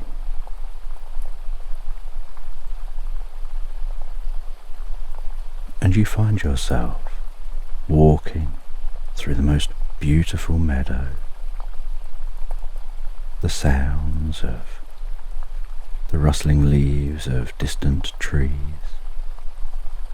a distant hint of songbirds singing,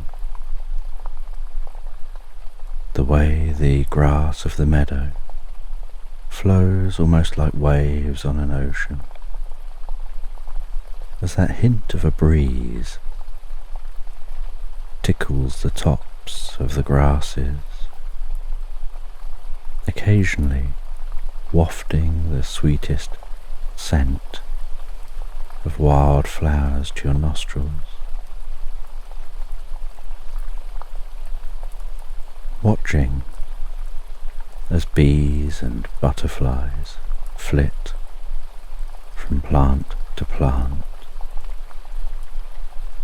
and way off in the distance, somewhere towards the horizon, you can see a thin tendril of smoke meandering up towards the sky.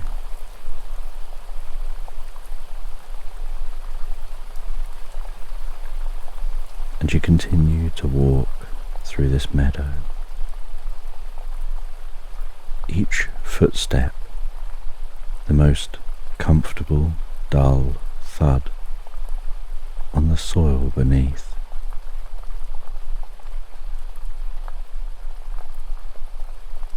And as each foot slides forward through the grasses,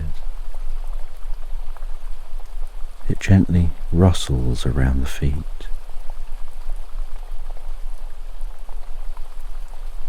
before the next dull thud of a footstep.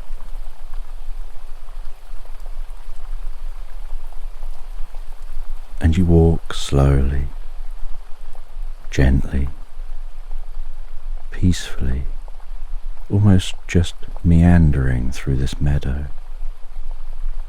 curious about that smoke in the distance, pondering what it could be, based on its size and the colour of the smoke. You feel it's likely the smoke of a campfire. And you continue on through the meadow.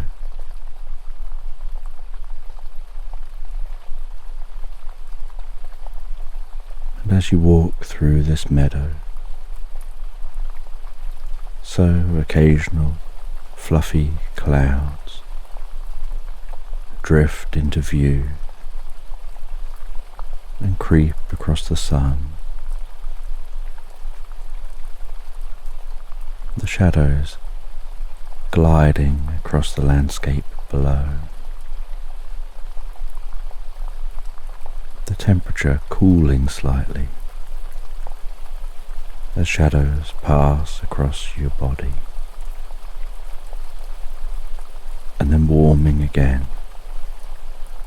once the shadow moves on.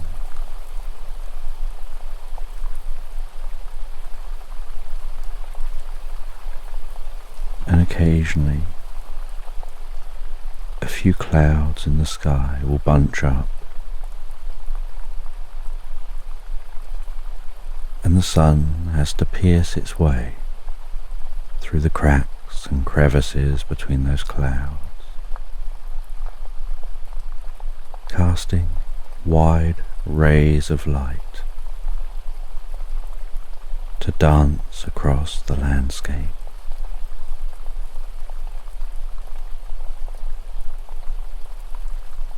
And it takes most of the day walking through the meadows, walking up and down undulating hills, to begin to close in on the source of that smoke. And as you do, night begins to wrap the landscape below in the most beautiful, deep, dark blue hue, with sparkling diamonds dusted through the night sky.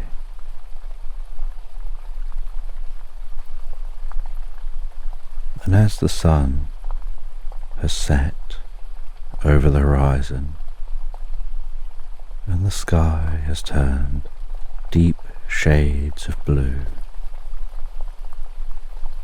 so the distant orange flickering glow of a campfire dances through woodland, and you head into those trees, and carefully in the darkness work your way around those trees, feeling your way through with your hands, the fingertips running across the bark of the trees, noticing the texture and the temperature of the trunks of those trees, the soft creaking of the branches as they dance gently in the breeze.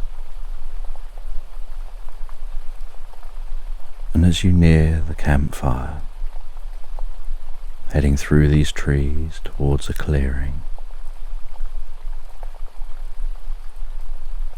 you can hear the distant popping and crackling of that fire, the way the light dances and moves as the fire flickers.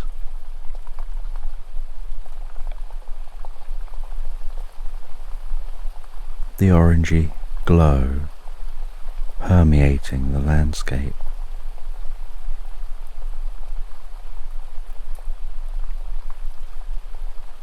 And before you've even reached the clearing, you can hear a soft, mumbling, friendly sounding voice, and smell the sweetest, most pleasant smell.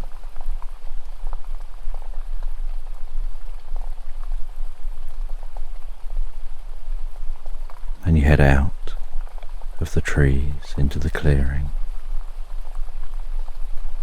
You see the campfire flickering away, a small tent near the campfire, its sides blowing gently in the breeze.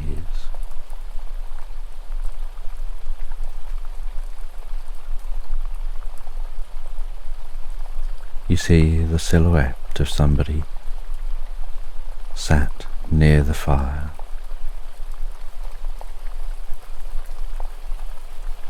the fire the other side of them. You approach that person from behind. You make sure to be making enough noise to be heard, so as not to startle them as you approach. And as you arrive at that person, it's you that's perhaps a little startled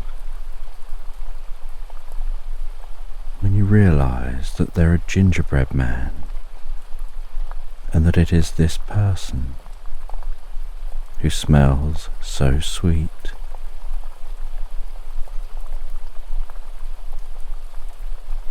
And you speak as you approach, introducing yourself. They turn to face you with a smile and gesture for you to sit on a log near the fire. And so you sit down softly on the log.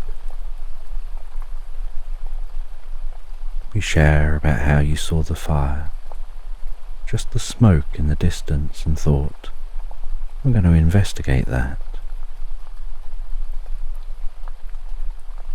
And you set off on a long journey,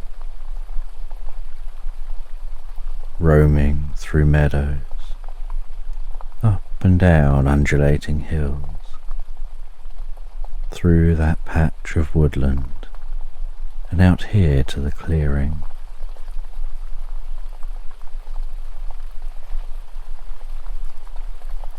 And the gingerbread man explains they're on a trip.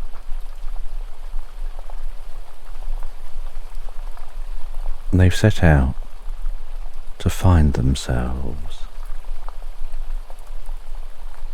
And the only way to find themselves is to get away from everything that's not you, so that what's left is just yourself. And they're on their way to a remote location, somewhere they'll be able to be alone, to relax and meditate, to truly discover themselves.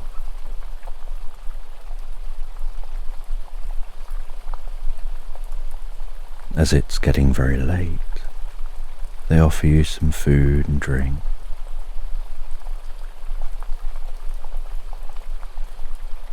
You have a backpack with you and a tent,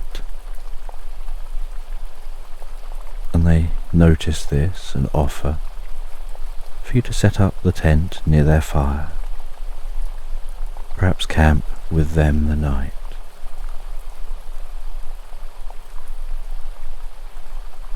And so you set up your tent, and then for hours into the night you sit with the gingerbread man, sharing tales and wisdom, sharing your life lessons you've both learned. And the fire very slowly and gently burns down to embers.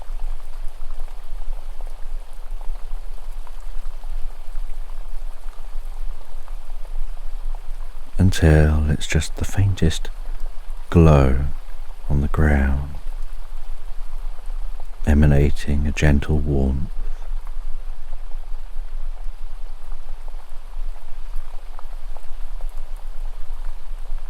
And as the stars overhead continue to twinkle and dance their way through the night, and the occasional shooting star streaks across the sky,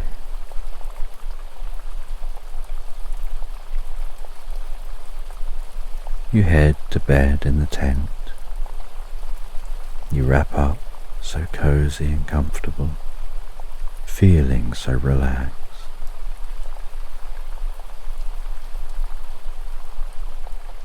Breathing in the fresh air of nature around you, almost being lulled asleep to the gentle pulsing of the sides of the tent as the wind pushes and pulls on the tent as it blows past.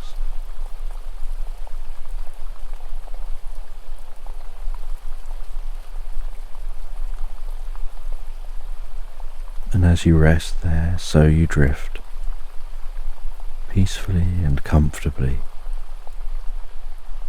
entirely effortlessly asleep. And you drift into the most pleasant dreams. You imagine yourself sorting some files, not taking long about it, just sorting some files, making sure that everything's in its right place, feeling a sense of achievement, that accomplishment you get from fulfilling a task.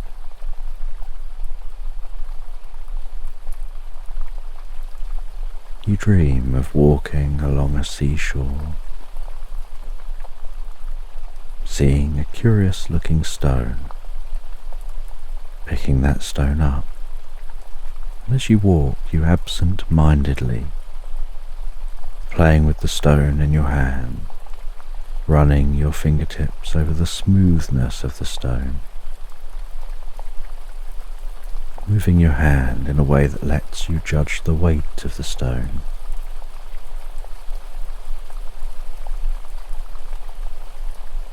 Being able to smell what that stone smells like. And then after some time of walking along the seashore, the slight sloppy sound of each footstep as you walk in that transition between the ocean and the land, the sound of the sea as it rolls up onto the shore and pulls back again, the sounds of seabirds.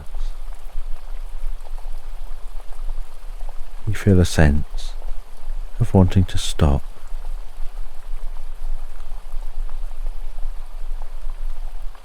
resting by the seashore, gazing out across the sea. That stone somehow feeling heavier and heavier, and feeling compelled to let it go, throwing it as far as you can, watching it as it arcs through the sky, spinning and rotating as it goes, before plopping down between two waves, sinking to the bottom. And a part of you understands that the sea is technically now ever so slightly deeper, in a way that's completely unnoticeable. You're aware that something under the sea has shifted. There's a stone there that wasn't there before. Things in the sea have changed. And only you know this. Anyone else who visits this space, even finding the stone, won't realize things were different once, and now they've changed.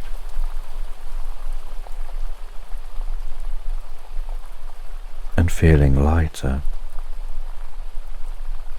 you continue walking along the seashore, just as you continue drifting and floating deeper and deeper into a dream.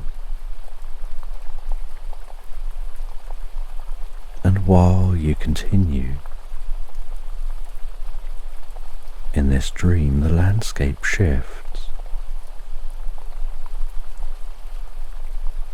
and your mind doesn't pay any real attention to that shift. It feels so natural, and something you wouldn't even question,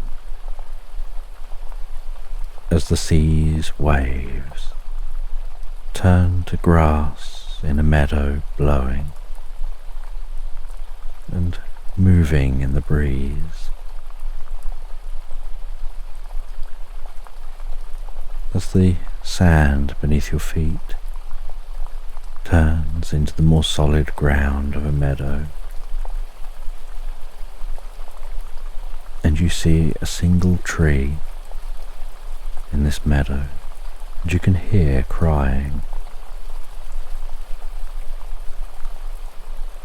And you head over to that tree, and the crying gets louder and louder. And as you arrive at the tree, so you ask, "What's wrong?" And the tree explains that they're a weeping willow tree, and the leaves are hanging low, the branches are curved over at the ends. They're almost shrouded within themselves, gently weeping as they talk. They explain that they would describe themselves as an empath. They're highly sensitive to picking up on emotion of other things and other beings, and highly sensitive to finding the emotion within situations.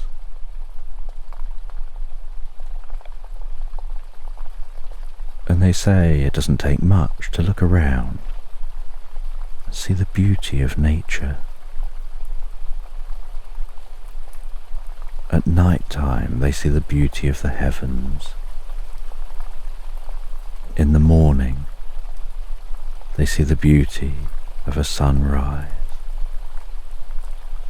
In the evening they see the beauty of a sunset.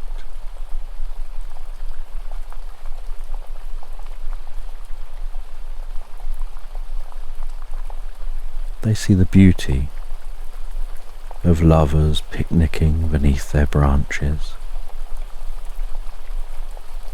of families playing in the meadow with their children.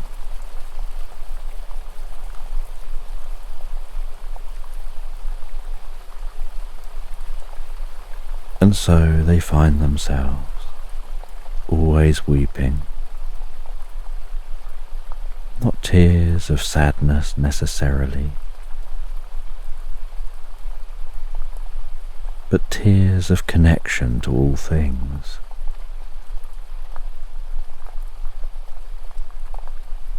They explain they don't need any help. It's just who they are, how they are.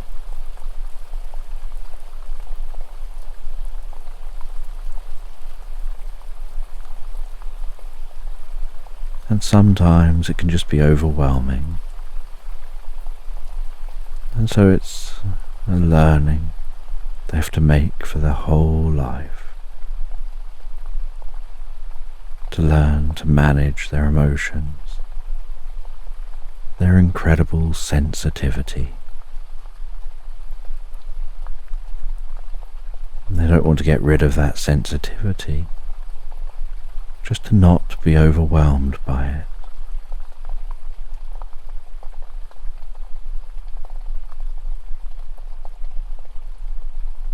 And the dreaming continues on as you transition from dream to dream through the night.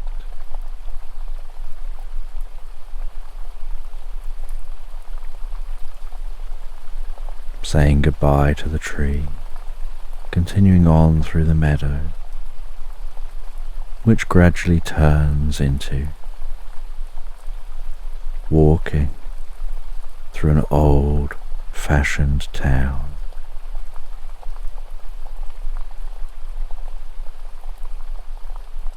Rows of trees turning into rows of houses.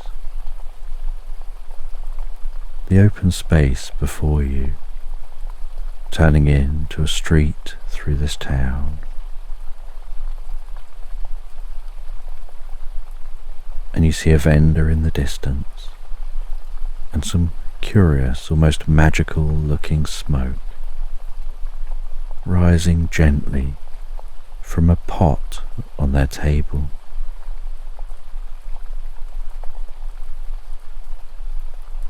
And that magic-looking smoke intrigues you as you get closer and closer. So you notice the smoke seems to be humming with musical notes.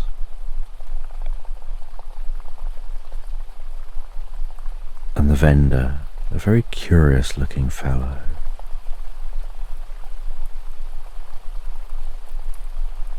offers you a free drink from the pot that's smoking, and with a ladle they lift up some of that liquid, pour it into a cup, and hand you that cup of purple glowing liquid, gently bubbling. They say it's not bubbling because it's hot. It's just comfortably warm. It's bubbling because it's got magic that's so densely packed in there. It's desperate to get out.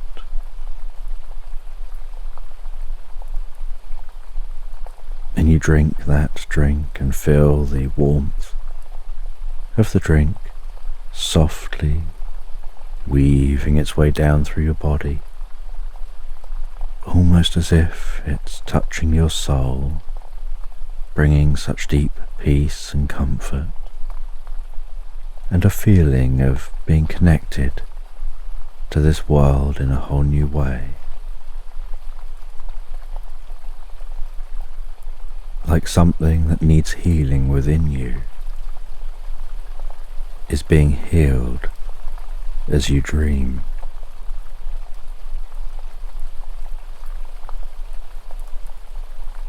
And you start to have a vision while that healing liquid infuses through every part of your being.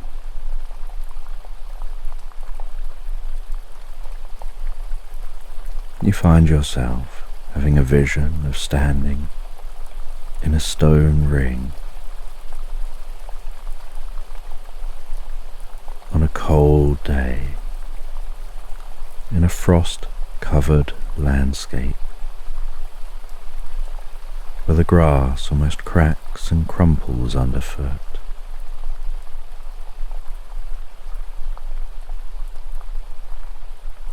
And you find this is a winter solstice.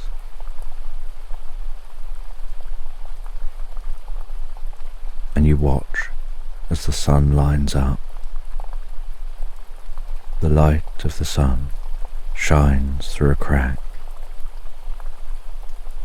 hits a mirror, and gets split and bounces across the other stones,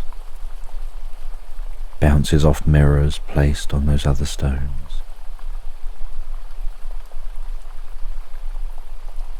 Finding its way to a narrow point on what looks like a bowl of water resting on a plinth. And that bowl of water gradually begins to turn yellow, a yellow like the sun. An almost bright white yellow, and you watch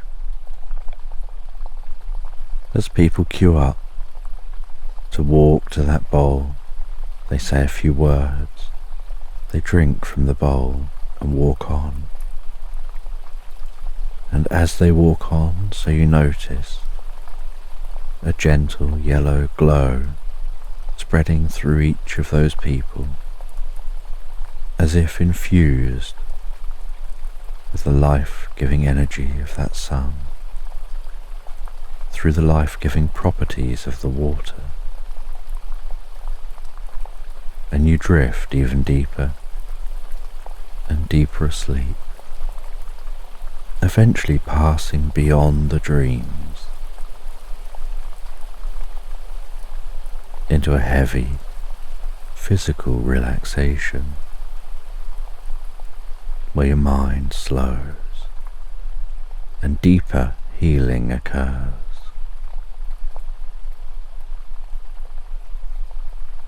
And the next morning, you wake up in the tent. You open the tent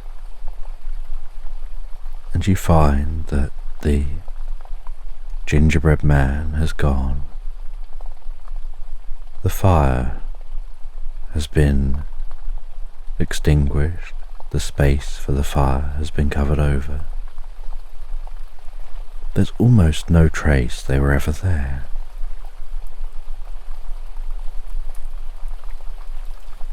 You have yourself something to eat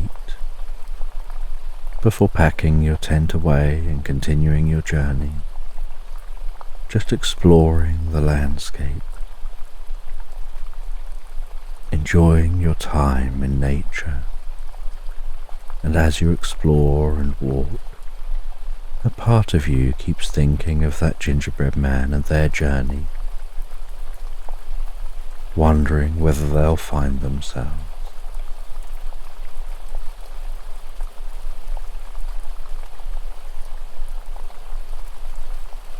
And you walk out of the clearing.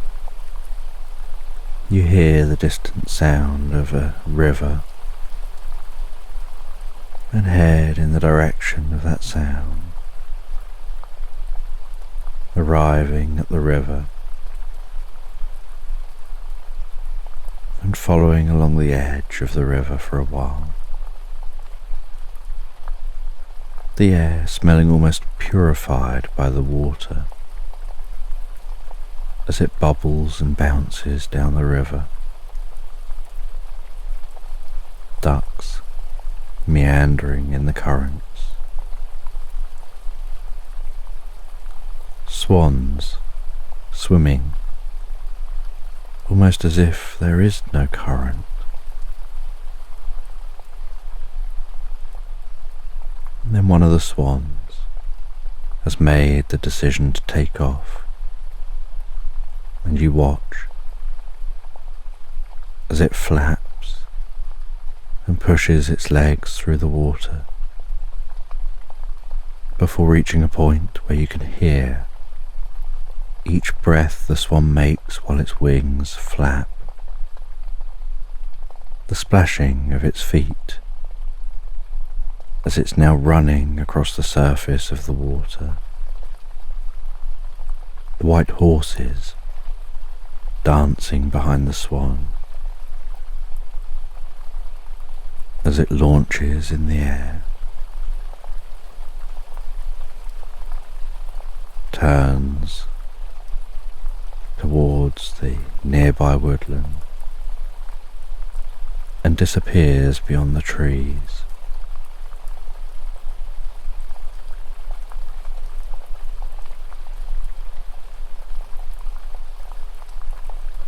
And you follow this river as it weaves among low hills, patches of trees,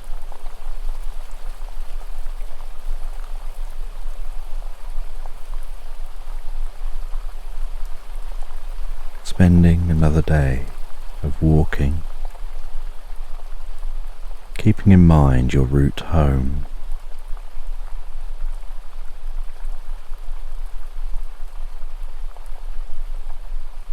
And as the sun begins to set again, in the darkness that's gradually encroaching, you notice some lights in the distance, like the gentle light at the windows of a cabin.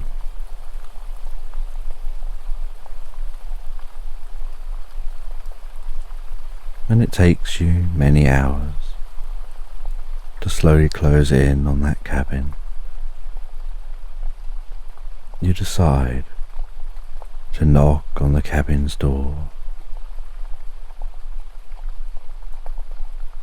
to see who lives here.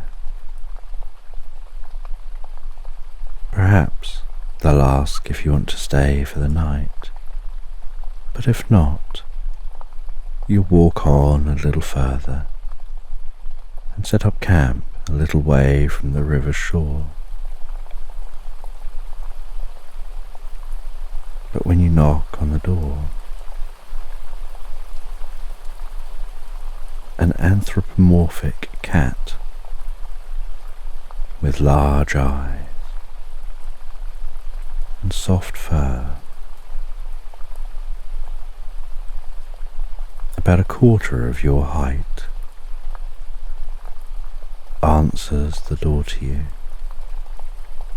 and gently asks who you are and where you've come from. And you politely answer them and explain your experiences.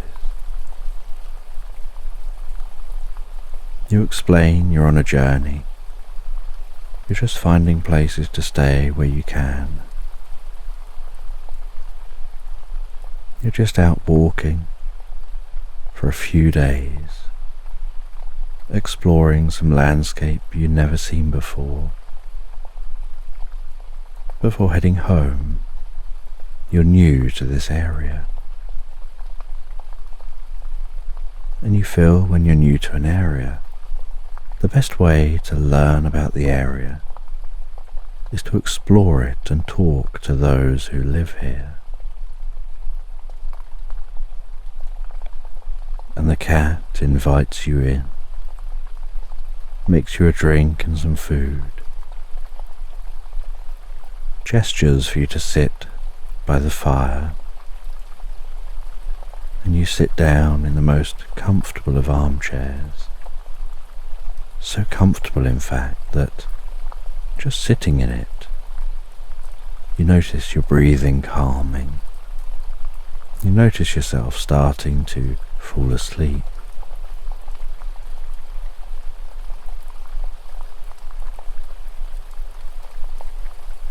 And they come over and join you and hand you some food and drink. They've made you some curious cakes they describe as rock cakes, only these cakes are so soft, so tasty, almost melting in your mouth, and so Moorish. It doesn't take you much to finish them without even realizing.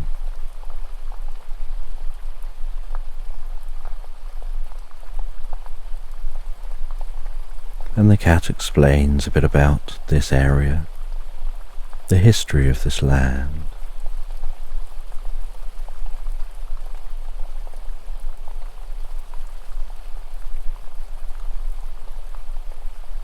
And then, as it gets later and later, they ask if you'd like to spend the night. They show you to a room, and you settle down in the most comfortable bed, and you drift and float peacefully asleep, and your dreams mirror the previous night's dreams, only with subtle changes here and there. You feel are teaching you something new and slightly different, perhaps building on what you'd learned the previous night.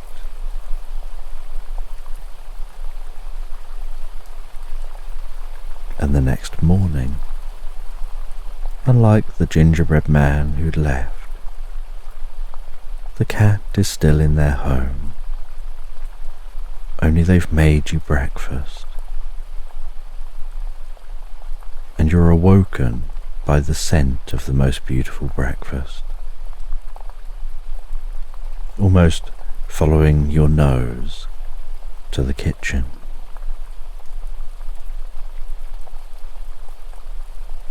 And you enjoy that food before saying your goodbyes, setting off to continue your journey. And you continue exploring this landscape through the day, discovering what's out here.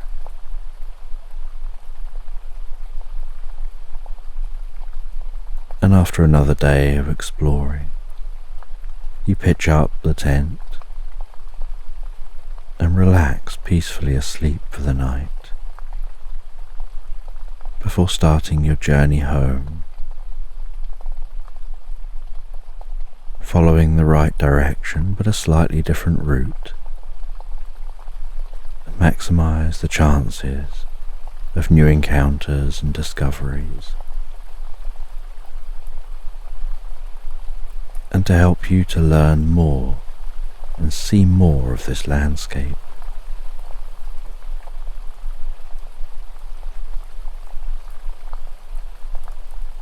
And it takes a few days of exploring the landscape to find your way home.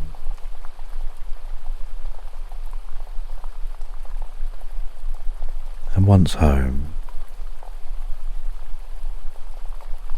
you unpack all of your gear. You pack everything away where it belongs. You make everything nice and tidy.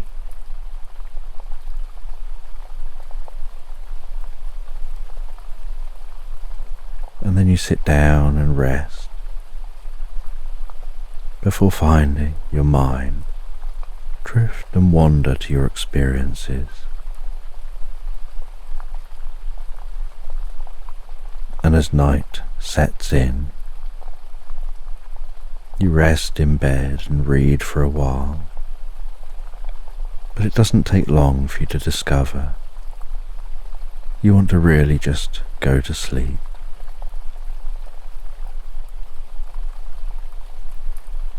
And so you settle back in bed. And over the last few days, you've slept in incredibly comfortable places. You've even thought of them as incredible, comfortable places. And yet nothing beats home. Nothing beats your own bed. And so you rest back in your own bed. And you drift and float so peacefully, so relaxed asleep into Slumberland. And once upon a time, in a land far away, you find yourself walking through the most beautiful country garden. And as you walk through this country garden, so you notice that sweet scent of roses and other flowers within this garden. You can feel the gentle touch of the breeze on your cheeks.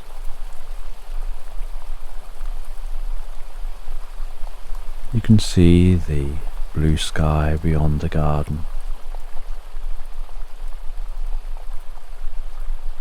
The white clouds meandering across that sky, gradually morphing and changing shape as they go. Sometimes an excitable puppy, other times a curious face, perhaps even the sight of a castle resting on the clouds.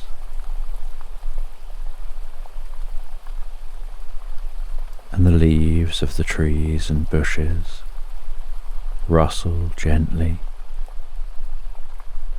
Songbirds sing delicately in those bushes.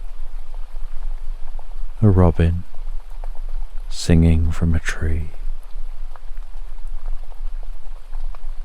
Butterflies carefully flitting from plant to plant.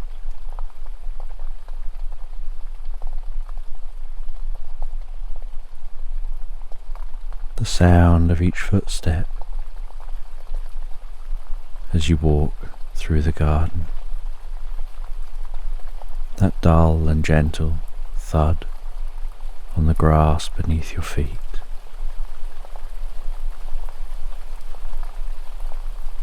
And a certain peace and tranquility begins to envelop you as this natural environment begins to almost infuse itself within your mind, as any worries or prior thoughts from before entering the garden drift and fade away.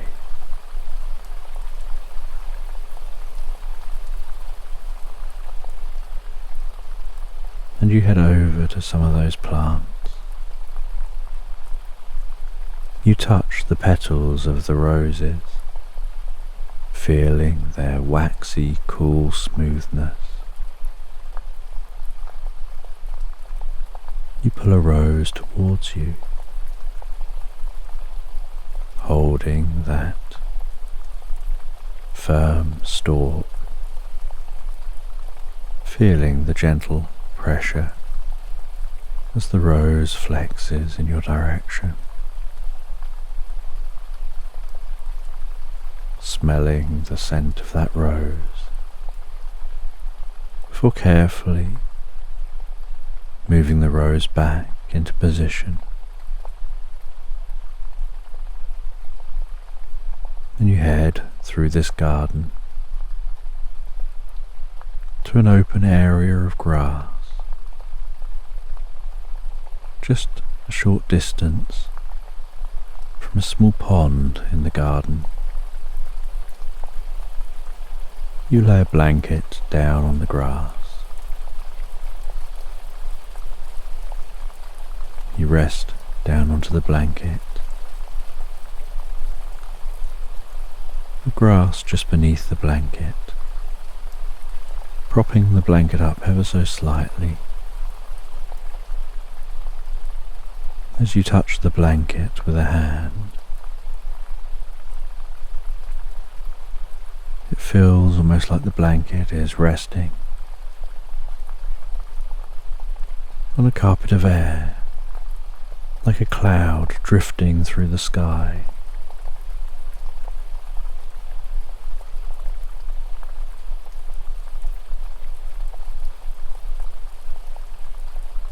And you take a book out of your bag and a flask of drink.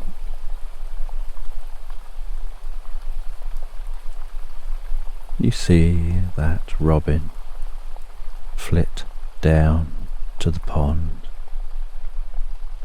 standing on some stones near the edge of the water, popping its head and body into the water, flicking the water up over its shoulders, rustling around, washing itself carefully and preening, with tiny little splashes.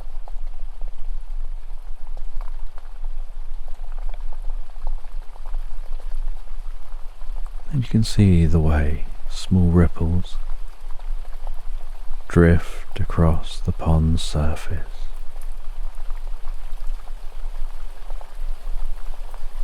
And hear the occasional sounds of different birds which visit that pond to wash or drink.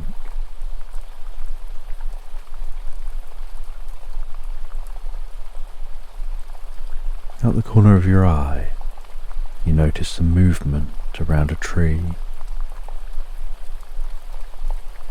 You see a squirrel, legs splayed, clinging tightly to that tree.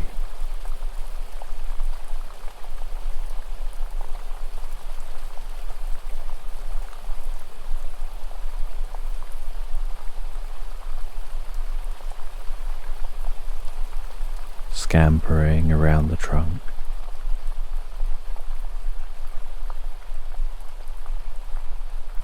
Sometimes smoothly, other times in jerky movements, sometimes stopping for a while, motionless on the trunk.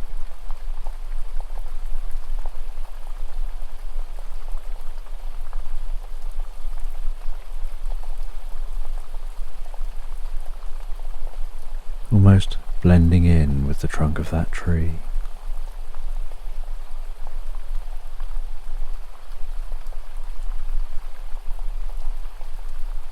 And you take out of your bag some food to eat and some napkins, and resting under the gentle warmth of the sun.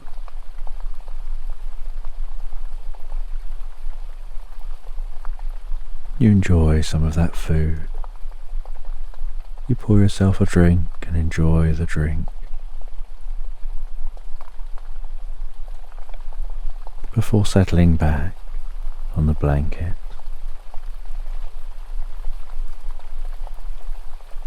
Carefully finding the bookmarked page in that book,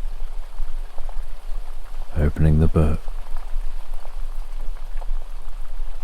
and beginning to read.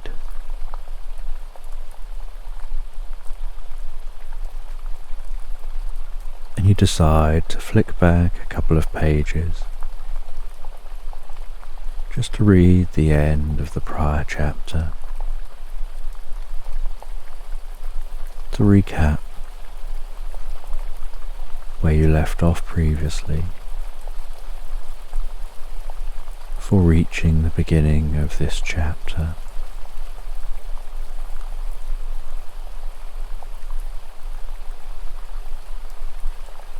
Reading about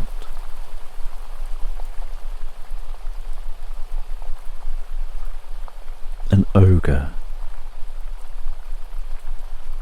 who was misunderstood and was sent on a quest by a wizard in a deep, dark forest. And the reason the ogre was chosen was because of people's reaction and prejudgment, just based on what they are and how they look.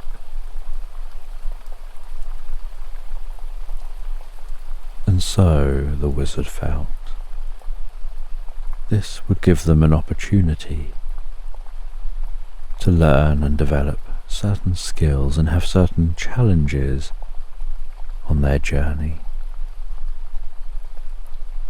that would help them to have the strength and motivation and skill to complete the quest they were being sent on.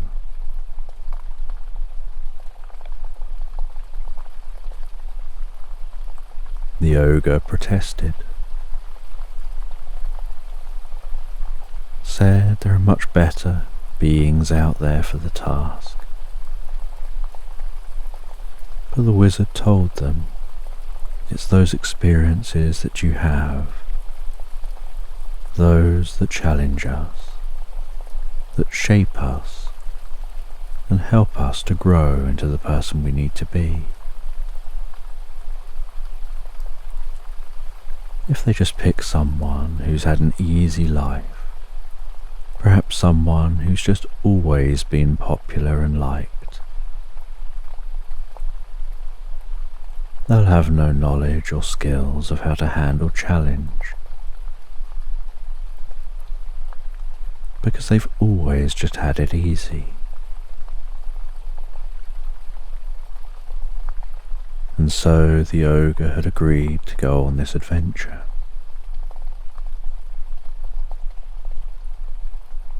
And now they're at the point in the story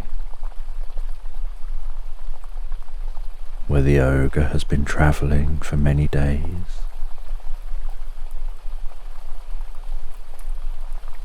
passed across the most incredible desert of white sand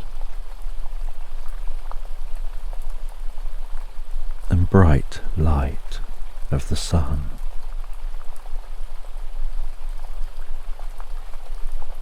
They encountered a raccoon who created curious contraptions and invited them to dinner. Passing through some woodland, they met a wise old owl who'd seen everything there is to see in that woodland and knew everything there was to know.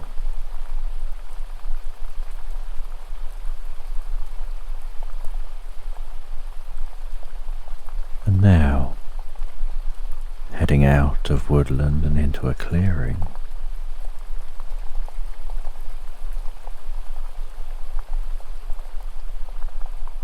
they meet a cow who sat on a small wooden stool with 3 wooden legs.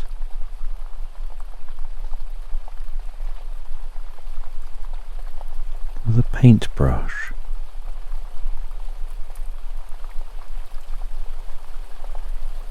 attached to a front hoof.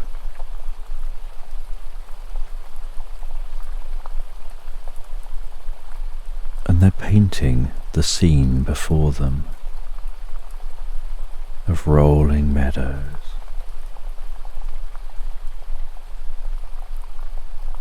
of a river weaving its way through the landscape below.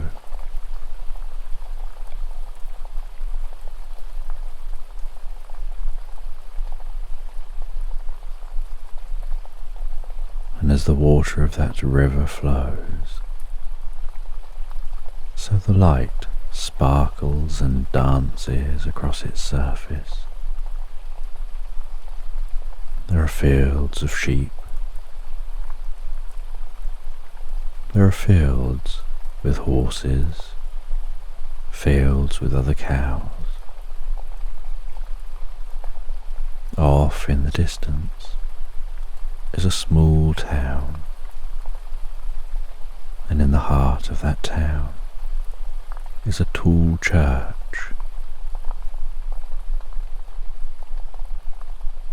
And the ogre approaches the cow slowly and quietly, peering over their shoulder at the painting they're doing, before softly making an acknowledgement, letting the cow know that they're there. And the cow hears the voice, talking soft and gentle.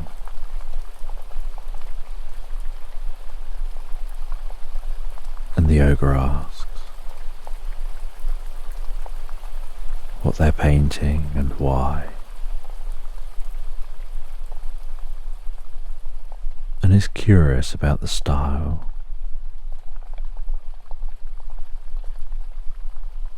It looks like it's painted to resemble the scene, and yet there's something different about it to what the ogre can see with their own eyes.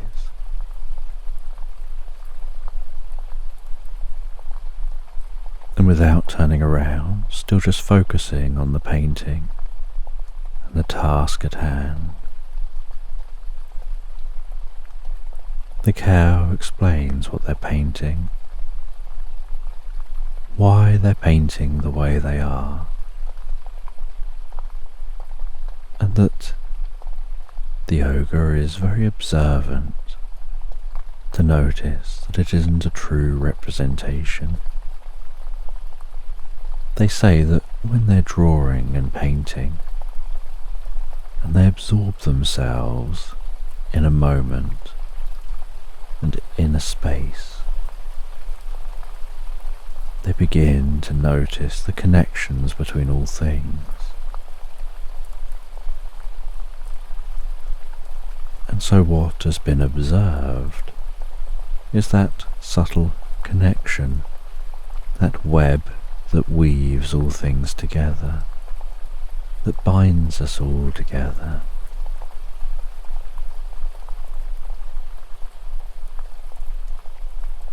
And the ogre approaches closer, and as they get next to the cow, so the cow glances up and sees that they're an ogre, and the ogre notices the cow takes a sharp in-breath,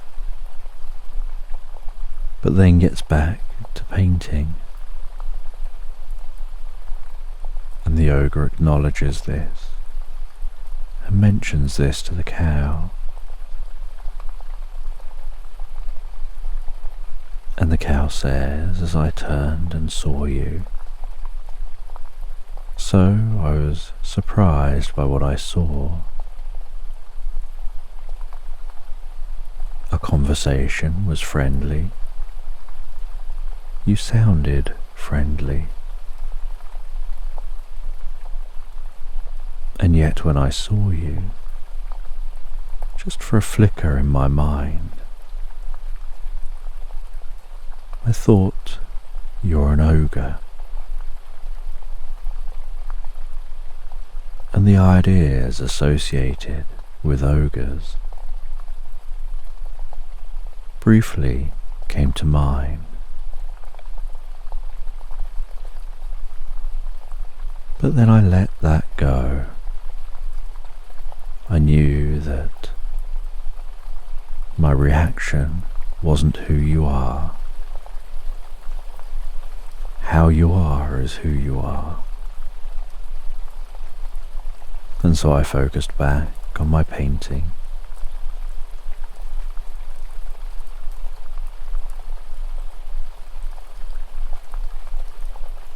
And the ogre asks a few more questions about that painting and about the connection of all things.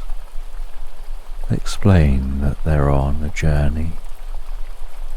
They've been sent on a quest by a wizard from a dark forest.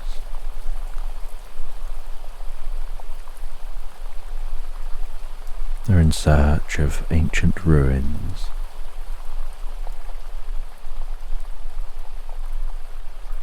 And they've heard that within those ancient ruins are magical glasses. But they've not been told any more about them. Just that they need to go find the magical glasses. And when they do, they'll know the answer to resolve the quest.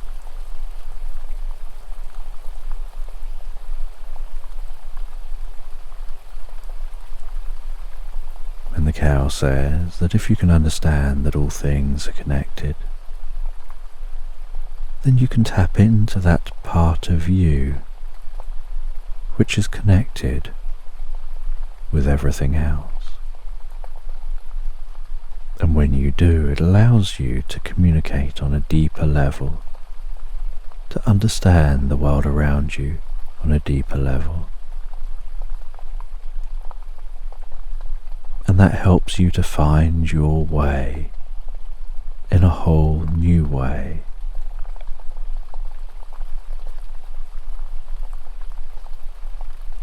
And the ogre thanks the cow, continues on their journey, walking down the meadow. Bees dancing from plant to plant.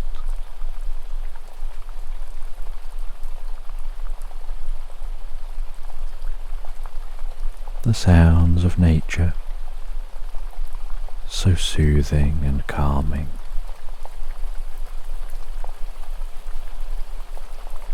The ogre finds their way to the path which leads down to the river.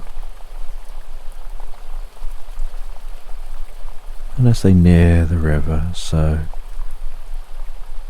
the sound of the water increases its gentle flow. The sounds of ducks and swans, the splashing of a swan coming into land,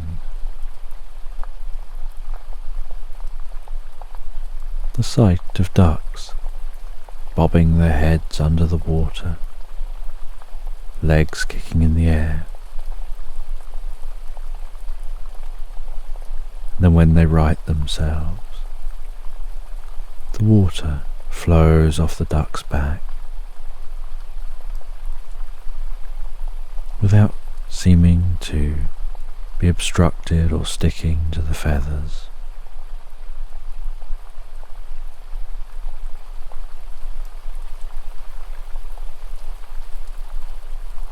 And noticing a mother duck and some ducklings with their high-pitched, squeaky quacks heading along the edge of the river, hugging the shore. The children weaving in and out of reeds, picking at the greenery along the edge of the shore. The mother keeping just a little bit out away from the reeds, keeping an eye on those kids as they go.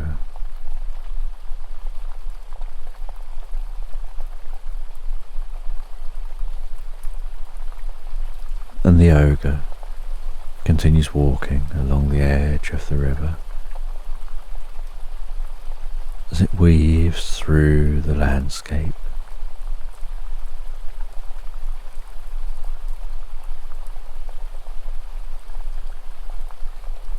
Until encountering a stone bridge, crossing the stone bridge, and in the centre of the stone bridge, picking up some twigs from the ground, dropping them into the water and watching as they race under the bridge and float out the other side, twirling gently in the current.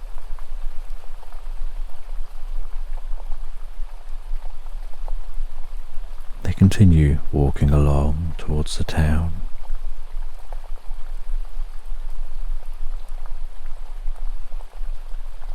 And as the sun is beginning to set, so they hear the church bells ringing. And the church bells are ringing in a pattern as the sun continues setting. The sky is darkening,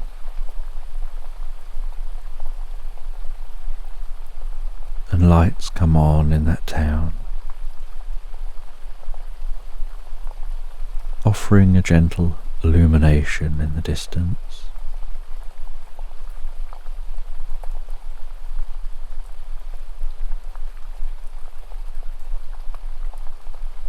And the ogre navigates all the way to the town. But as they arrive at the town, so they notice this time of an evening, after the sun has set, very few people are out and about. All the markets have closed. There are people milling around the bars and pubs. There is still the occasional person going into inns.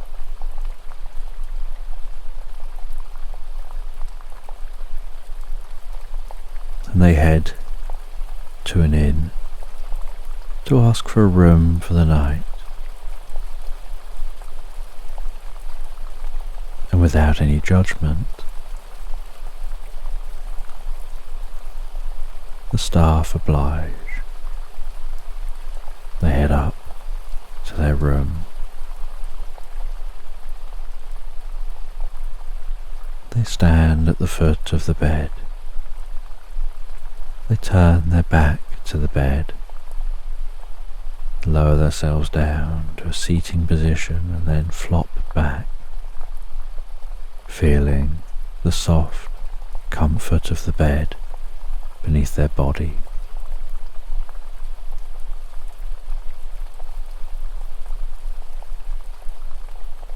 They're so tired from their journey and their walking. They have to fight sleep long enough to change into some bedclothes, but very easily and effortlessly rest back and drift peacefully asleep to the gentle murmur of this town outside.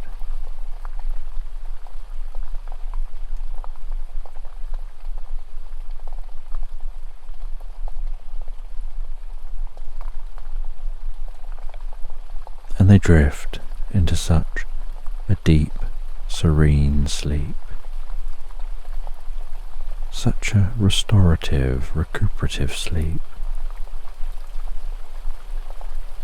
And the next morning when they awaken, the sounds outside are louder, as the hustle and bustle of the day have already begun.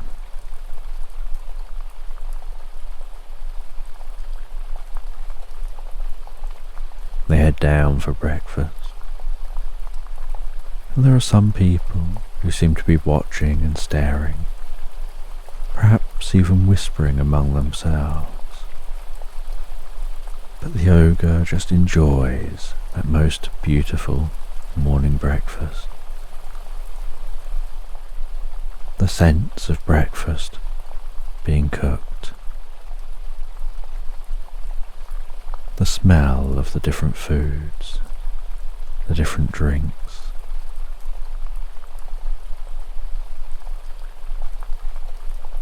And after breakfast, packing away their things, checking out and saying goodbye,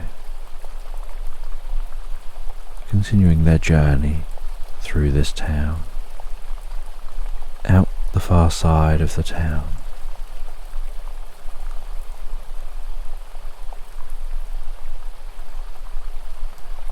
And they find themselves walking for the whole day, crunching along on a rough road between that town and the next town.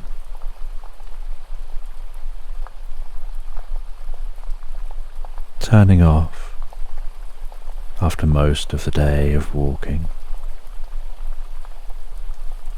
onto a different path,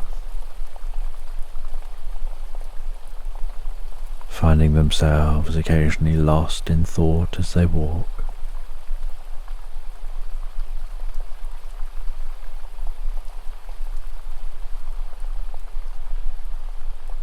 And while they continue to walk, so the evening starts to set in again. And they notice the stars above beginning to disappear from view as clouds gently roll in. And while those clouds roll in, they feel large drops of rain striking their face and body. They're aware of the rain that's coming and decide to build a shelter on an area of grass along the edge of this path.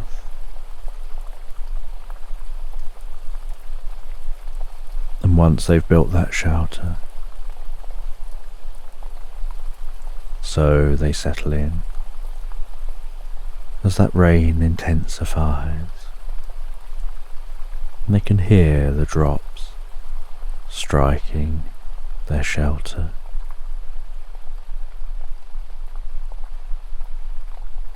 And those numbers of drops increasing and sounding heavier and heavier. And as the rain sounds heavier and heavier, so they find their mind relaxing deeper and deeper, as if something about the rain is deeply calming and peaceful, like it's washing away any worries, any negativity, cleansing, healing.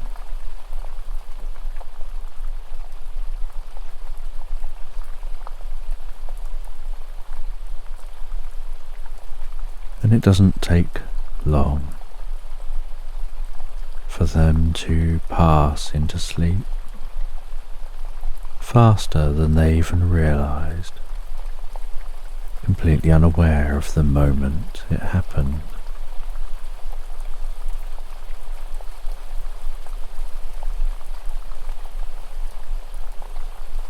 And while they sleep, they're unconscious, can still hear and perceive that rain and its soothing quality.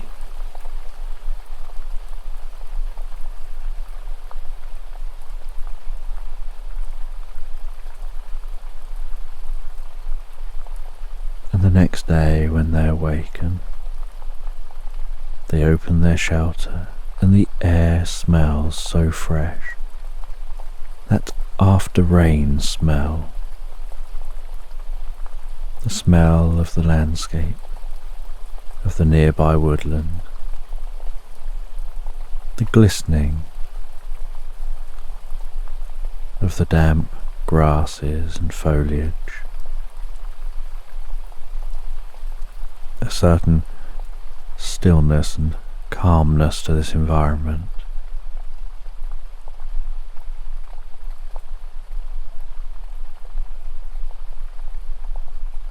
And they pack themselves away and have something to eat and sort themselves out ready to continue their journey. And as they continue their journey, so they can see some hills in the distance, and atop one of those hills they see the silhouetted shape of a castle.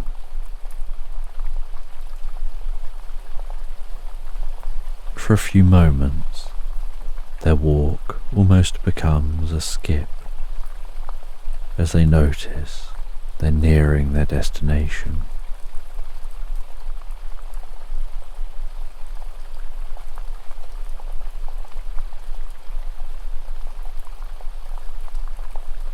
And they walk deeper and deeper into the countryside, heading as directly as possible towards that castle.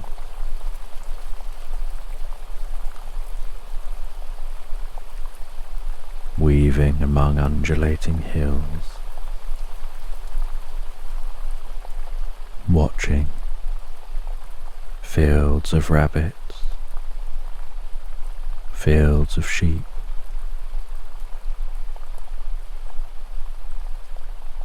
birds pecking at the ground in a freshly ploughed field,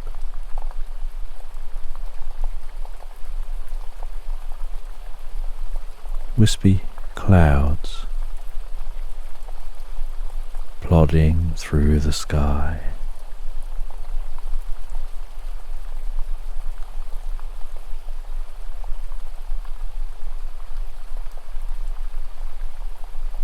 and as they near to the castle, they have to ascend a massive staircase up the side of a hill.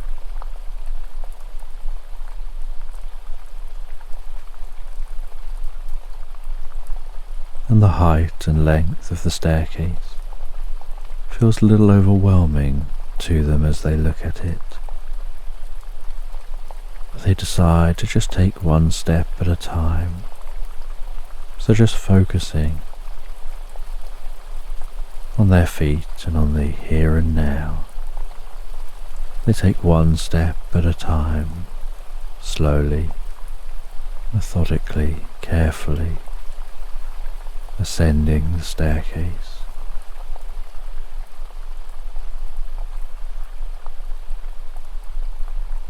And eventually they reach the top of the hill. As another day is drawing to a close.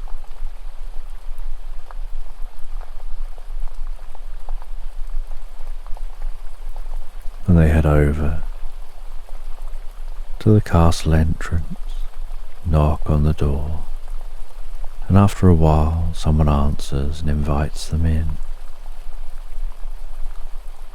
and calls them a weary traveller,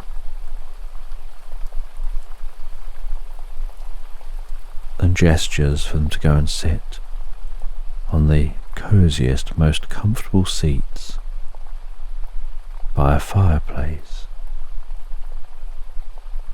in a space in this castle that's been made to look so cosy, so peaceful, with thick rugs on the floor, books around the walls,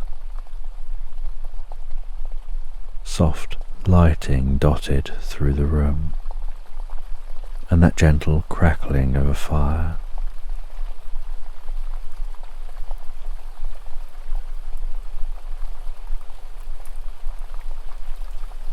And the person in this castle sits near the ogre, asks them how their mission's going, and they say they must be near to their destination now. And the person acknowledges it isn't far to the destination from here. They explain that there used to be another castle near to this location. It wasn't built up high on a hill. It was built along the edge of a river, the river that meanders through this landscape. And when it was built, they explain, the water of the river was siphoned off to be a large moat around the outside of the castle. And at the end of the road that existed at the time,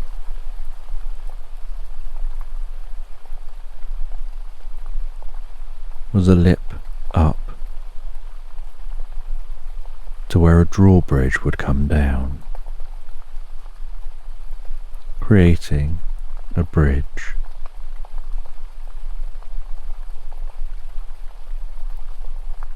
And things could enter and leave the castle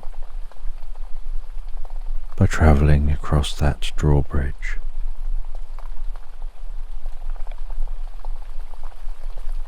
And there was this loop created in the river to create that moat, like a ring attached to the side of the river.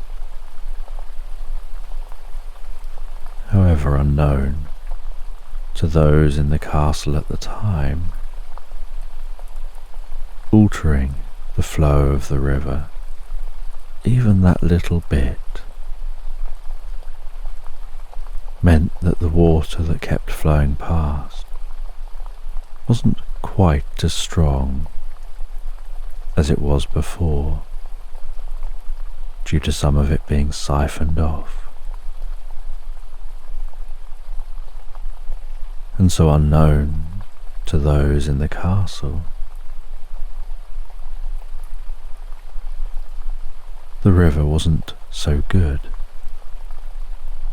at moving silt and other bits and pieces within the water constantly downstream, and so more and more of it settled. Some of it was getting hooked on the edge of where the ring of water was created.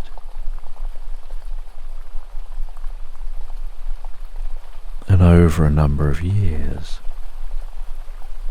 gradually this shifted the course of the entire river,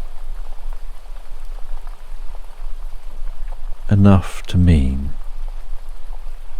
it was no longer next to the castle.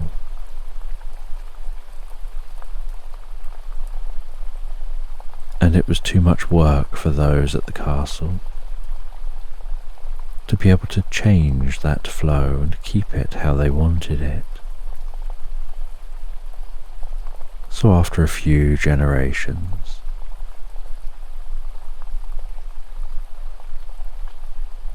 one of this person's ancestors decided to relocate and build a castle high up on a hill instead, where they could survey the landscape below.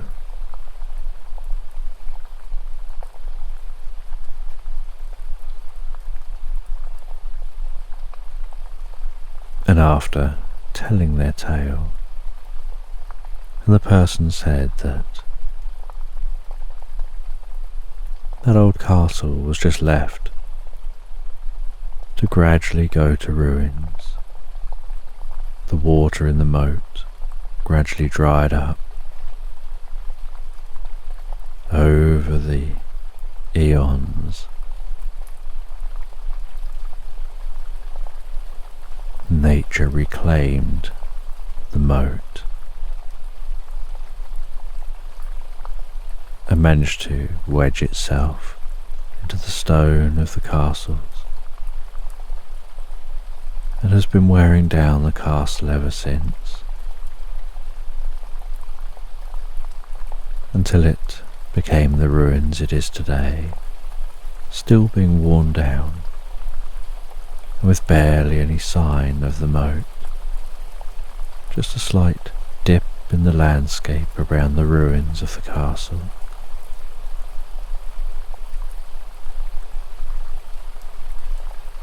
And the person asks if the ogre would like to stay for the night,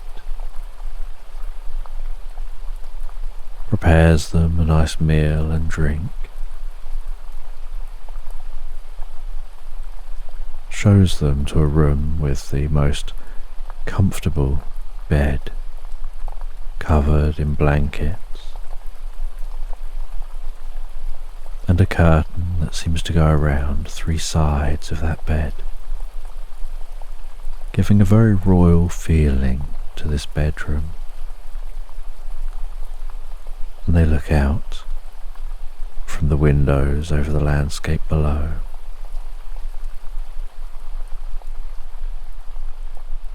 Through the clouds they occasionally catch a glimpse of the moon as it illuminates the night sky.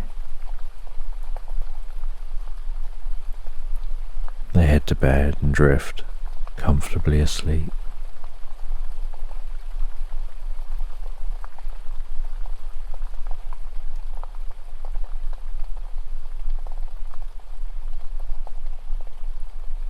And the next morning, they're awoken to the smell of the most gorgeous breakfast. They enjoy that breakfast before setting off on the final leg of their journey.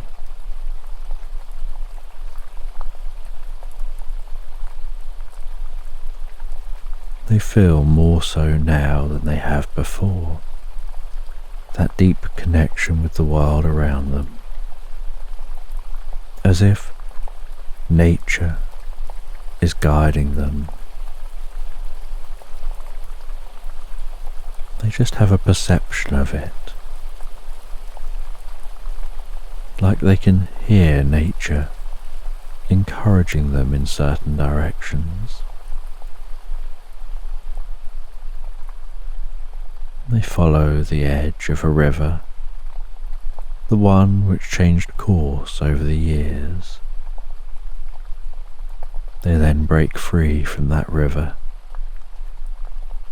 walking into woodland.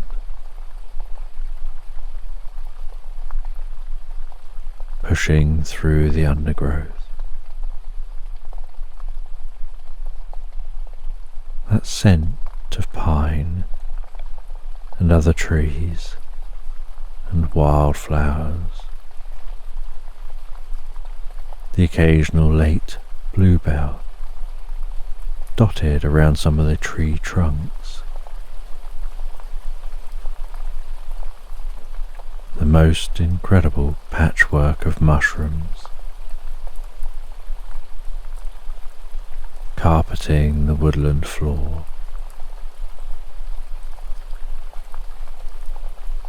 And they can see the ruins through the trees as they approach, so they have to walk down a very slight ditch and up the other side. Trees growing at strange angles in the ditch. They walk into the ruins, and it's more like rubble and the occasional partial wall and vines wrapped around everything.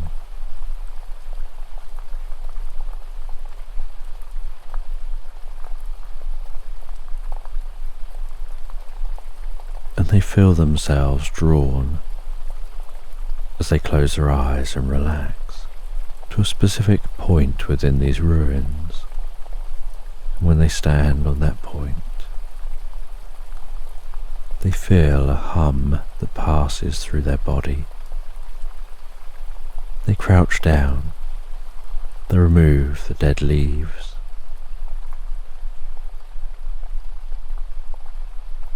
They dig down a little bit and find what looks like a trapdoor. They open the trapdoor and descend some steps into a slightly musty space beneath the ruins. And against the back wall in this space, as they illuminate it with a torch, its light dancing and flickering off the stone walls.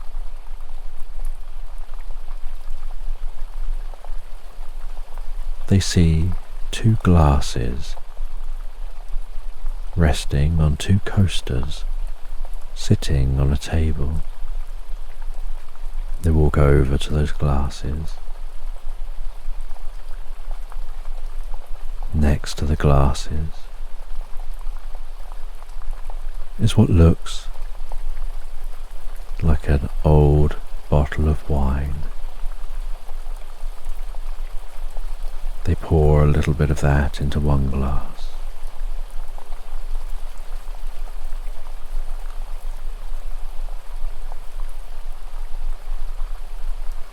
They have a sniff of that liquid.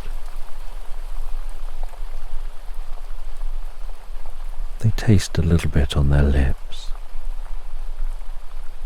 and as the liquid flows ever so slightly inside them, they start to feel a certain sense of peace and comfort, a deep sense of harmony. They start to see a purple glowing light with the faint ringing bells sound moving around this chamber.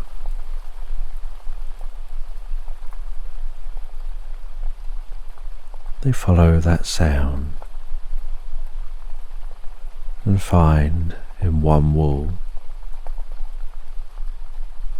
behind a lopsided picture,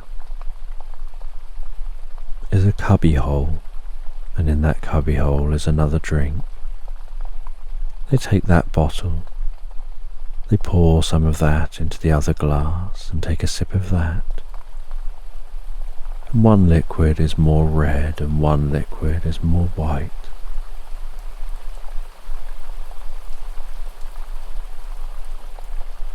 And they feel an even deeper connection having a second sip. And they feel this intuitive sense of mixing the drinks. And they pour some of the drink from both bottles into one of the glasses.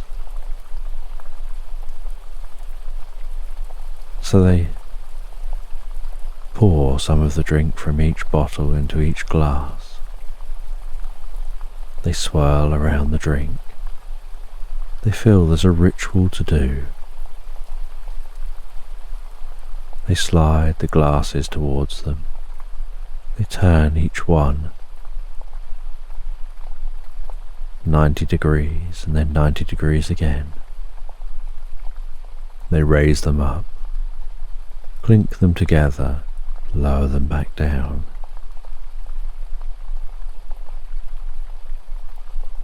They then very carefully pour the lighter liquid onto the darker liquid, and as they carefully do that, so they watch as it flows straight through that darker liquid and begins filling the glass from the bottom until that glass has the darker liquid at the top and the lighter liquid at the bottom. They hold it up in front of them and notice as it nears the torchlight that it gently fizzes and pops.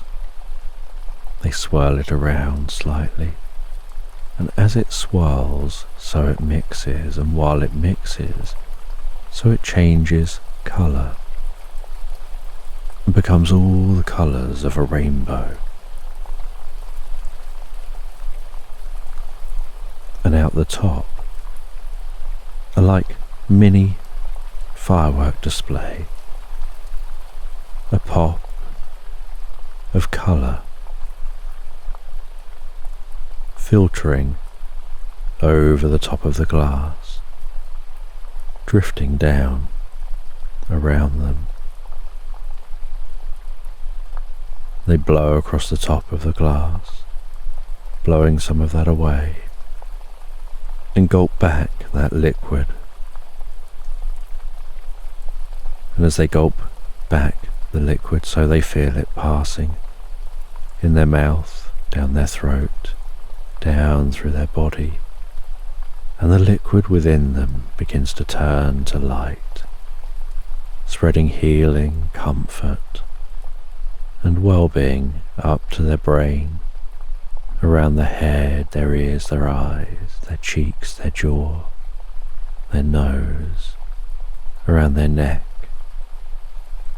down into their shoulders, down to the tips of their fingers, bringing deep comfort down through their body, all the way down to the tips of their toes, and their eyes gently close.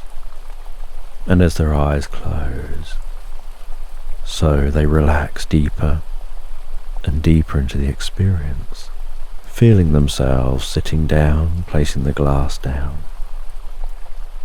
sitting on the floor, closing their eyes, deeper and deeper, as they drift into the most pleasant experience. They begin to connect with the universal wisdom of old ages, a connection with all things in the land. They begin to learn what it was the wizard sent them on this journey to discover, and why it was that they were needed for the journey.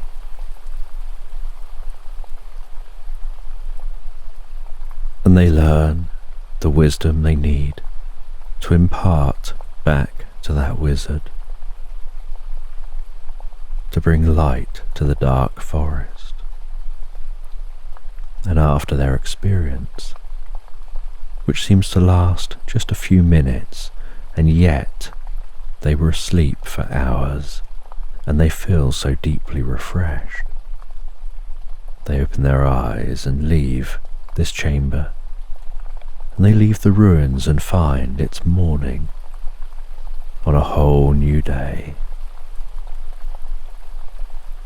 And they make their long journey all the way back past those they've met on the way, back to that wizard.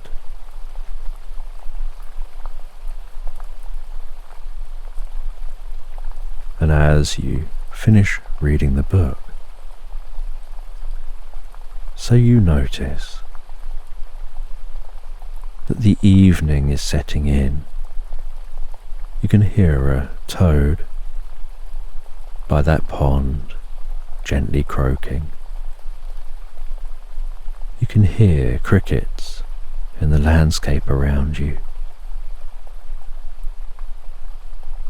As you close the book, and the warm red of the setting sun carefully fades over the horizon, you clear everything away, head back through the garden, back into the house. You make yourself something to eat and drink. You enjoy that food and drink, and resting through the evening before heading to bed, settling down in bed and drifting and floating so peacefully and comfortably asleep into Slumberland. And in this bedtime story, you find yourself waking up comfortably one morning in a log cabin to the sounds of woodland outside, the sounds of some of the birds in the trees, the sounds of distant ducks on the lake, a little way into the heart of the woodland. And you wake up, climb out of bed, seeing the gentle glow of daylight as it passes through the thin curtains.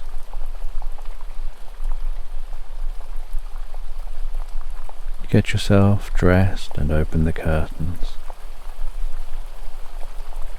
You can notice that woodland outside,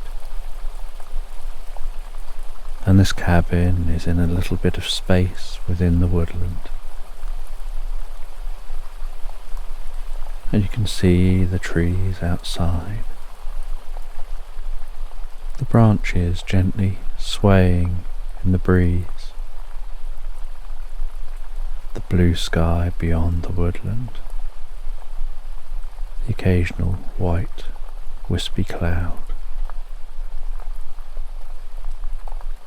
Perhaps noticing a bird circling around overhead way off in the distance above the woodland.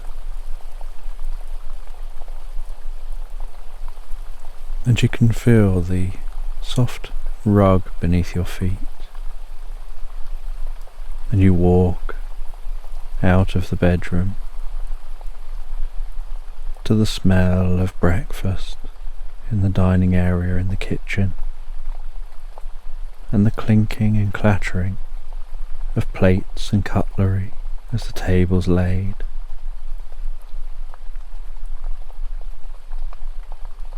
And you head through to the kitchen area, and you see your loved one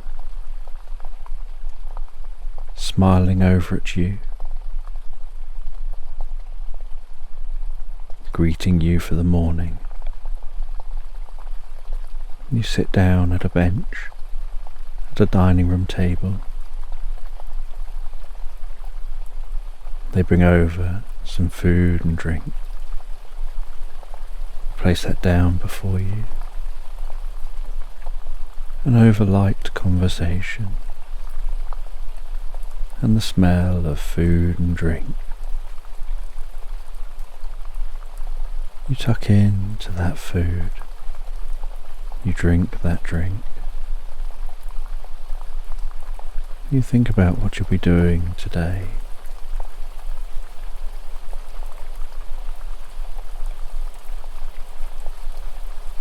And in this room,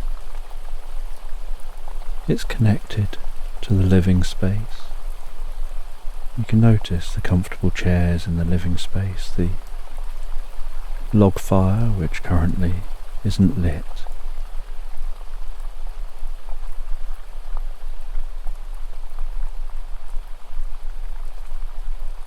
And on a rug in the centre of the room,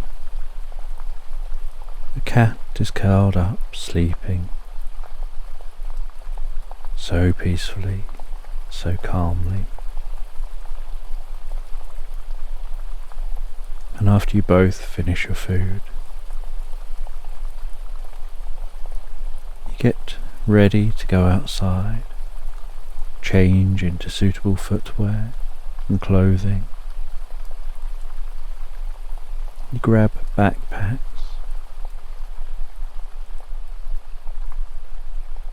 You head outside the cabin and close that door behind you with a clunk. And there's a cat flap in the door, and so the cat can come and go as it pleases.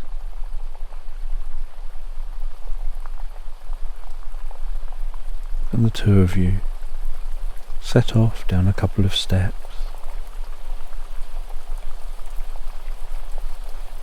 down onto the grass, feeling the warmth of the morning sun,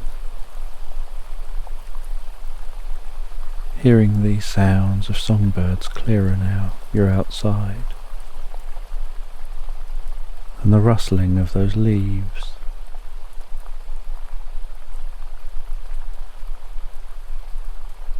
As together you walk towards the trees and head into the woodland. And sunlight breaks through the leaves and dances before you. The songs of birds echo through the woodland, reverberating off the trees. You notice some deer in the woodland, grazing, keeping themselves to themselves, occasionally glancing up in your direction, just to make sure that they know where you are, to make sure that they're safe. And you walk deeper and deeper into the woodland. And as you walk deeper into the woodland, so you're heading in the direction of the lake. And you talk as you walk, just gentle, small talk, enjoying each other's company, sometimes holding hands, sometimes separating off, maybe taking some photos, or going to look at something before coming back together again. as you continue walking through this woodland. And within the woodland, you can barely notice the breeze, but you can still hear the rustling of those leaves.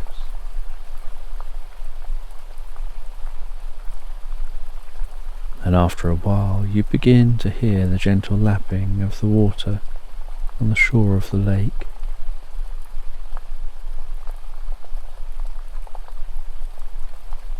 And the trees gradually part as you come out onto the shore of that lake. The water, so beautiful and pristine, so calm, just the soft lapping along the shore edge. And unusual for most lakes,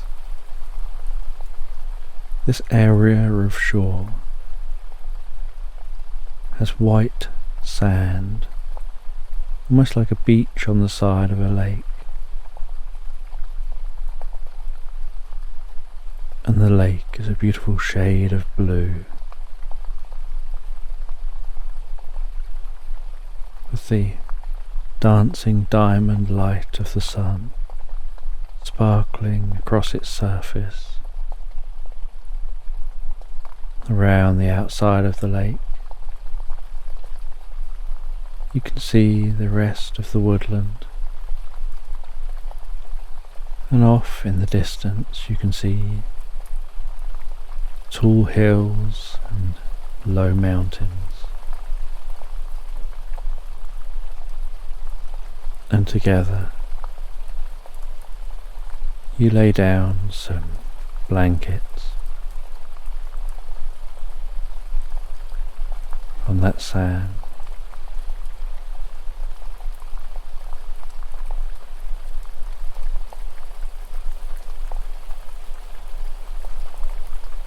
You rest down on the sand, place your backpacks down beside you, smelling the slight fresh air from the lake.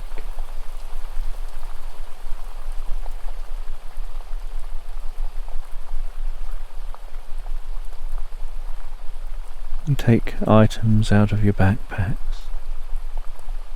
lay it out before you like a picnic. You feel the warmth of the sun now, approaching midday, shining down upon you, the warmth on your cheeks, spreading in and down through your body, bringing a deep sense of peace and calm and comfort.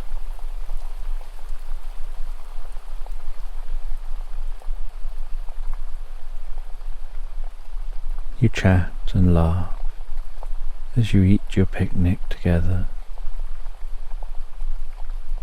feeling so relaxed here on the edge of the woodland, the edge of the lake,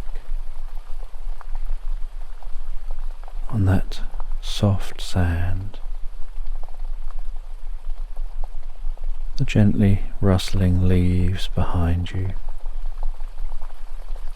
the gently lapping water before you, enjoying each other's company,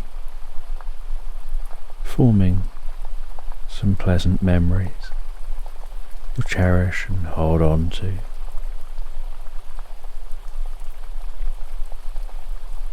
And after eating for a while, you walk down to the water's edge. You wash your fingertips in the water. You run your hands through the water, feeling the texture and the temperature of the water as it flows so gently and peacefully through your fingertips.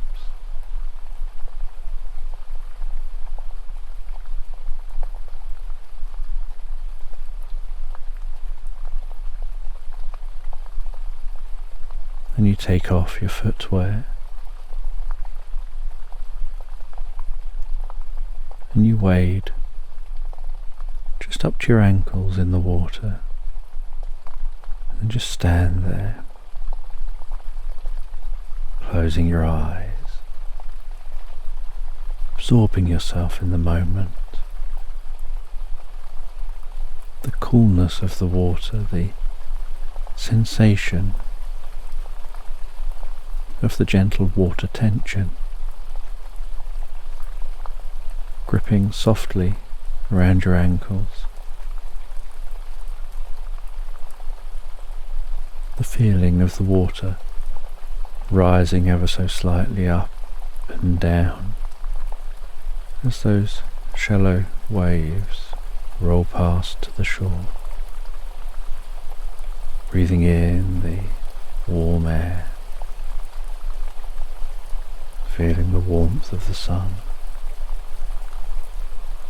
listening to the peace of nature, sounds around you, absorbing yourself in the moment.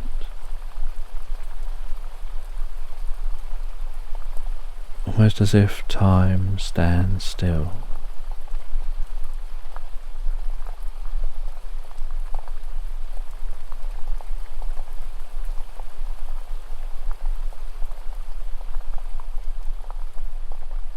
And then after a while you walk back onto the shore, you dry off your feet a little, you rest back down on that blanket,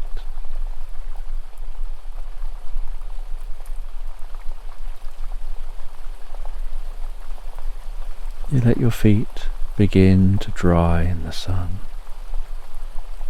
as you just enjoy being in the moment, lying down in that sun on the shore of the lake.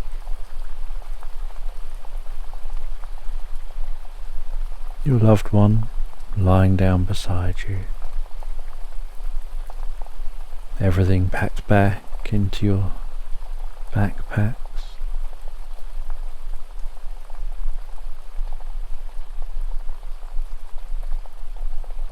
and you just enjoy being at peace and in the moment.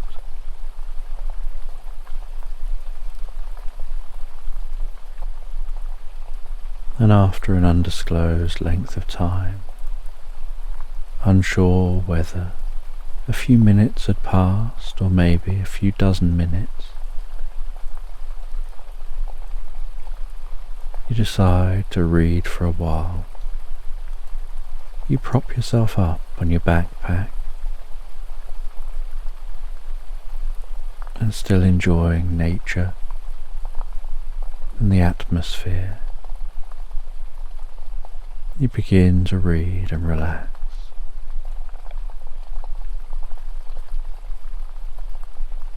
No sounds of people, no sounds of aeroplanes or other man-made sounds, just sounds of nature and your loved one beside you, relaxing so comfortably.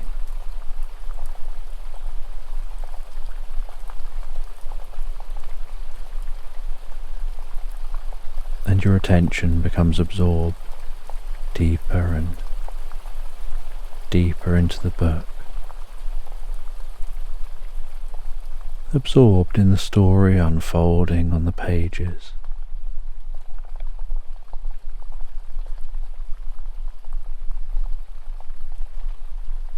About a kitten searching for a long-lost crystal, following streams of consciousness, infused with nanobots, pulsing from a small magical box, floating in space.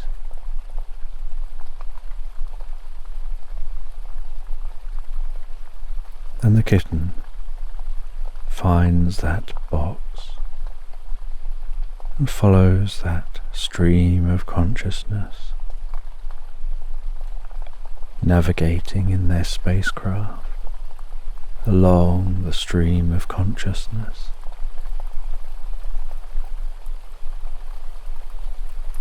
Until they notice the stream of consciousness flowing to a planet around a distant star.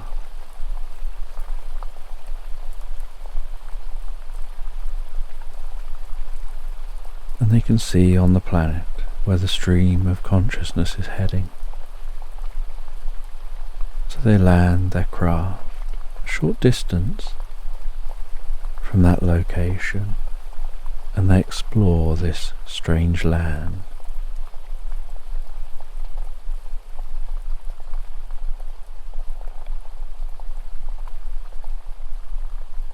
And as the sun sets here on this strange land, they set up a campfire. And they can hear the gentle hum from the stream of consciousness as it pulses a little bit in the distance.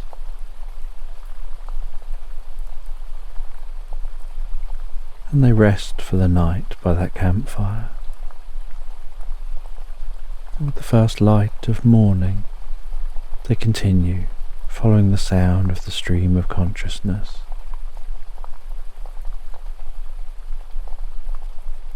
And at the heart of the sound, they discover a cave. And they descend into that cave. They explore this cave, the echoing footsteps as they walk, the faint dripping of distant water, filtering through the rocks above. And eventually the cave opens out into a vast chamber, a chamber filled with crystals, and in the heart of that chamber is a purple crystal.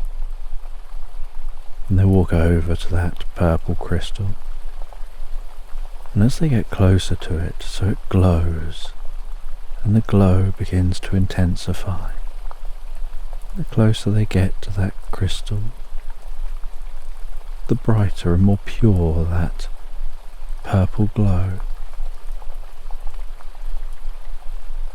And when they take hold of that crystal, so time begins to shift. That sound of dripping grinds to a halt, as if time has stopped.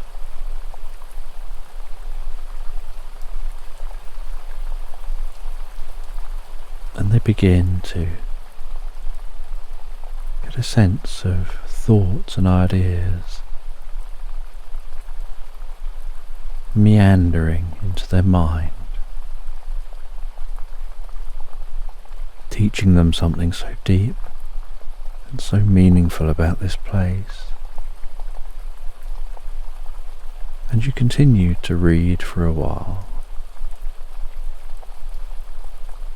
But as time goes on, with the comfort of the environment, the gentle rhythmic lapping of the water on the shore, the soft rustle of the leaves in the trees, and the woodland behind you, the eyes looking down ever so slightly to read, they begin to want to close, and you feel more relaxed. And so you place a bookmark into the book. You close the book and rest it on your chest. As you rest your head back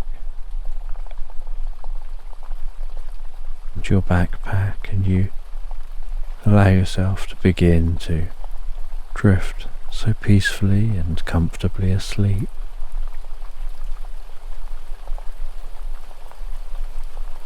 And while you find yourself drifting asleep, so you can still notice the gentle warmth of the sun on your face, the sounds of the lapping water and the rustling leaves, but it all begins to fade and feel more distant as your unconscious begins to become lost in thought.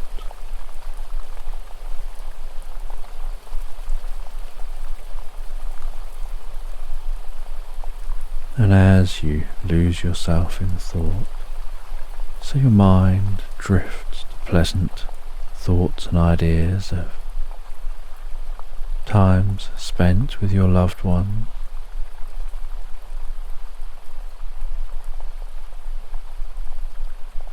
to your time here, to thoughts of the future, things you've got to look forward to thoughts of things you're grateful for, and your thoughts bring you a deep sense of peace and calm and comfort.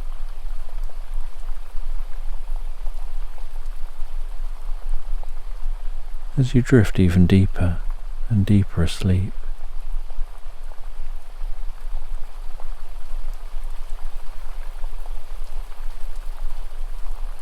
and after a while your partner wakes you up,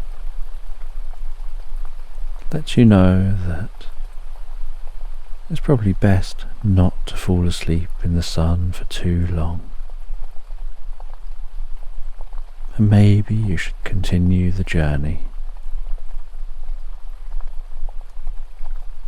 And you take a little moment to reorient back to being on the edge of that lake.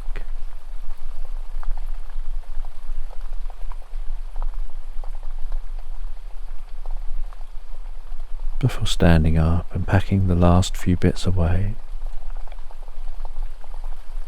including shaking off the blankets and wrapping them up and putting them in the backpacks. And together you continue following the edge of the lake. You walk away from that white sand.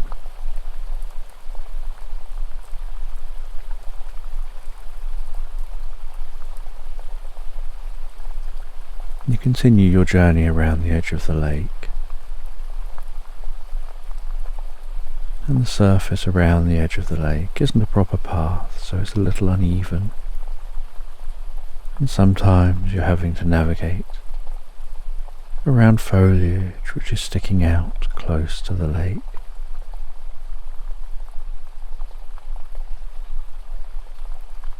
And you get round to the side of the lake, and then follow round to the far side.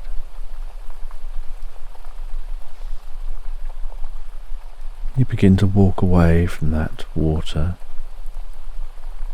the lapping on the shore fading into the background.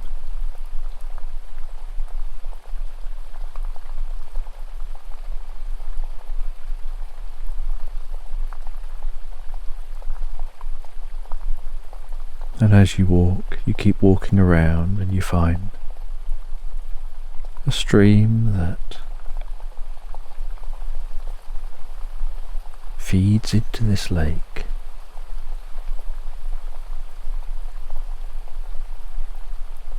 And you balance as you walk along stepping stones across this slow and gentle stream.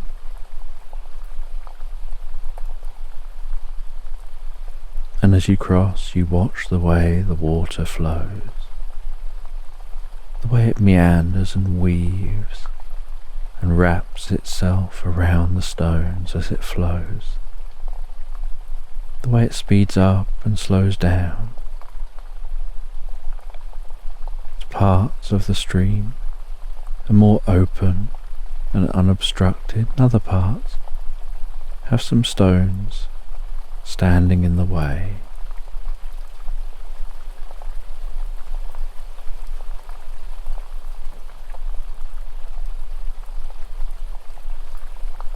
And the occasional leaf floating and bobbing and turning itself gently around as it flows down the stream.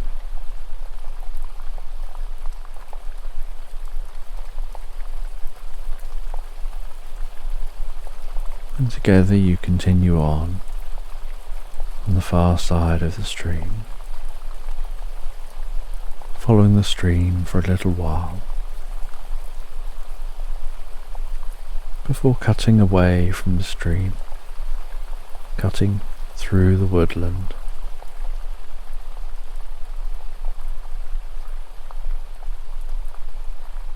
And as you continue to walk and afternoon continues to set in,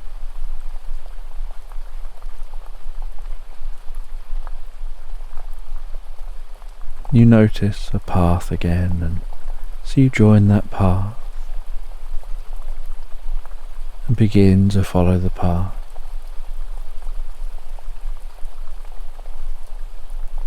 And the path leads down to the ruins of an old church, and the roof of the church has collapsed. Some of the stonework has collapsed, but one side of the church is still standing, and on top of that side is a weather vane, turning gently to show the direction of the wind. And each time the weather vane changes direction, so you can notice just the slightest hint of a creak and squeak.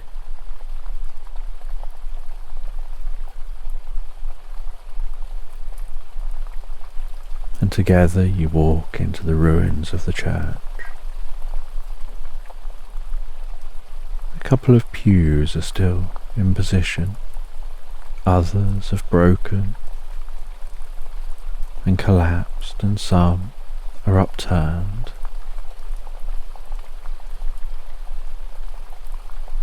And there's still a stone altar within this church space.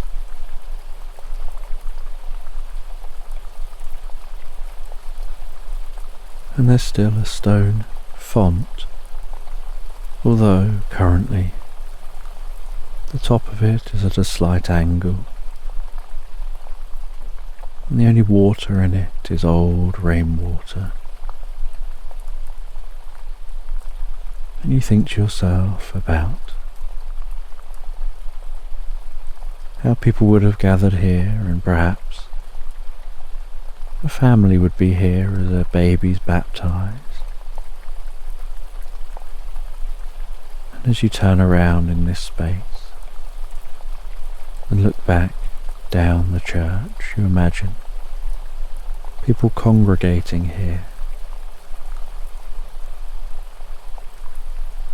You assume that somewhere near this space must be an old road leading to a town.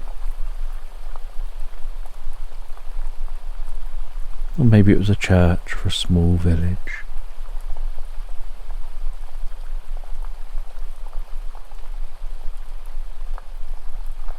And against one wall is still half a stained glass window, the light shining in, the colours illuminating the floor and part of a wall in the church.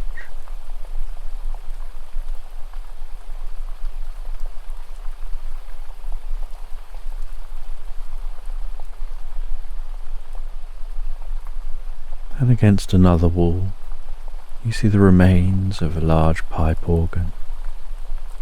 Some of the pipes have fallen down and rotted, but others still seem in quite good condition, revealing what was once there.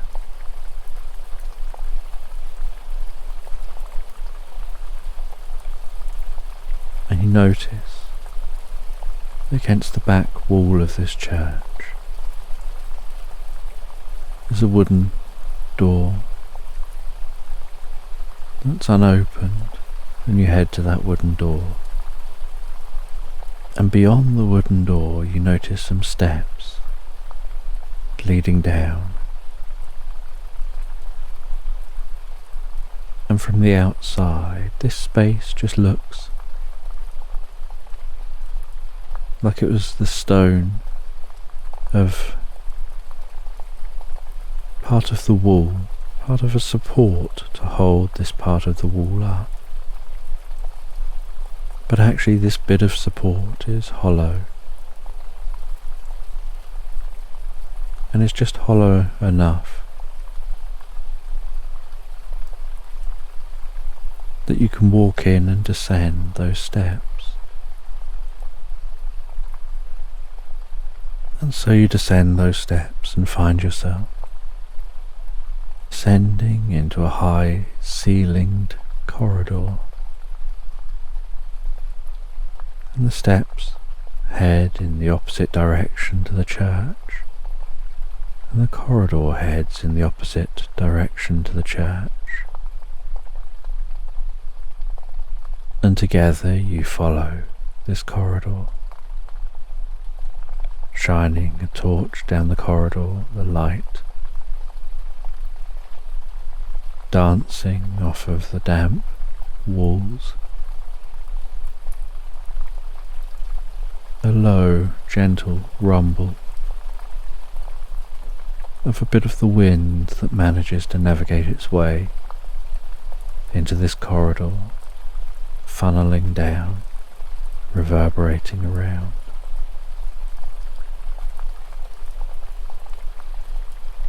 Footsteps echoing so peacefully. The atmosphere down here feeling deeply calming,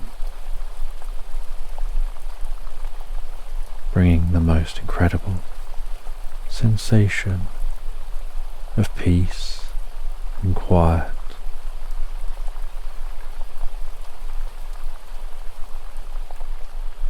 And after quite a walk, the corridor comes to an end with some steps, and you ascend those steps, find yourself at a door. You open that door and walk through, and you find yourself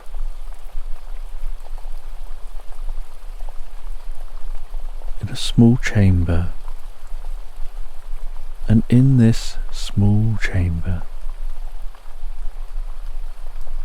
is a stone table. Resting on that stone table is a golden chalice, and in that golden chalice is the most incredible, almost electric blue liquid.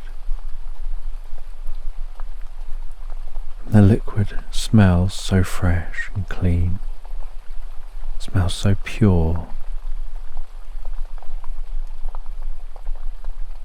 And there's a sign near the chalice suggesting to take a sip of this liquid if you visit here.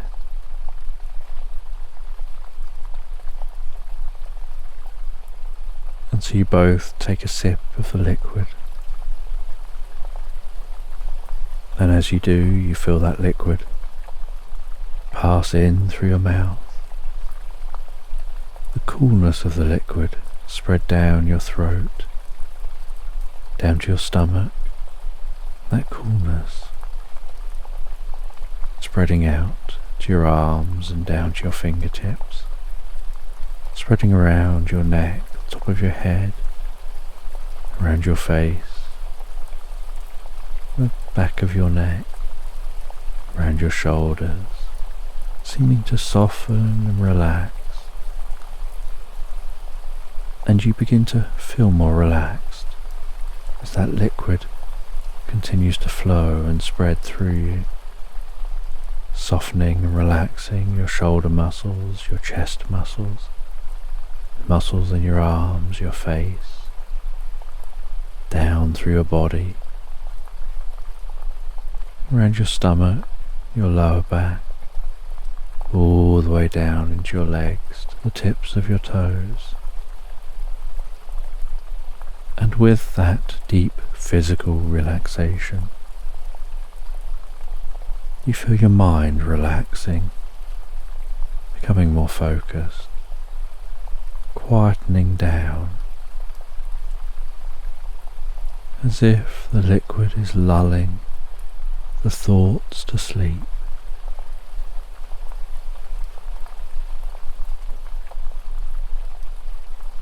Until there's a stillness in mind and a stillness in body.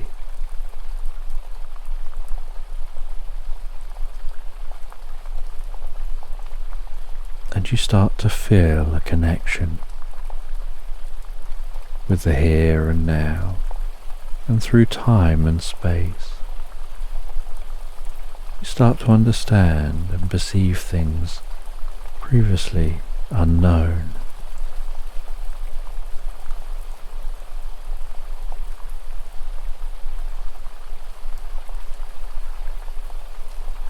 And after having this deeply profound experience,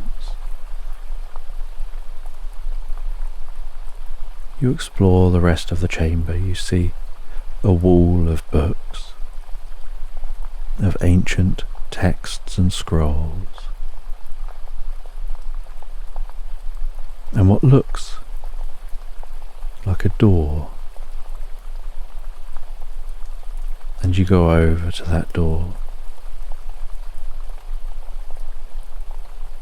You move a latch that looks like it opens the door, and the door gently swings open, and you find yourself in another church. As the door closes behind you, you see that the door just looks like a bookcase in a library. From this side, you'd never know there was a door even there. And there are people in this church, and it's a well-kept church.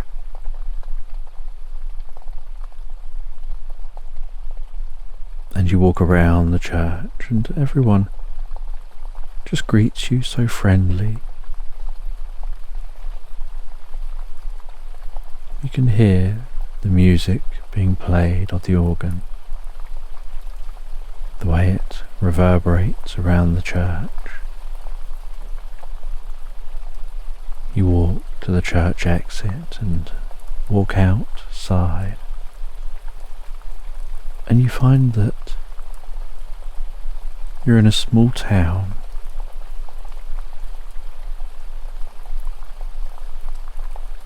And there's some shops and some other buildings and places to stay.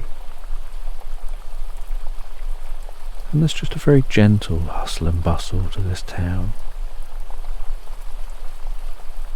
And you walk away from the church to explore the town. And together you decide to go to a local pub you see. You head into that pub and you talk to some of the locals about this place and where it is. One of them shows you a map,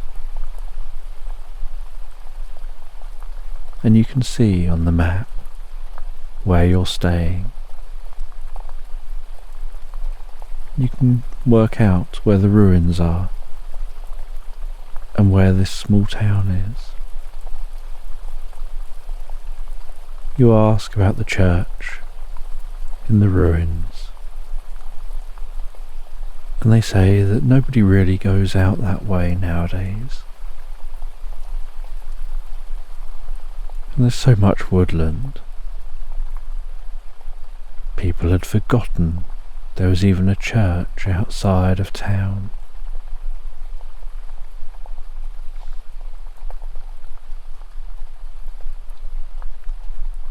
And it's now the early evening,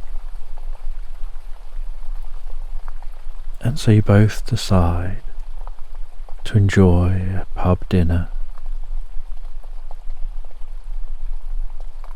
You relax down as that food's brought over. The sun's setting outside. They have a cosy fire on in the pub. There's a gentle murmur of people talking among themselves, the soft clang and clatter of people eating and clearing away plates. There's the smell of cooked food, the smell of different drinks, and such a cozy vibe to this space. And you enjoy your meals together and good conversation. And after eating, you then rest in the pub in the most comfortable armchairs, with a drink each, just enjoying the conversation with locals, learning the history of this place and this area, learning about the myths and legends. And not a single person mentions the secret passage. Nobody else brings up the old church.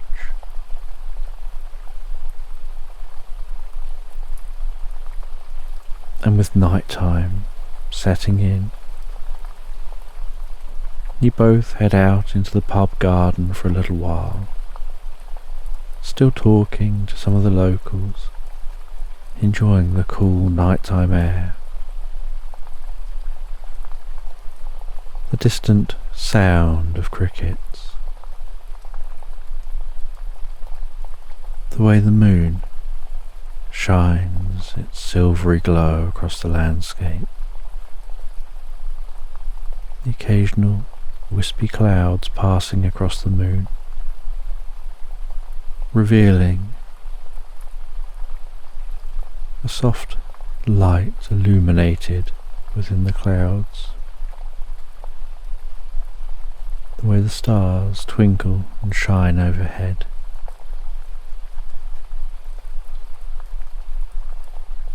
And you ask at this pub whether they have a room for the night, and together you settle down in that room. You drift peacefully and comfortably asleep. And the next morning,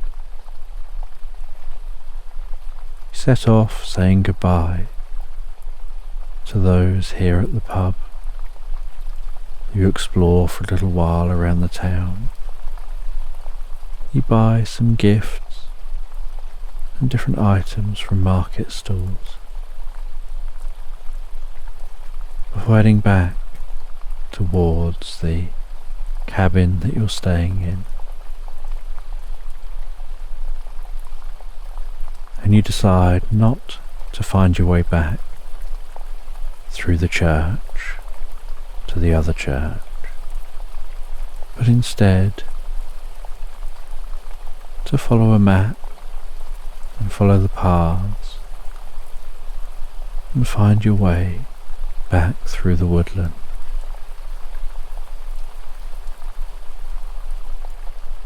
And you walk past some farmland.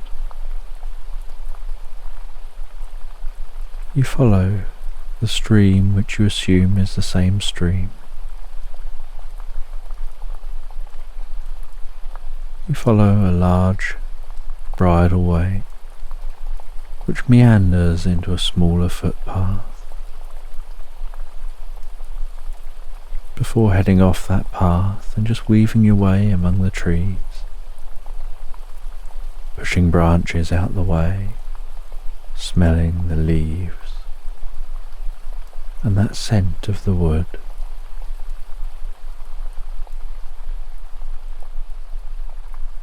Feeling the texture of the bark as you go, crouching beneath some branches, sometimes having to climb over some fallen down trees, but enjoying each other's company as you go.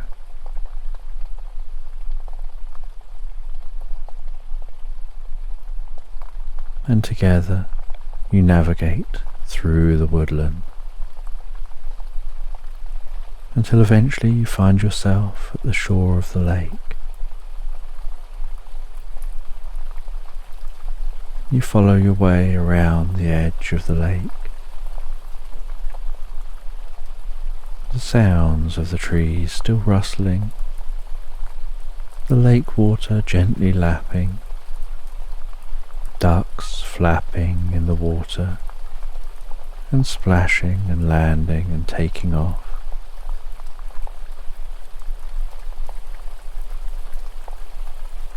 As you head around the outside of the lake,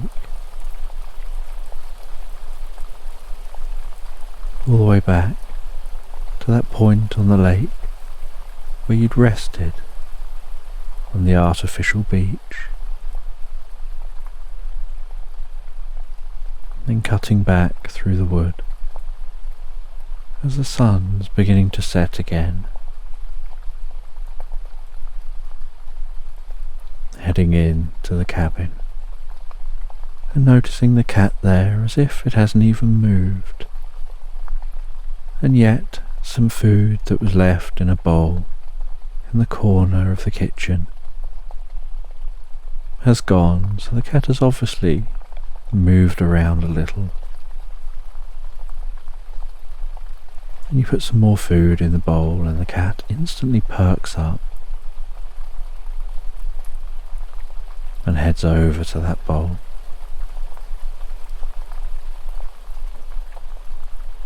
And you and your loved one prepare some food and drink. Get yourself cozy and comfortable. Now you're back in the cabin. You enjoy that food and drink before resting in those most comfortable armchairs in the living space,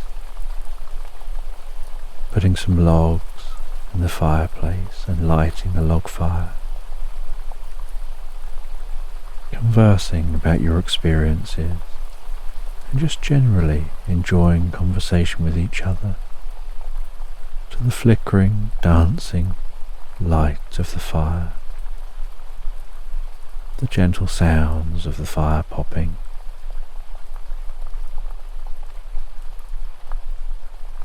the way shadows dance and leap around the walls, feeling the warmth of the fire on your cheeks as you enjoy talking long into the night until the fire is burning down to embers and eventually goes out and you head to bed. And you don't know what tomorrow is going to bring, but you do know that you look forward to discovering and knowing you'll learn something new as you settle down in bed, making yourself comfortable, feeling deeply relaxed as you drift and float so peacefully and so comfortably asleep into Slumberland. A little kitten named Ruby is resting in front of the most comfortable, cozy fireplace. And Ruby's lying on a thick, furry rug, snuggled down, the warmth of the fire, gently brushing her back, soothing her deeper and deeper into the most pleasant reverie. The gentle sounds of the crackling fire, the dancing of the orange light through her eyelids as it gently illuminates corners of the room,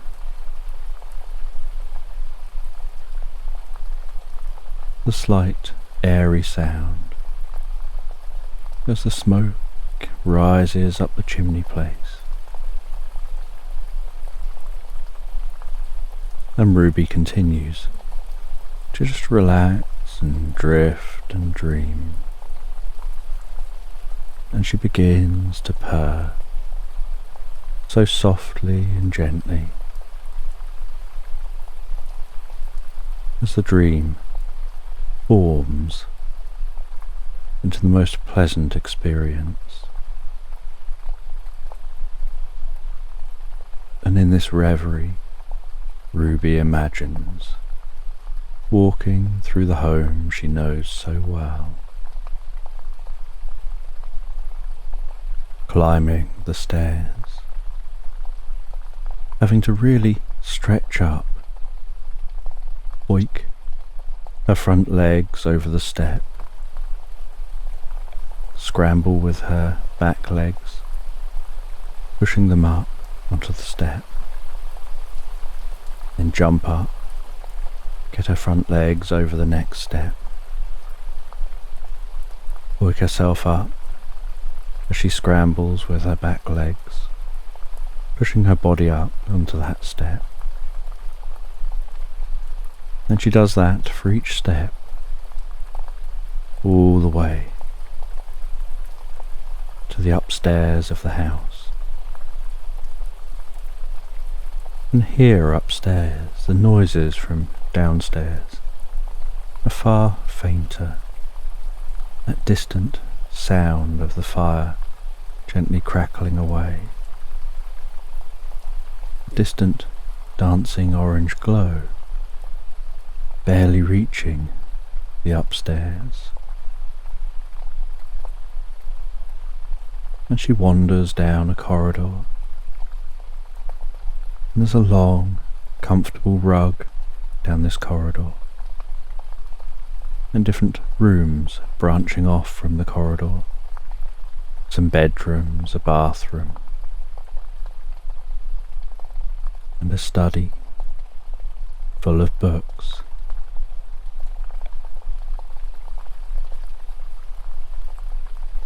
And she heads through to the study. And in the study, the shelves of books seem to tower above her all around the walls. And in this room, it's so peaceful. The sound is so muted. The air feels so still and calm.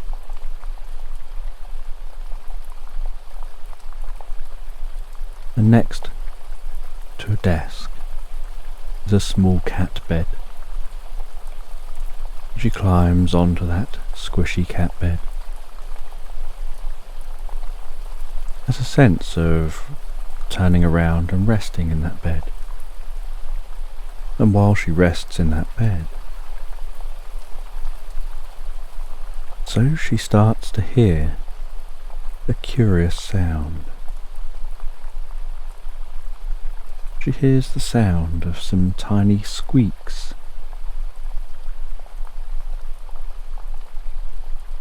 And the sound almost like birds flapping. And her ears prick up with curiosity. And she looks around, more scanning with her ears than her eyes, trying to pinpoint the sound. She finds herself looking up towards the ceiling. And as she looks up towards the ceiling, so she realizes the sound must be coming from the loft.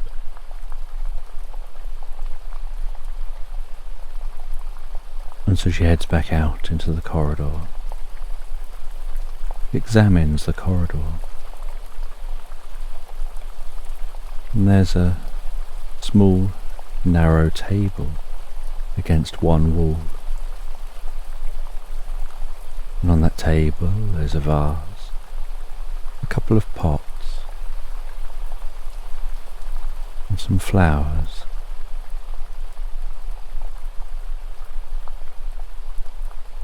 And next to the table is a small and comfortable chair. No one ever really sits in this chair, it's more for decoration. Just the aesthetics of the property.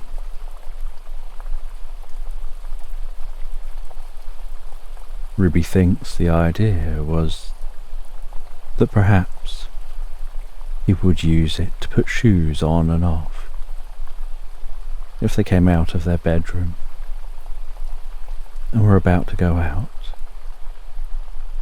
They'd have a chair they can just sit in quickly, put their shoes on, head down the stairs and straight out of the front door.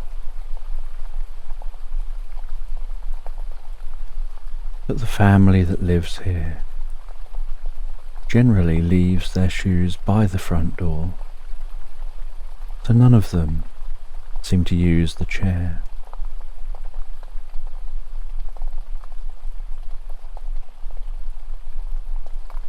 And along the wall a little further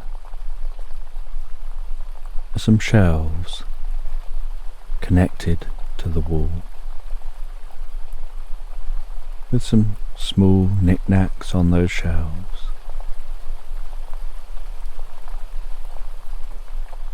And over the other side, on the far wall, is a picture in a frame attached securely to the wall. And so Ruby has an idea. She looks around and she can see that the string of the loft hatch is hanging down in the centre of the ceiling. And so she scrambles up onto the chair, jumps up and just about manages to make it onto the table.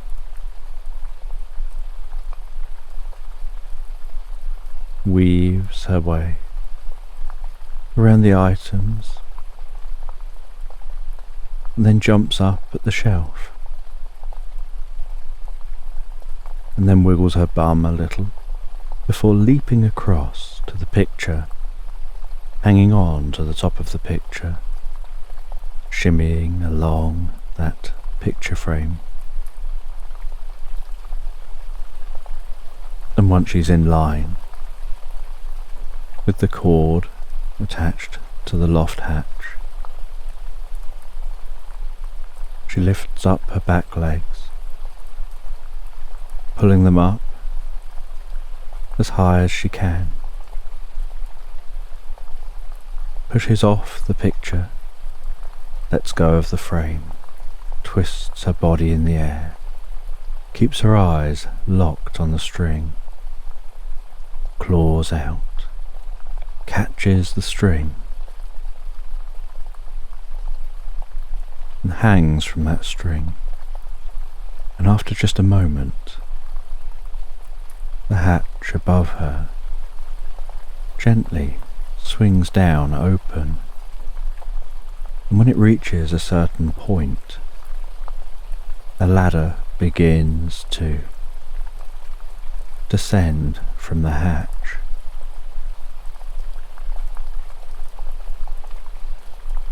And she makes the long drop back down to the floor.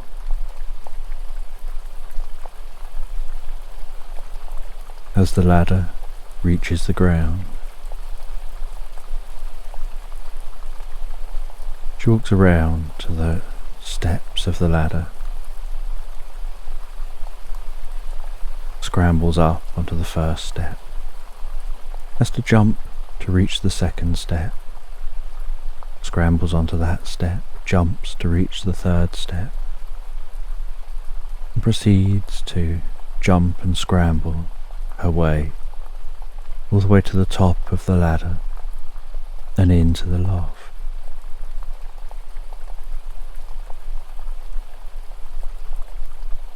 Once in the loft, she looks around and this loft is kept so tidy and so clean. And she can hear that sound and sees a strange creature flying around.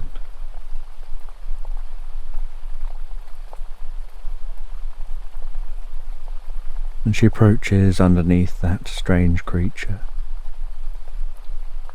looking up with curiosity, and asks it what it is.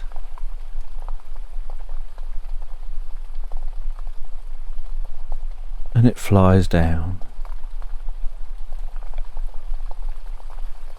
and lands hanging upside down on the underside of a shelf,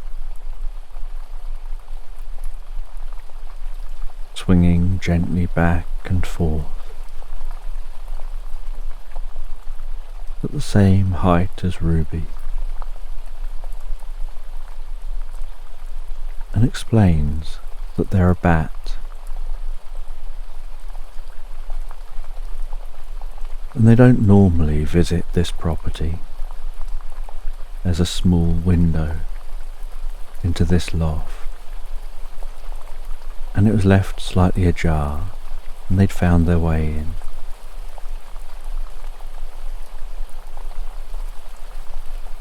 But they'd heard that there was a kitten here who was highly curious and enjoyed adventures.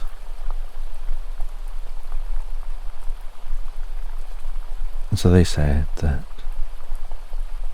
the elders would like to meet with the kitten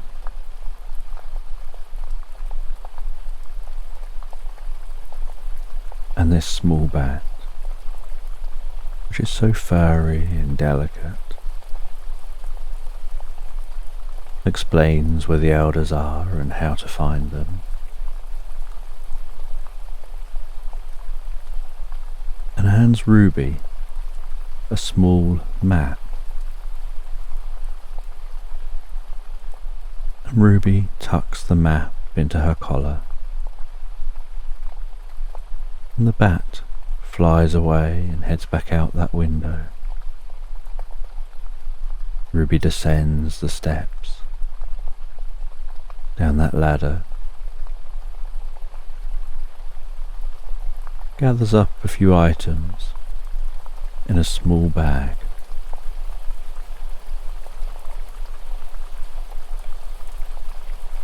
and Ruby has her own coat. And normally the humans who live here will put the coat on her, but she knows how to do it for herself, and so she puts the coat on herself with the bag attached to the back. And wearing this coat makes her back arch very slightly strangely, and makes her walk a little strange at first while she gets used to it.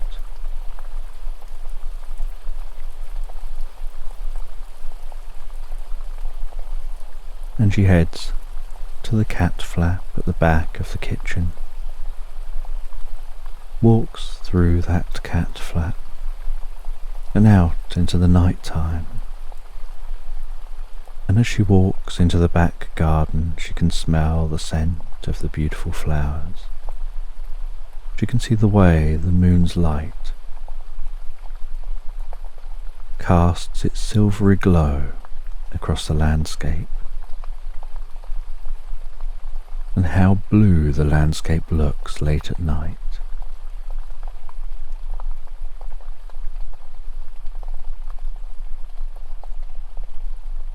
And Ruby has remembered the beginning of the route following the map, and so she heads through the garden, brushing through the tall grass, squeezing under the hedge at the end of the garden, and out into the fields beyond. And while walking through these fields, she can hear crickets rubbing their legs together. She can hear the occasional sound of birds. And something about this space out here at this time of night feels so peaceful and calming.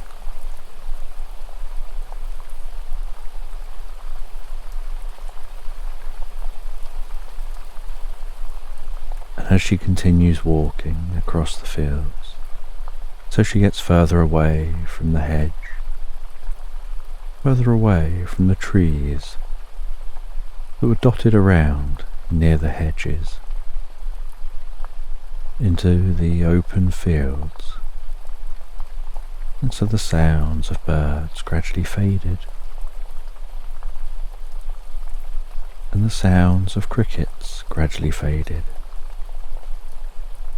and there was just that faint sound of the breeze blowing through the fields, the gentle rustling.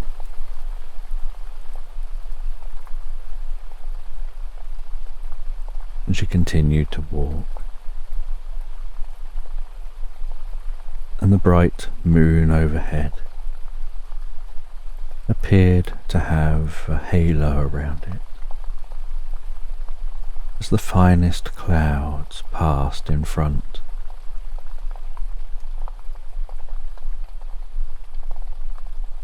And it almost looked magical. And on reaching the far side of the field, Ruby turned down the path, and it was a dirt track that was almost like two grooves and a tuft of grass down the middle.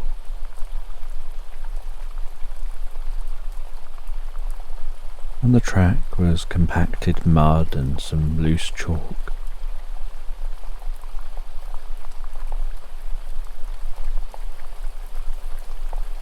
And she walked, enjoying the environment along this track, finding her eyes gazing all around her at the stars in the sky, at the beauty of the moon, at the softly moving silhouetted trees and plants around her.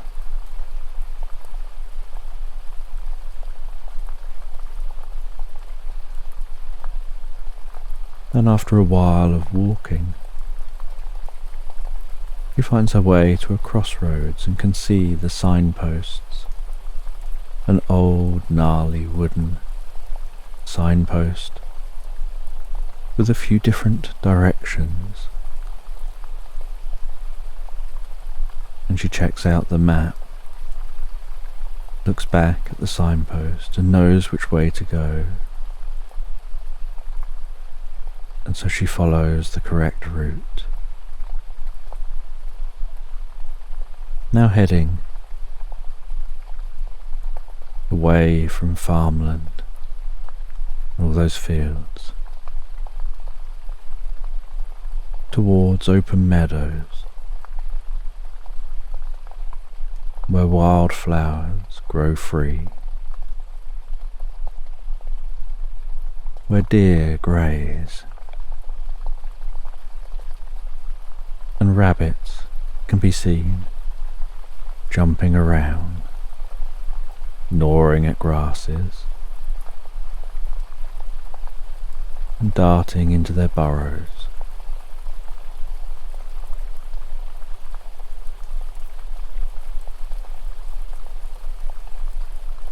And she continues following this meadow till she starts to hear the soft sound of flowing water way off in the distance. He refers back to the map. You can see that the route she has to take follows the side of a lake, and then the stream that leads into that lake.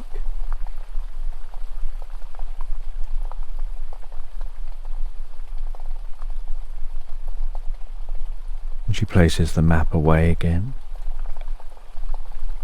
and walks along towards that sound of water, and can see the lake as it appears in the distance, its surface sparkling like a million diamonds as the moonlight dances and skips across the water. And as she gets near to the lake, so she hears the splashing of a duck bathing, sees the sight of a swan sleeping, just gently floating, its legs just beneath the water, moving slightly, as if to help keep the swan in position.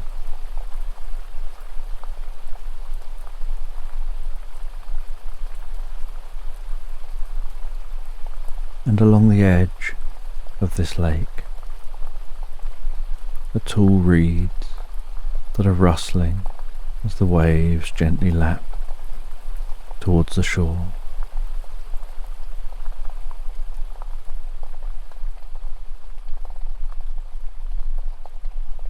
And she heads along this lake, follows the lake round, heads over a small stone bridge that crosses the beginning of the stream, and continues to walk along the other side of the stream.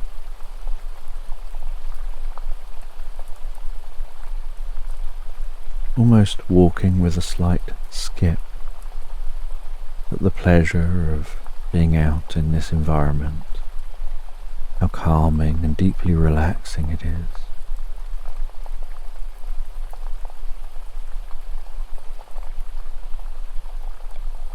And after quite some time of walking, Ruby reaches a point where she has to turn off down another track, and she follows this track towards a building in the distance, and it's a small stone building which looks important. It looks like more of a house, but not as much as a palace or a castle. And it seems a little bigger than a house, but not much. But something about it seems important. And she arrives at that building, walks up to the large wooden door, does her best to knock on the door.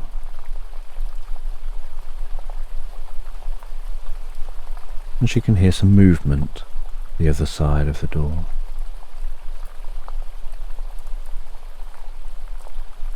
And then she can hear some locks unlatching. And then the door gently opens, and she sees a beagle standing the other side of the door, who invites her in. And she heads in, and the beagle closes the door behind her. And like her own home, there's a fireplace gently burning in the corner of the room. There's the most comfortable rug resting on the floor. And there are 3 beagles standing in here. and they introduce themselves as the elders, that they're the keepers of the book of knowledge. They impart wisdom to travellers who are deserving of that wisdom.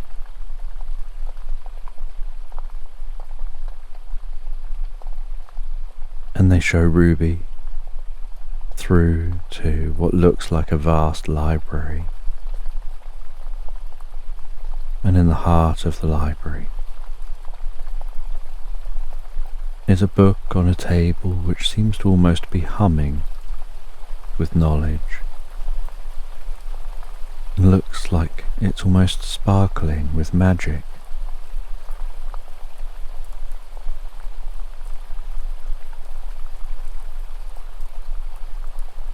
And they guide Ruby all the way to that book. They carefully open the book, and they begin to reveal secrets of knowledge and wisdom to Ruby. And it feels like it takes hours for them to reveal those secrets.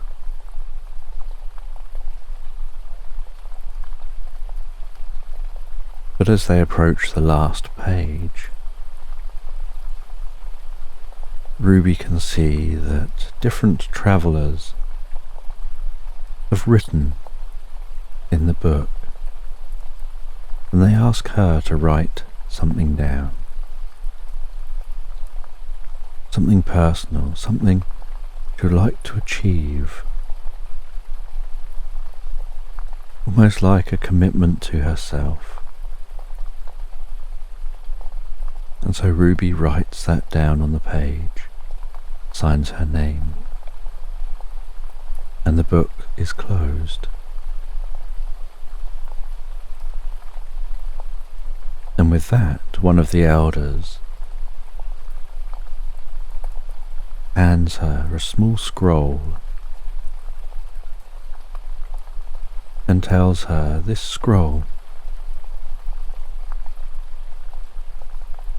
will give her instructions to fulfill a quest before heading home.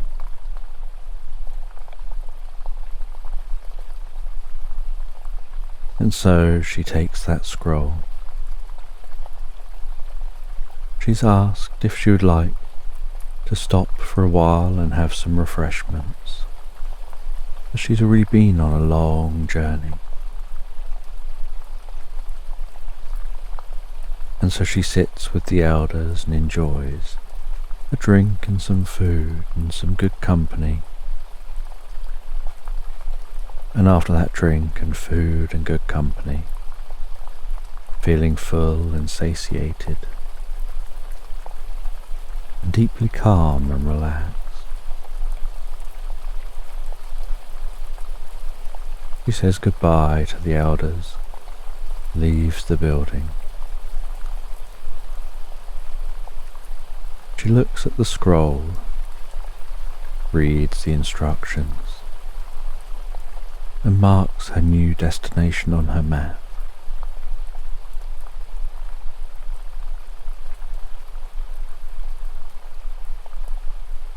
And she has to follow a winding road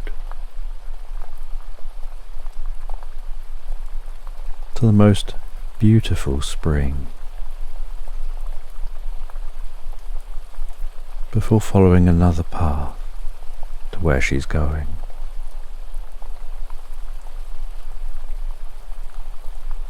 And so she follows that path, getting deeper and deeper into the landscape, following the map, often from memory, while gazing around, enjoying nature.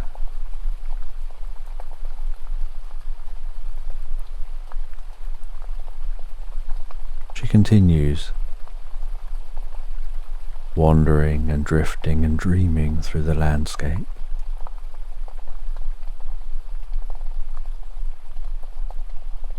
until she notices a random elderberry bush but knows that's the point, to turn slightly off this path and she'll be cutting through some woodland, but there's another path she'll be finding the other side of the woodland. And she cuts into this nighttime woodland, the moonlight only occasionally managing to penetrate the canopy overhead, with shards of silver light dancing as the wind blows a breeze and the leaves gently rustle.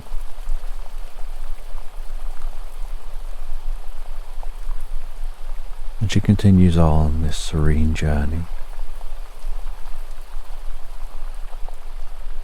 with a deep sense of peace and harmony and a connection to this world around her.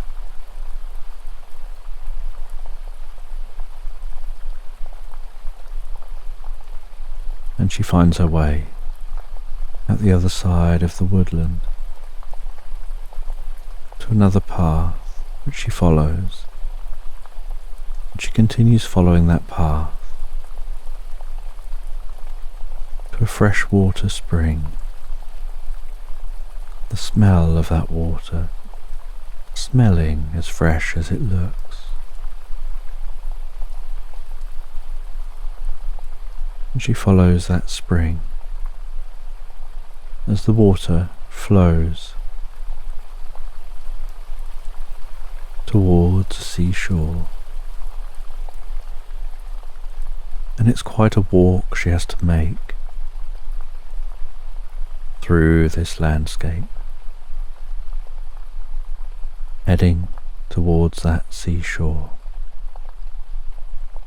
It feels like many hours before she even starts to hear that faintest sound of waves lapping onto the shore.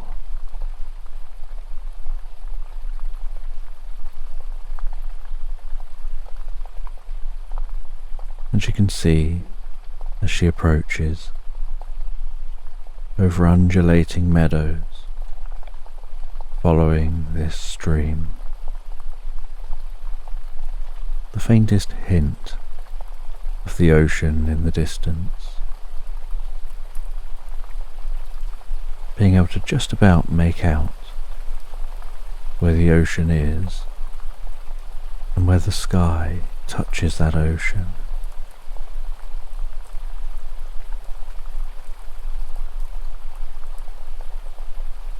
And she arrives at the ocean, walks through the softest golden sand,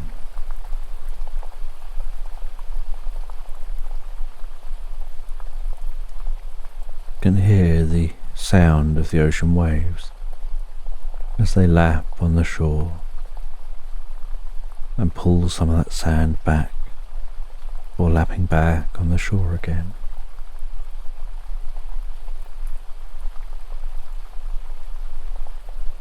And she walks along the edge of the water.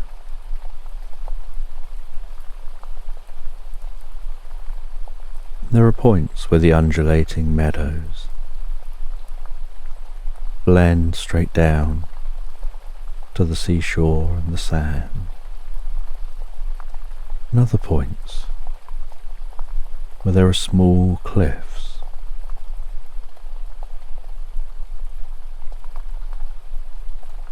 And as Ruby explores the cliffs,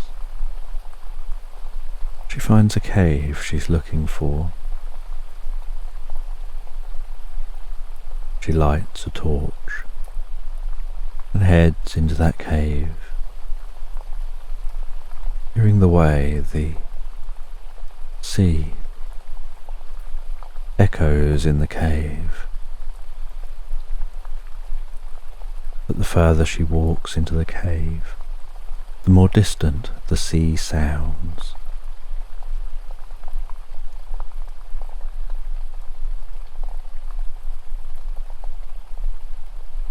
And as she walks, So this cave passage opens out into a cave chamber. And in the heart of the chamber is a glowing, sparkling tree. And it's such a delicate looking tree, with a narrow trunk, symmetrical branches, most beautiful leaves,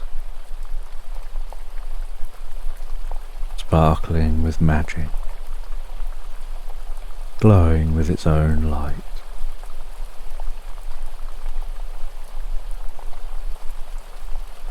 And on this tree is a single fruit.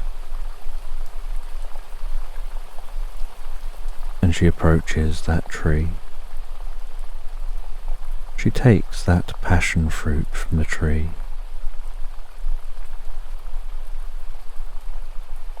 and, as instructed in the note she was given,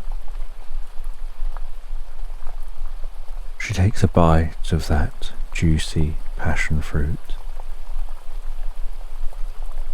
and then another and another, until the passion fruit is all gone.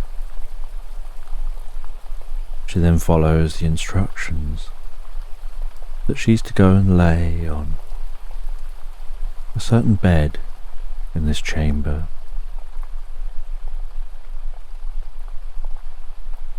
And the bed looks like a stone slab with the most comfortable blankets on top. She climbs up and rests down and finds her eyes wanting to close.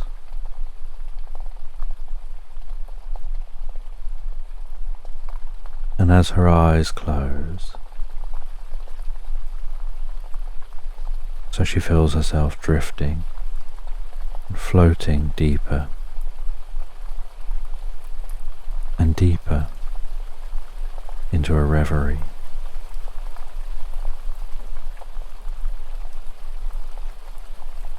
Feeling so calm and comfortable, so deeply relaxed.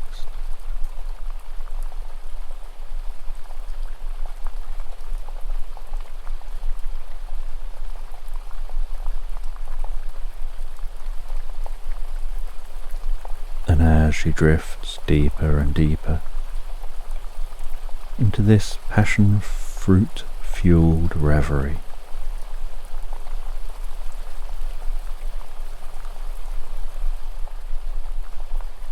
it's as if her eyes open in a new land, where she's in a room in an old wooden cottage. And the furniture in this room is singing and dancing. And there's a woman here singing and dancing with that furniture.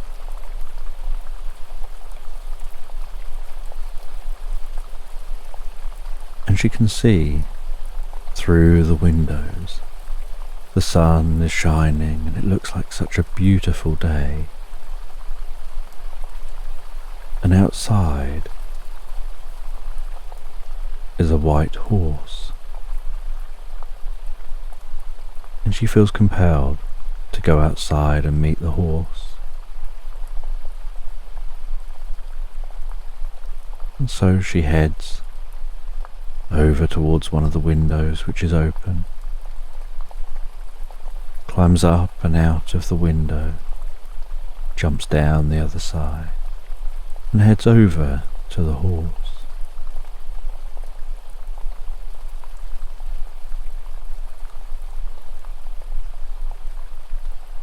And this horse, which is almost glowing with how white it is, introduces themselves as basically they always take the simplest option to a solution.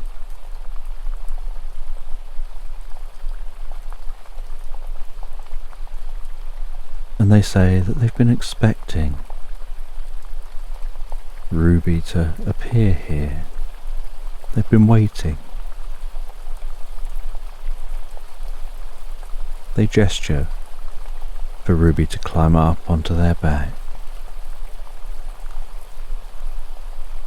And basically, Ruby then walk off from the cabin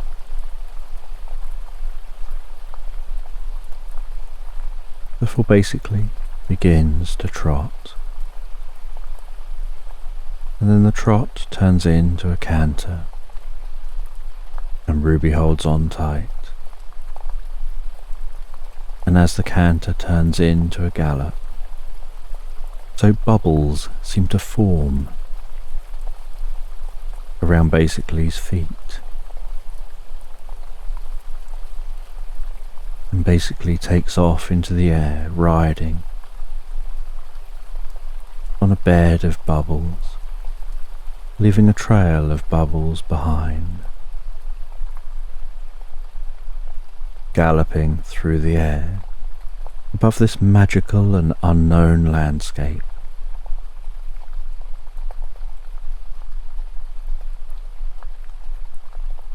And basically takes the easiest route they can up to a land in the clouds, lands on the clouds, slows down to a trot, then a walk,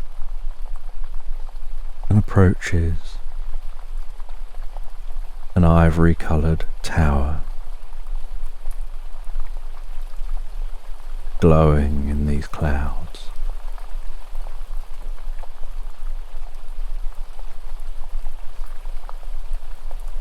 And comes to a halt at the entrance to the tower and tells Ruby, you need to head in there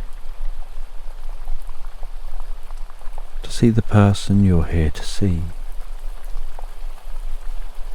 And Ruby dismounts, heads up to the grand door, knocks on that door, and the door softly opens,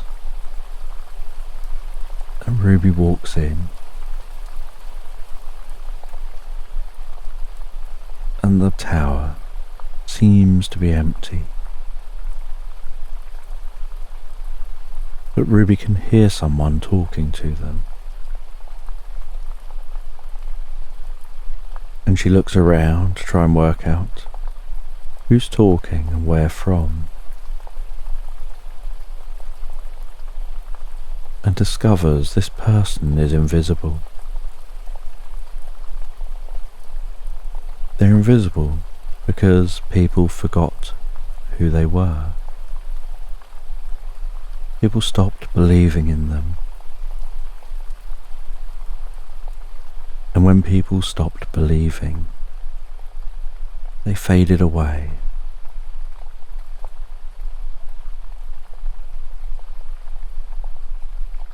And they want Ruby's help to be visible again.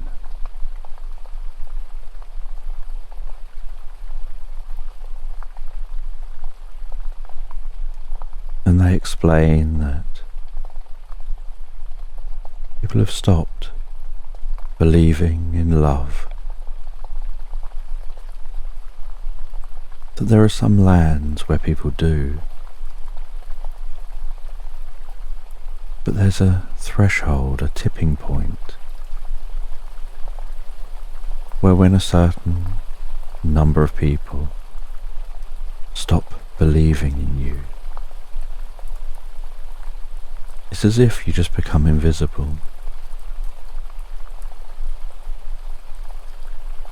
But you're not allowed to try to change people's minds yourself. But Ruby, being a curious kitten, has the ability to help to touch the hearts and minds of many.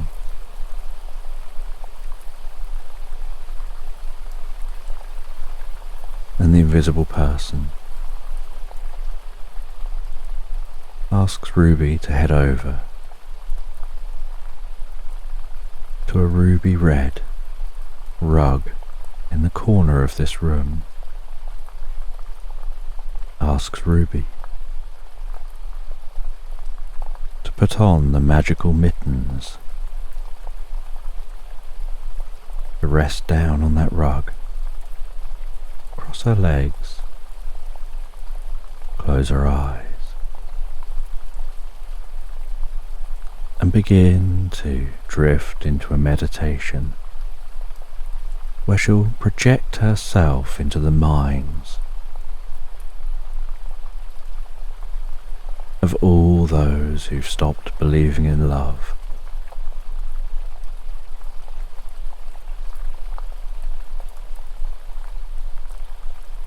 And to influence their dreams, so they dream of having a kitten like Ruby, playing with Ruby, feeling Ruby rest on their lap, purring while being stroked.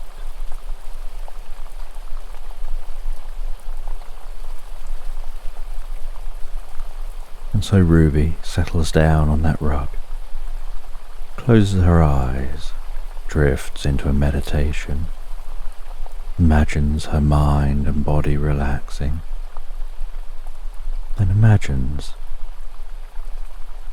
her consciousness gradually stretching out, and she can see threads of connection between herself, her consciousness, and all those who've stopped believing in love. She projects herself into their minds while they sleep. They begin to dream of having a kitten as a friend, a kitten that shows them love, that enjoys having their belly stroked, having their back stroked behind the ear, that will rest on their lap, giving out the most healing purrs.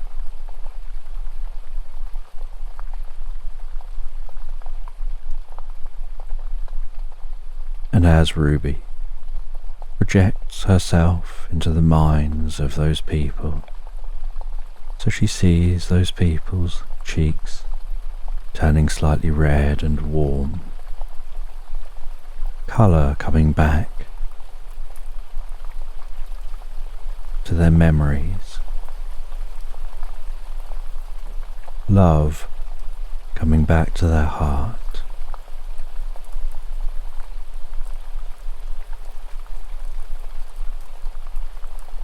And one by one, each of those people is like a burst of light and colour, as love forms back in their life.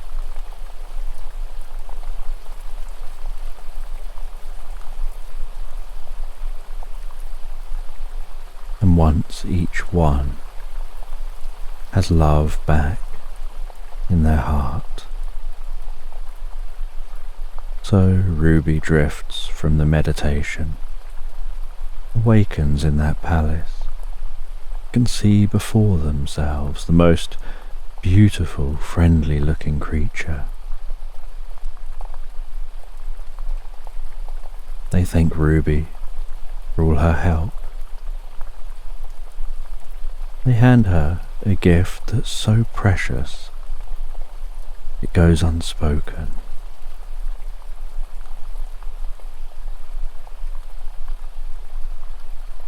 Then she leaves the palace. She rides basically on those bubbles back down to that cabin.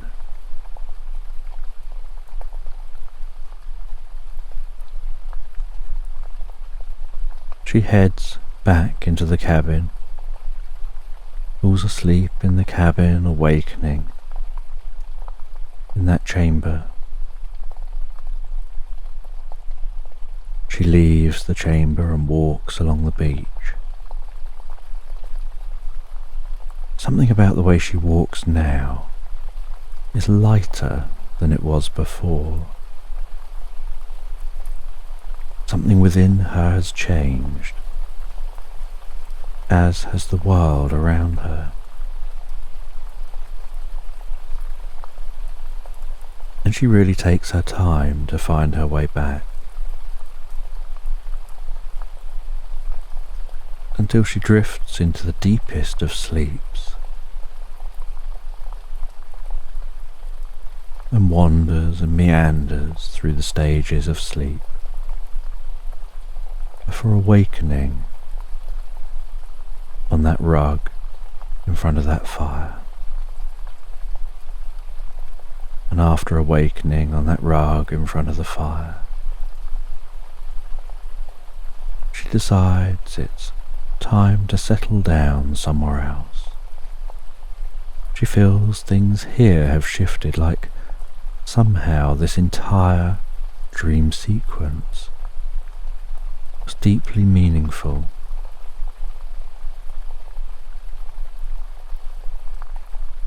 So she finds a new spot to settle down in, somewhere a little cooler than by the fire. She settles back down, and so easily and effortlessly she drifts and floats, peacefully asleep into Slumberland.